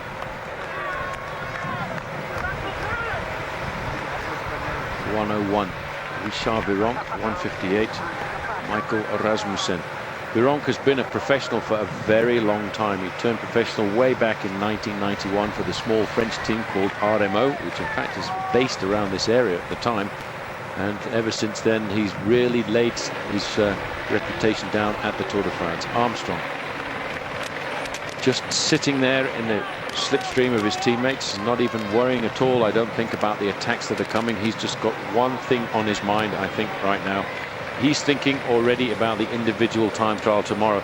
He's probably the only rider in the main field who's been up and down the Alpe d'Huez on 5 or 6 occasions to completely and utterly get that climb into his mind. So he knows the corners, he knows the gradients, he knows what gears he's going to use when he goes there. And he's hoping that he will open up his advantage over the rest of the field in that very important individual mountain time trial. Those are the two leaders. In fact, they're slowly but surely starting to pull themselves back to Richard Virenque. The time check coming in here is 33 seconds. And this is the team manager of the yellow jersey here. Take on board some drinks, young man. Keep yourself topped up with energy. Keep your courage, because you're still going to be the best young rider in the bike race. So stay in touch. So back to a familiar scene now, as we're looking at the two pacemakers and the number 1 man, Lance Armstrong, followed by Ivan Basso, and also down there now Jan Ullrich, who has shown us there's still a glimmer of hope in that man. The lights haven't gone out completely. And also, I'm delighted to say, Levi Leipheimer has made the split here and will be climbing the overall classification tonight. Yes, he should very easily climb up into the top 10 overall, because although Georg Tocznik and Francisco Mancebo are not in the group, we actually have no time checks to just exactly where they are on the road, but we do know they've been eliminated from the race by the incredible attack, the brave attack by Jan Ullrich. And I think Ullrich may have thought that Armstrong was going to go with him, but Armstrong, I think, very cleverly, very lucidly just sat back and asked his teammates to lift the pace up, as he has done on a number of occasions when he's seen attacks coming. He's a very crafty tactician. He is, and we're looking down the two leaders here on as we climb the Chalimont, which will top at 16 kilometers from the finish. But in fact, the group is pulling them back on a very regular basis here now, 32, 33 seconds. The actual race radio is telling us 25 seconds, so one way and the other, I think the pacemaking here by Floyd Landis is bridging that gap nicely. Again, Acevedo in second place. He's first reserve. If Floyd should crack, he'll take up the pacemaking for Armstrong. It's such a different way of riding a race these days than it was 20 years ago in the Tour de France. These two riders just hanging on. Oh, and Richard Virenque even finding a moment there to give us a smile. He knows they're coming, but what he would like to do is get the points on the top of the climb before they actually do arrive. I can't see them holding off that group now. Going to be very difficult. That group is just ticking away with an excellent job of work being done on the front by Floyd Landis. 25 seconds is the gap now, crackling over race radio, and they've still got a long way to go to the summit of this climb, and hopefully very shortly they will pull themselves back to the leading group of two. But then the question is, who's going to win the stage, because there's some big names in this leading group. Yes, there are, and it looks as though Rasmussen, Levi Leipheimer will do no helping at the back. Because he's got Rasmussen up here at the front. Rabobank, two strong men for the overall this year. They're saying now it's 20 seconds now as we look at 25 seconds, but here I'm afraid the maillot jaune looks as though he's been slipped off by the main field as well. So the determination and the courage has really gone out of his body today, and he's still got the time trial tomorrow, of course. It's a tough day for this young man. He's got the yellow jersey on his shoulders here. We've seen all the main contenders at the front end of the race, and this man, I think this afternoon, Phil, really has lost all his energy. Well, the yellow jersey is changing shoulders, probably to Lance Armstrong tonight. The polka dot jersey, that's going to be increased in the lead for Richard Virenque. Thomas Voeckler should hopefully do enough to claim the white jersey, because he's led in 2 competitions for 10 days, while Robbie McEwen, a very early casualty today, dropped by the peloton. He's riding in, still in his green jersey, and should keep that today. He's a long way behind right now, Robbie. And this turning out to be a rather more than ordinary stage in the Tour. We expected the riders to just take it easy because of the eve of the time trial, but instead they've really raced each other. The peloton has hardly been in a complete pack all day. Well, they raced very quickly over the first couple of hours of racing. In fact, the first 2 hours of racing over not very flat roads were run off at 44 kilometers an hour. And it was only when the right combination of a breakaway formed after 53 kilometers that they were given a certain amount of freedom. And even in that first hour of racing, the main field actually split into several groups before coming back together and allowing that leading group of 14 to go free. Well, this looks like the catch now. Leipheimer's gone on the attack there, just at the point there that he's about to catch those two leaders. He's gone out of the group now. He's a serious candidate to get the victory. He won a stage this year earlier on in Spain in the Semana Catalana, and I don't think anybody will respond to that attack, because he's a fair way down in the overall classification, and Levi Leipheimer at 14th is absolutely no threat at all to Lance Armstrong. Well, the interesting thing is he's come up to his teammate Rasmussen, gritting his teeth. Rasmussen's jumped on, and so too are Richard Virenque. Now we've got 3 strong men here, and we're only looking at 16 kilometers to go as they come up to the top. Virenque will be doubly determined here. He wants the points at the top of this climb, and he's not going to get pulled back by the peloton at this stage. Well, peloton, there are 13 riders in that pursuing group. This is a very intelligent move by Leipheimer. He's gone up to reach his teammate, and now he might well go on to the last climb of the day in the lead. Good move. He waited to see whether or not his teammate was going to survive. Michael Rasmussen has nothing left in those legs of his. Don't forget, he's been away since the 53rd kilometer of the race and put a lot of effort into the success of this breakaway. But what amazes me is Richard Virenque has been in that breakaway too, and he has the ability to push himself so hard to try and get this King of the Mountains title that he wants to take for a record 7th time. It looks like this may well be a race of records. Well, this is the group here now, and Floyd Landis has continued to pace-make, and it looks now he's slipped to the back of the group here with Laurent Brochard, which means that Acevedo will continue now to look for Armstrong.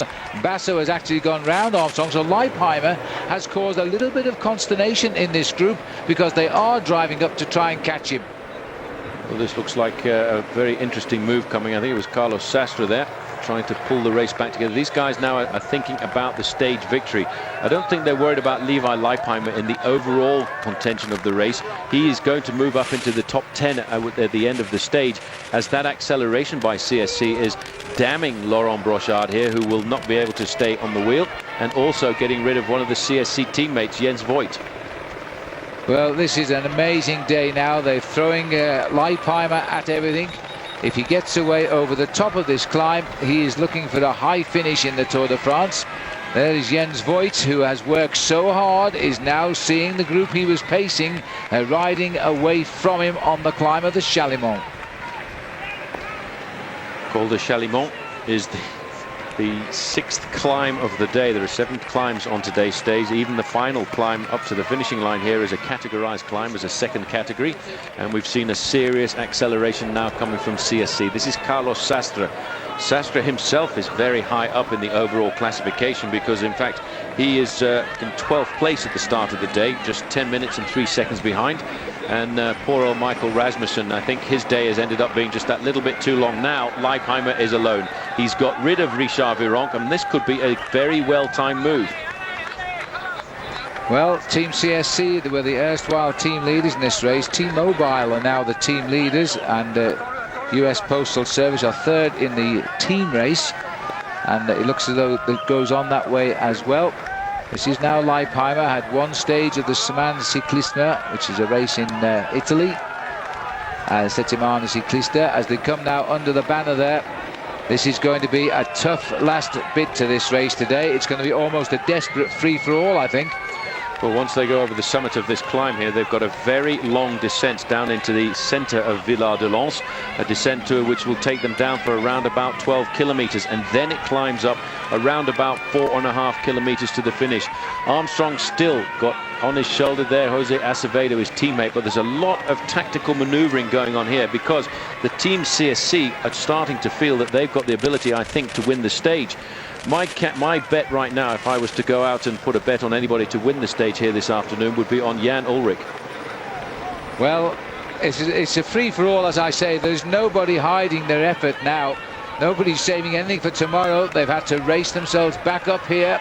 Remember, Voigt has gone now, but they've got other guns in CSC, and Sastre's brought them back. Richard Virenque will find his legs again. He's just tagged on. We're down to 8 men now, and this is the leading group.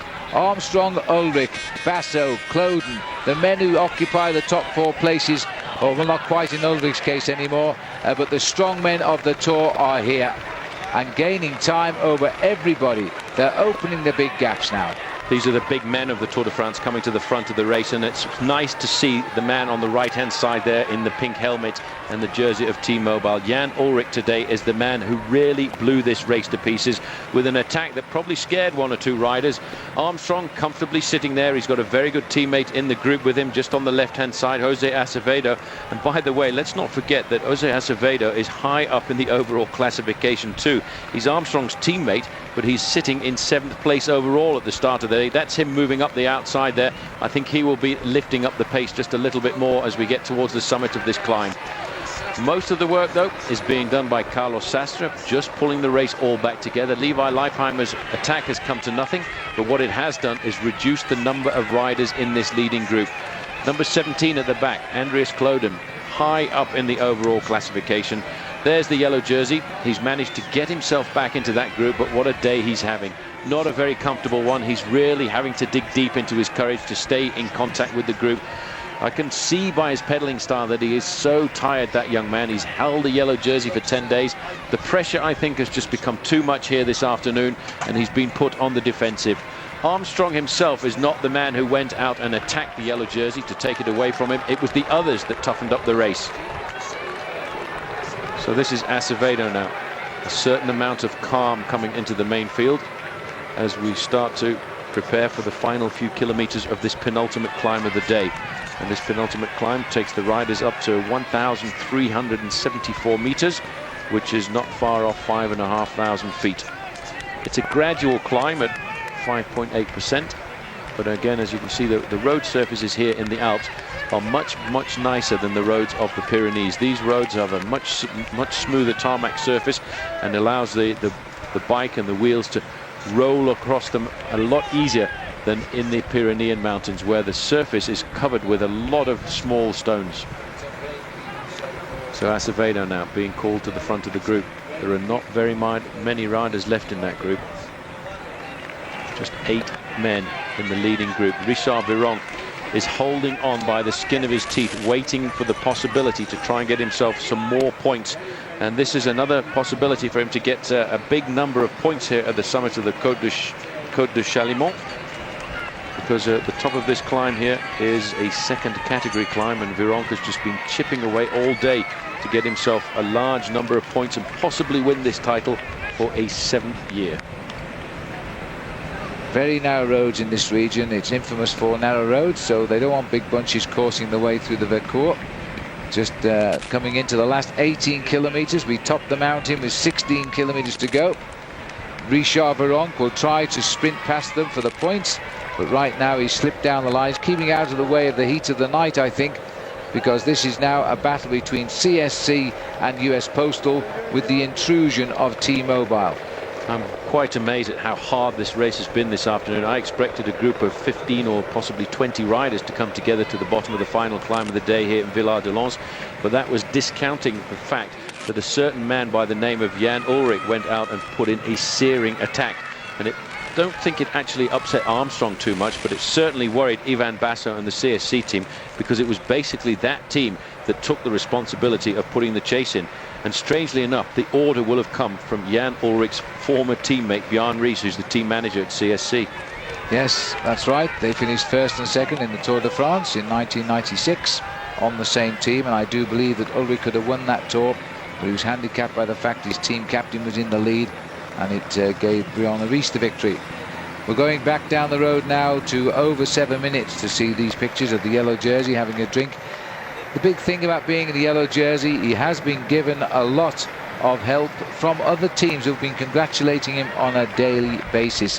But you know, it's been the first day in the Alps which has caused all of the problem, as we now head into the beautiful valley of the Vercors, and as we go up towards the finish today via the Col de Chalimont and the Villard-de-Lans climb, that is going to hurt the legs once and for all. We really didn't expect to have so many riders going out on the attack, and once more we've come back to a very select group of small men at the front.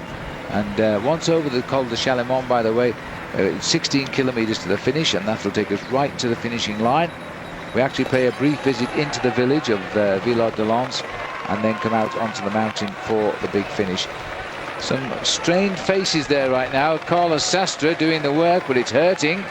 And I can't believe Cloden is losing ground here, but he's going back to the car, I suspect. And let's not forget, Phil, in the early part of the day, this man was involved in an accident. He crashed after about 75 kilometers. He was alongside the race doctor's car for a long period looking after an injury. And if you actually look at his shorts there, just on the left-hand side, you can see that he went down pretty hard. And I think the pressure here by those men at the front is putting this young man into a spot of bother. But I think he went back for a chat. Yeah, he seems to be okay, but you're right, it was a heavy fall there to rip his shorts. Got a nasty wheel coming up, but I think he's gone back to check out on the whereabouts of others. He wants to know whether anything is probably went back to check on the whereabouts of Voigtler, I would think, because now Cloden will be third overall tonight, with Voigtler over 6 minutes behind, over 7 minutes behind, actually 7.5 almost.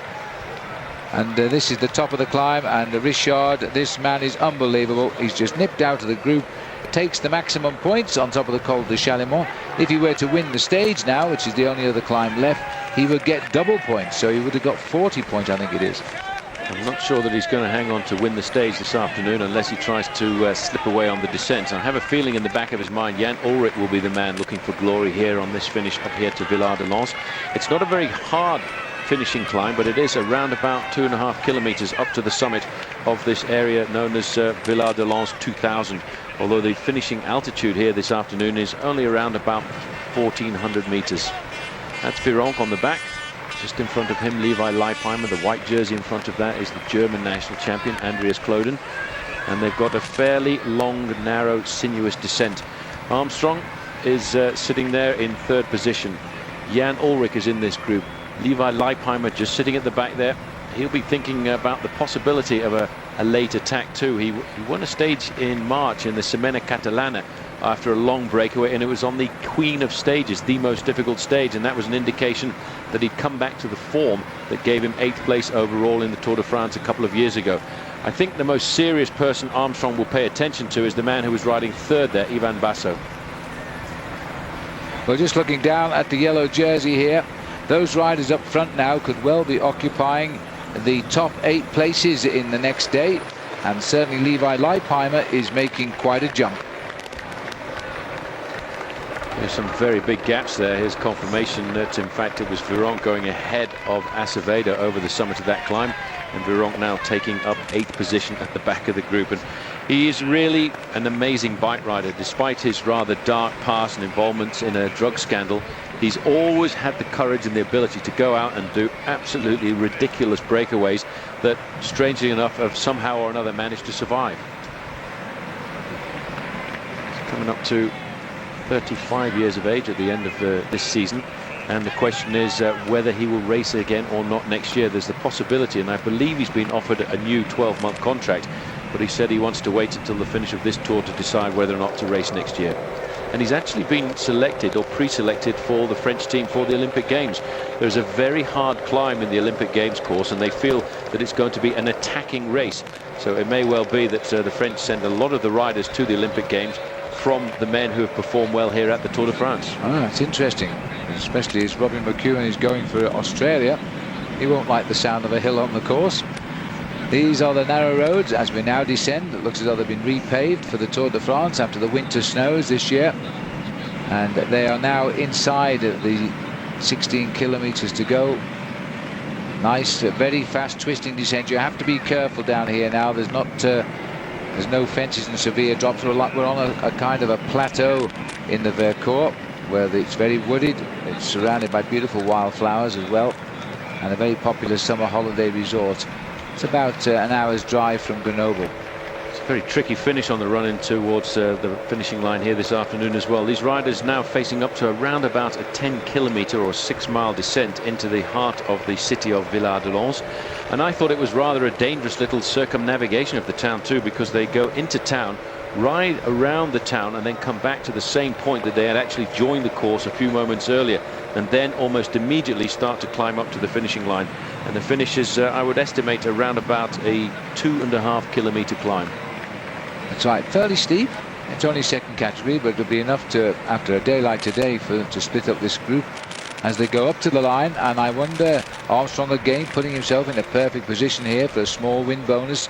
He's got to keep a very close eye on Basso, because the first 3 riders take bonuses, which is 20 seconds, 12 and 8 seconds. And if Basso goes for the win, Armstrong will have no choice. He will want to see that gap of 1:17 closed down between him and Ivan Basso. Basso, the only obvious candidate to beat Armstrong now in this year's Tour de France. By tomorrow night, who knows what will have happened. So Acevedo now taking up the pacemaking. He's been kept in reserve for the majority of the day here, just so that he's got reserves for the final few kilometers to take over control at the front end of the main field, and he's doing a magnificent job here. Coming to the front, ticking out the tempo, and on this descent he's probably pushing himself to around about 65 or 70 kilometers an hour. On the back of the group, I think there was no problems at all there with Andreas Kloden. I think he just wanted a quick word with the team management before he went into the final phase of this afternoon stage. But just look at these roads. They are very small roads through the center of these alpine passes, and very magnificent to come and ride a bike on if you're not riding in anger. But if you're riding in a bike race like the Tour de France, they are very difficult indeed. The village Martyr de Valenciennes, as you can see there, this is a very old town that was destroyed years and years ago. Just looking down, this very small hamlet was a key location for the resistance.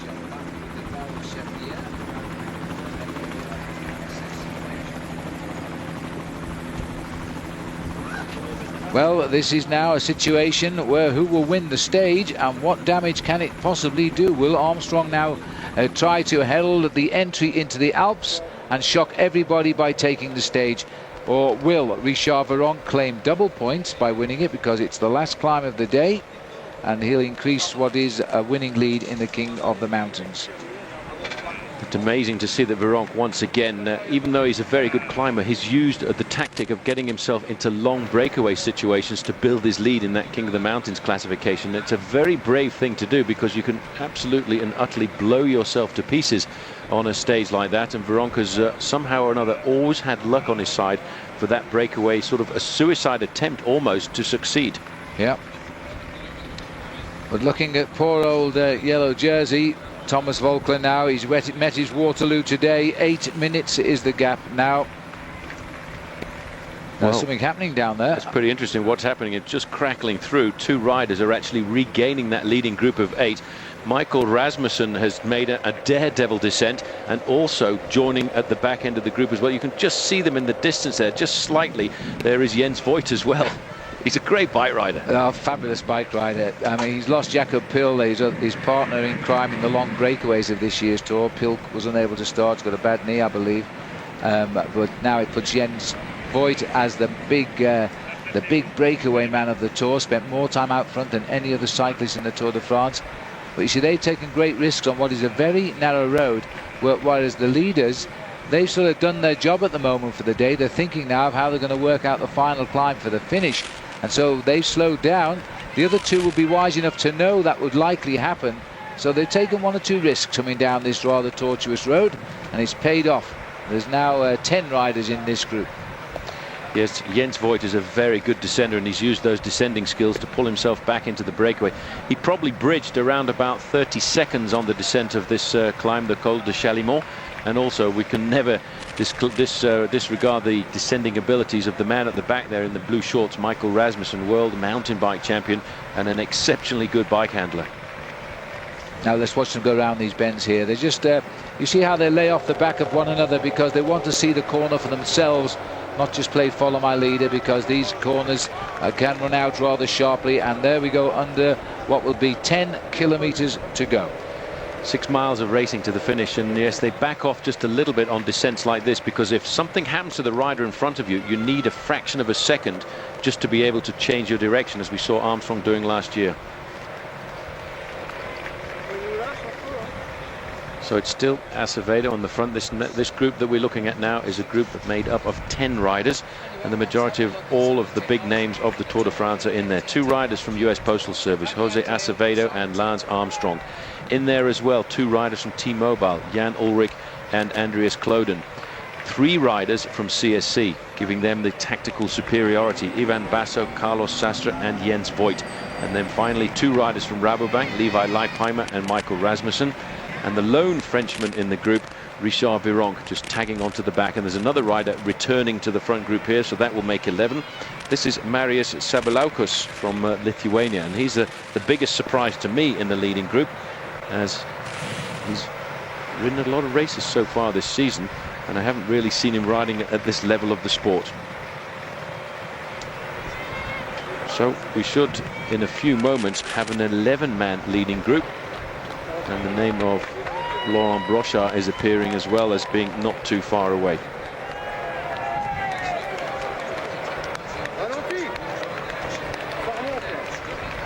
Now they're getting to a point where it's going to be a little bit tactical, as they seem to have turned off the pressure slightly. There he is, Sabaliauskas of Seiko. He's not had a win in his career, and we're very surprised to have seen him hanging on to the leaders all day today. But it looks as though he's going to latch on. It's been a good chase by him. Brilliant chase by him, and in fact to keep in contact with the leaders on a day where there's been an unbelievable battle. Look at this, Jens Voigt. Okay, let's get it organised. I'll organise it at the front. I'll ride for a little while, then you come further forward. He's a great man. I really appreciate this bike rider, and he's got a great sense of humour. He's one of those rare bike riders who, whatever the weather, whatever the racing conditions, he's always got good morale, and you need a guy like that in a team. Of course you do, and this guy demonstrates just how strong a workhorse is in the Tour de France, because he just goes back up to 100% of effort. He never thinks what might happen down the road. What we know will happen is he'll be dropped on the last climb to the finish, and then he'll ride home. But he's worked very hard to get back, just to give some more effort for his team leader before the lights finally go out. So Voigt obviously now thinking about setting something up for the final sprint to the line, and I think he may well be thinking in the back of his mind that Ivan Basso has the ability to get himself the win here this afternoon. Moving up into second place is Carlos Sastre, so the CSC riders in the red and white jerseys there are obviously thinking about setting up the win for their man, but they're all going to have to be very wary of a certain Jan Ullrich, because Phil, in the early part of Ullrich's career, he was a very fast finisher.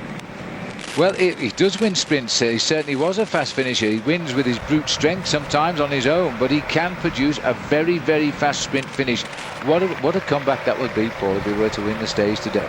I wouldn't put it past him. You know, this man has got so much talent. I was actually just working out his age in relation to his career a couple of days ago, and I'd forgotten that at 19 years of age he won the World Championships in Norway on the same day that Lance Armstrong at 21 years of age won the professional event. The difference was Lance Armstrong won in the wet and Jan Ullrich won in the sun. Two very contrasting days in Norway in 1993. These are beautiful roads. Now this again, the council here has done well. They've resurfaced this road completely for the arrival of the Tour de France. There you can see about the plateau we're talking about. You run into this beautiful valley of the Vercors. Looking up, the wind is very strong. They will have a tailwind finish as well today. It'll be a very fast descent of the climb up to the finish line here. And in fact, it's amazing to think, Phil, that the Tour de France hasn't actually been here for almost 15 years. It seems like yesterday that Eric Brookink got himself the victory up here. And just a couple of years before that, Pedro Delgado, the man who went on to win the Tour de France, he won on 2 occasions here at Villard-de-Lans back in 1987 and 1988. I can't believe it's that long ago since we came into this region, because this is a most popular holiday region. And tomorrow, of course, we nip along to the Alpe d'Huez, which is not far away. Look at this magnificent crowd. We're getting down to the area now where we dip back on ourselves. The other side of the road there, we go through the town, do a little lap of the town, be on the other side of that crowd in a moment, racing for the final climb of the day. Thank heavens there's not a big group here, Paul, because the streets we're about to see are ridiculously narrow. Well, I think the organisation knew there was not going to be a huge group of riders coming through the streets of Villard-de-Lans this afternoon, because if it had been a big bunch of 150-odd riders, it would have been absolute chaos. We expected it to be reduced in numbers to maybe 15 or 20 riders, but I don't think any of us expected it was going to be a group of just 11 men.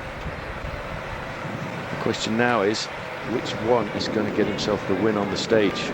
Richard Viron is the man who's furthest down in the overall classification, but he's been in the breakaway since the 53rd kilometre. He has the ability to accelerate at the top of a climb, but I think when these men are fighting out the individual glory for the stage win, he may well find that somebody else in the group is faster than him. I still have a feeling in the back of my mind that Jan Ullrich will be the man looking for the win here. Armstrong has to be very attentive to Ivan Basso. This is Sabaliauskas coming back. He's almost made contact. He's chased for a really long time to try and get himself up to that leading group of 10 riders, and if he just makes the contact, that will make 11 men at the front end of the race. 5 kilometers. The face now of Jens Voigt. That man is going to continue until his legs will turn no longer, and then he will hope that Ivan Basso, or maybe even Carlos Sastre, but more likely Basso, will perhaps win a stage here, and that Armstrong is going to have to go with him if he attempts to win the stage, because there's a small bonus for the first 3 riders over the line. He certainly does. He's going to be very attentive to that. 20 seconds for the first place, 12 seconds for second, and 8 seconds for third place. It could be very important after all. As you said a number of times, Phil, since the start of the Tour de France, Armstrong only won the Tour by 61 seconds last year. It is so important in the sport at this level to make sure you don't lose time anywhere out on the road. And in fact, it's quite interesting, the point that Ivan Basso and Armstrong have only been separated on 2 stages. The first time that they were separated was in the prologue time trial, where Ivan Basso lost 27 seconds, and the second time was in the team time trial, where he lost 50 seconds because of the new regulations. That's what gives him the 1 minute 17-second difference between Armstrong and himself as we speak today. And it's not much 1:17 at the moment. It might open tomorrow if Basso can't ride the time trial as well as we would expect Lance Armstrong to. But today this is going to be desperate. These are the narrow streets I was telling you about as we climb into this beautiful town of Villard-de-Lans, high in the Vercors. The riders came round this corner. They'll flick off to the right, and thank heavens, because they've got wooden posts in the road. If they go left, there's the flick to the right. As we don't forget, the last time he finished in Villard de Lans, 1990, Eric Breukink of Holland was the winner. He was a great time trialist, a great climber and time trialist. And he now manages the team on which Levi Leipheimer is a member. Leipheimer is in this group, and he's tagged on the tail of it at the moment as they continue towards the finish at 4 kilometers to go. We make a long descent now, then a left turn, then we'll make another left turn, and we're on the climb. Very tricky circuit around Villard de Lans. The climb climbs up for 2.3 kilometers up towards the finishing line, and it is a fairly difficult climb as well, and it will catch out 1 or 2 riders. It's actually the worst at the bottom part of the climb, because for the first 700 meters it's running off at 9.1%. It gets just a little bit easier as we get closer up towards the summit. Well, there is Leipheimer sat at the back. He's had a great day today, the best one for a couple of years in the Tour de France. Remember, he was out in the first 2 days with a very serious crash last year. That ruined any hopes. There's the left-hander. The other rider will come off from the right and then go and do the same lap of the town. Very interesting route, this one, as we now run for the hill. Armstrong is sitting at the back of the group there, which is to me a fairly dangerous position to be. He's a long way back. Maybe he just wants to keep an eye on everybody to see what the position is going to be of the other riders, the men who he knows are going to launch an attack somewhere out on this course. There's Armstrong. He's got the black socks on this afternoon. Somebody asked him the other day, why are you wearing black socks? He said, when I went to the start the other day, I didn't have any white socks in my bag, so I thought I'd put them on. And actually I quite like them now, so I might keep them on until the end. Gosh, it's not long ago when you weren't allowed to wear black socks in the world of cycle racing, white only. There is Armstrong now. He's gone to the back to observe everybody now as they go towards the finish. He will only move, I think, if Basso moves or Cloden. Those are the 2 dangerous men to him in this group. The others he may not counter, because he would be quite relieved, I think, if the other riders stole the bonuses. Remember, we had 157 riders at the start today. Well, we had 158. We lost 1 on the way. Paolo Velotti abandoned. But once the mountains came, the yellow jersey started to crack straight away, and then Jan Ullrich attacked, and that dissipated the whole field in the Tour de France. This is now the select group, which is running to the line of 10. And again, Jens Voigt doesn't know when to stop. Well, any second now, he's about to hit the mountain and the wall at the same time, I would think. And then Acevedo will pick up the pace making for Armstrong. Cloden is the danger in the white, but Levi Leipheimer has suddenly moved up to number 3 wheel from the back. Whatever you say, this man on the front is a beastie boy. Jens Voigt is such a tough bike rider. He's been in the break as well since the 53rd kilometre. He dropped back to look after his teammates, and exactly as you predicted, Phil, Voigt has now swung off. This is the steepest part of the climb. This is a 9% gradient, and Acevedo is setting the tempo at the front. Leipheimer is in a very nice position there in second place. Cloden is looking very dangerous. Voigt's job done for the day. He's slipping off the back of the group, but that's not important. What's important is what happens at the front. Well, he's got 1.2 miles just to climb. That's no big deal now, as Carlos Sastre, that was, who's gone. We're looking now at the group here, and we expect some action to come from somebody. Here is Voigt as well. Only Basso left now, as expected, alongside Lance Armstrong. Acevedo is also casting adrift. It's going to be a battle royal, because Leipheimer is still there, and so too is Richard Virenque. It's going to be a battle of the big men here, the big men at the top end of the overall classification. Armstrong has been left completely alone after the job done by Jose Acevedo. Michael Rasmussen also just slipping off the back, but Levi Leipheimer is still in contact at the front. There are 2 riders in the front group there for T-Mobile now, Andreas Cloden and of course Jan Ullrich. Virenque has been dropped off the back there, not surprising. He's been on the breakaway for a long time, so too is Rasmussen, no longer a member of that leading group. This is amazing how the strong men have just projected themselves yet again in this Tour de France. The men we have come to know from the Pyrenees, Basso, Armstrong, Cloden, are still there, but this time Ullrich is still there, and watch out, because our cameraman is going to have to catch up with them. Here they are now. Leipheimer sitting at the back on the wheel of Lance Armstrong. Armstrong on the wheel of Basso.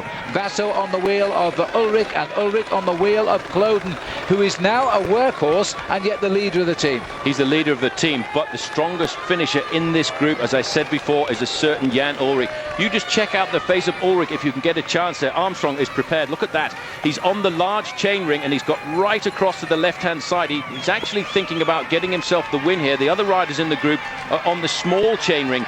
If this comes down to the acceleration, Armstrong is in the correct gear as we look at him. Well, it's up to Levi to make an early move, I think. Otherwise, he's going to rub shoulders with a tornado, because we believe Ulrich is going to wait for that last kilometre and is going to go. It is not a steep climb, this, but it hurts and it does destroy the rhythm. And it looks as though Kloden, despite the fact he is now lying third overall in the Tour de France, is still the man who looks to his captain, Jan Ullrich. Armstrong looks very comfortable. He's nipped past everybody in this group who's been dropped on the run-in towards the line. Look at Levi Leipheimer getting out of the saddle now. He's very twitchy. Now, if he jumps with about 400 or 500 metres to go, I doubt if they will react. Basso looking over, he wants to know where was Armstrong, what's he doing, is he still in contact with us? Well, yes, Mr. Basso, there he is, right on your wheel. Armstrong moving out, he's making sure now that he's not blocked in. He wants to have plenty of space to manoeuvre if he needs to accelerate. Levi Leipheimer, I don't think, can go. He's beginning to lose ground here. He hasn't got it. Ulrich is being led into the perfect position now. At 500 metres to the line, it's going to be the top three men in the Tour de France tonight, with Jan Ullrich spoiling the party. Ullrich looks, and in fact Basso is on the limit, I think, as Ullrich now tries to drive it up. Calm, collected Armstrong is waiting in the wings, and I don't know where Andreas Kloden is getting it from. There's the scar on his leg from the crash today, but he's waiting for the move, and Basso is going to make the move now as Ullrich continues to lift the pace. How is Kloden doing this? He hasn't got much left. Look at him pushing and blowing there. He wants to stay in his slipstream as long as he can, but he's got to watch Basso doesn't block him in, because now I think Jan Ullrich must go on the inside. He's having to follow Basso's wheel, and Armstrong's got to go. Armstrong has got to take on Ivan Basso. Ullrich is trying to break him as they go round the final bend, taking it wide. That will throw Ullrich off his pace. Lance Armstrong is going to take the stage. He had to do it. He holds on as we get the 1-2 in the Alps we had in the Pyrenees. Armstrong, yes. And in second place it was Ivan Basso. Third was Jan Ullrich. And fourth was Andreas Kloden, and still to come in will be Levi Leipheimer. He had no choice, he had to win. But did you see the way he went around that corner? That was important. That's why Armstrong is such a meticulous man for preparing the Tour de France. He knew where to be when they came into the last little S-shaped corners there. He knew that he could sweep around that corner, open up a gap of 1 or 2 bicycle lengths, and then all he had to do was accelerate up to the line. That was a magnificent performance. But it was a performance that was built a long time ago, probably 2 months ago. He came and studied this finish. A big crowd now cheering their man Richard Virenque up to the line. Virenque has done a brilliant ride here this afternoon, and I think he's probably sealed the King of the Mountains title for a 7th year, not in succession, but for their 7th year. But that was a remarkable performance, Phil, by Armstrong, and once again by his team as well. And that is Lance Armstrong's 17th stage win in the Tour de France in history, and his second this year. From the Plateau de Bailly, which took us out of the Pyrenees, welcome to the Alps, Villard de Lans. Which is exactly how they'd been pronouncing it over cold beers in the US-occupied cafes of the town the night before. There's the result, and with descending bonuses for the first 3 places, Lance actually picked up 8 seconds on Ivan Basso and 15 on Jan Ullrich. Andreas Kloden and Levi Leipheimer finished well up too, but Francisco Mancebo and Georg Tocznik, 5th and 6th overall at the start of the stage, both lost over 2 minutes. Behind them all, though, Thomas Voeckler was riding his last few hundred metres in the yellow jersey. He came in 9 minutes 30 behind the leaders, who were already peddling their respective versions of the day's battle to the media. But the day before Alpe d'Huez, did you expect the pace to be on at this rate? Yes and no. I personally didn't expect that. It was odd this morning in the meeting. Johan said, so for some reason I think Ulrich's going to make a big attack today, so his crystal ball must be really working this year, because they had Guerini come to the front, make a pretty fast tempo shred of the group that we were in, and then he went. But it was harder than I expected, more aggressive. Und heute habe ich, denke ich, doch bewiesen, dass ich ganz vorne mitfahren kann, und ja gut, das Solo, ich werde zum Schluss auch Dritter, vielleicht ohne den Solo hätte ich vielleicht die Etappe gewonnen, aber ich wollte unbedingt an dem schwersten Berg angreifen, um mal zu sehen, wie die Gegnerschaft reagiert. There was absolutely no concern, no panic within our team, and I suspect there was no real panic within CSC, because Ivan still had Sastre and I had Floyd and the ace, and so and then Voigt ended up coming back from the break, so everything was under control. Das, denke ich, ist eine Riesensteigerung zu den Pyrenäen, und man muss immer bedenken, dass ich krank war und dass ich normalerweise vielleicht auch schon gar nicht mehr drin gewesen bin, und ich habe mich durchgekämpft mit dem Regen, mit dem allen, und bin jetzt wirklich hier am Limit heute gefahren, und ja, will halt Lenz ein bisschen ärgern, will alles probieren und deswegen wartet man nicht immer bis auf den letzten Berg, wo dann alle sowieso mitgehen können, sondern man probiert halt vorher schon mal. Und wenn es aufgegangen wäre, wäre ich heute der Größte gewesen und so bin ich Dritter geworden, bin ich halt nur der Drittgrößte. Third greatest on the stage and up 3 places to 5th greatest overall. Lance Armstrong was greatest, 1:25 ahead of Ivan Basso, with Andreas Klöden third and Francisco Mancebo fourth, although he'd lost a fair bit of time. Thomas Voeckler was down to 8th, but he still led the best young rider competition, so he'd be riding in the white jersey for stage 16. So, for the first time since stage 5, there was a new man in the yellow jersey, if you can say that about a rider pulling it on for the 61st time. Not that he was counting, Armstrong was already looking ahead to the Tour showpiece stage, the next day's time trial up Alpe d'Huez. I feel strong. I mean, I felt good all day, and I didn't feel. I don't feel necessarily wasted right now, but you know, the TT is tomorrow evening, so you got basically 24 hours of recovery, and you know, we'll see what happens. But obviously, Basso is the biggest threat. He's the one who's climbing the best, and you know, you'll see even a good time trial from Jan because he's a time trial specialist, and it looks like he's coming up as we saw today. But Basso is the big threat.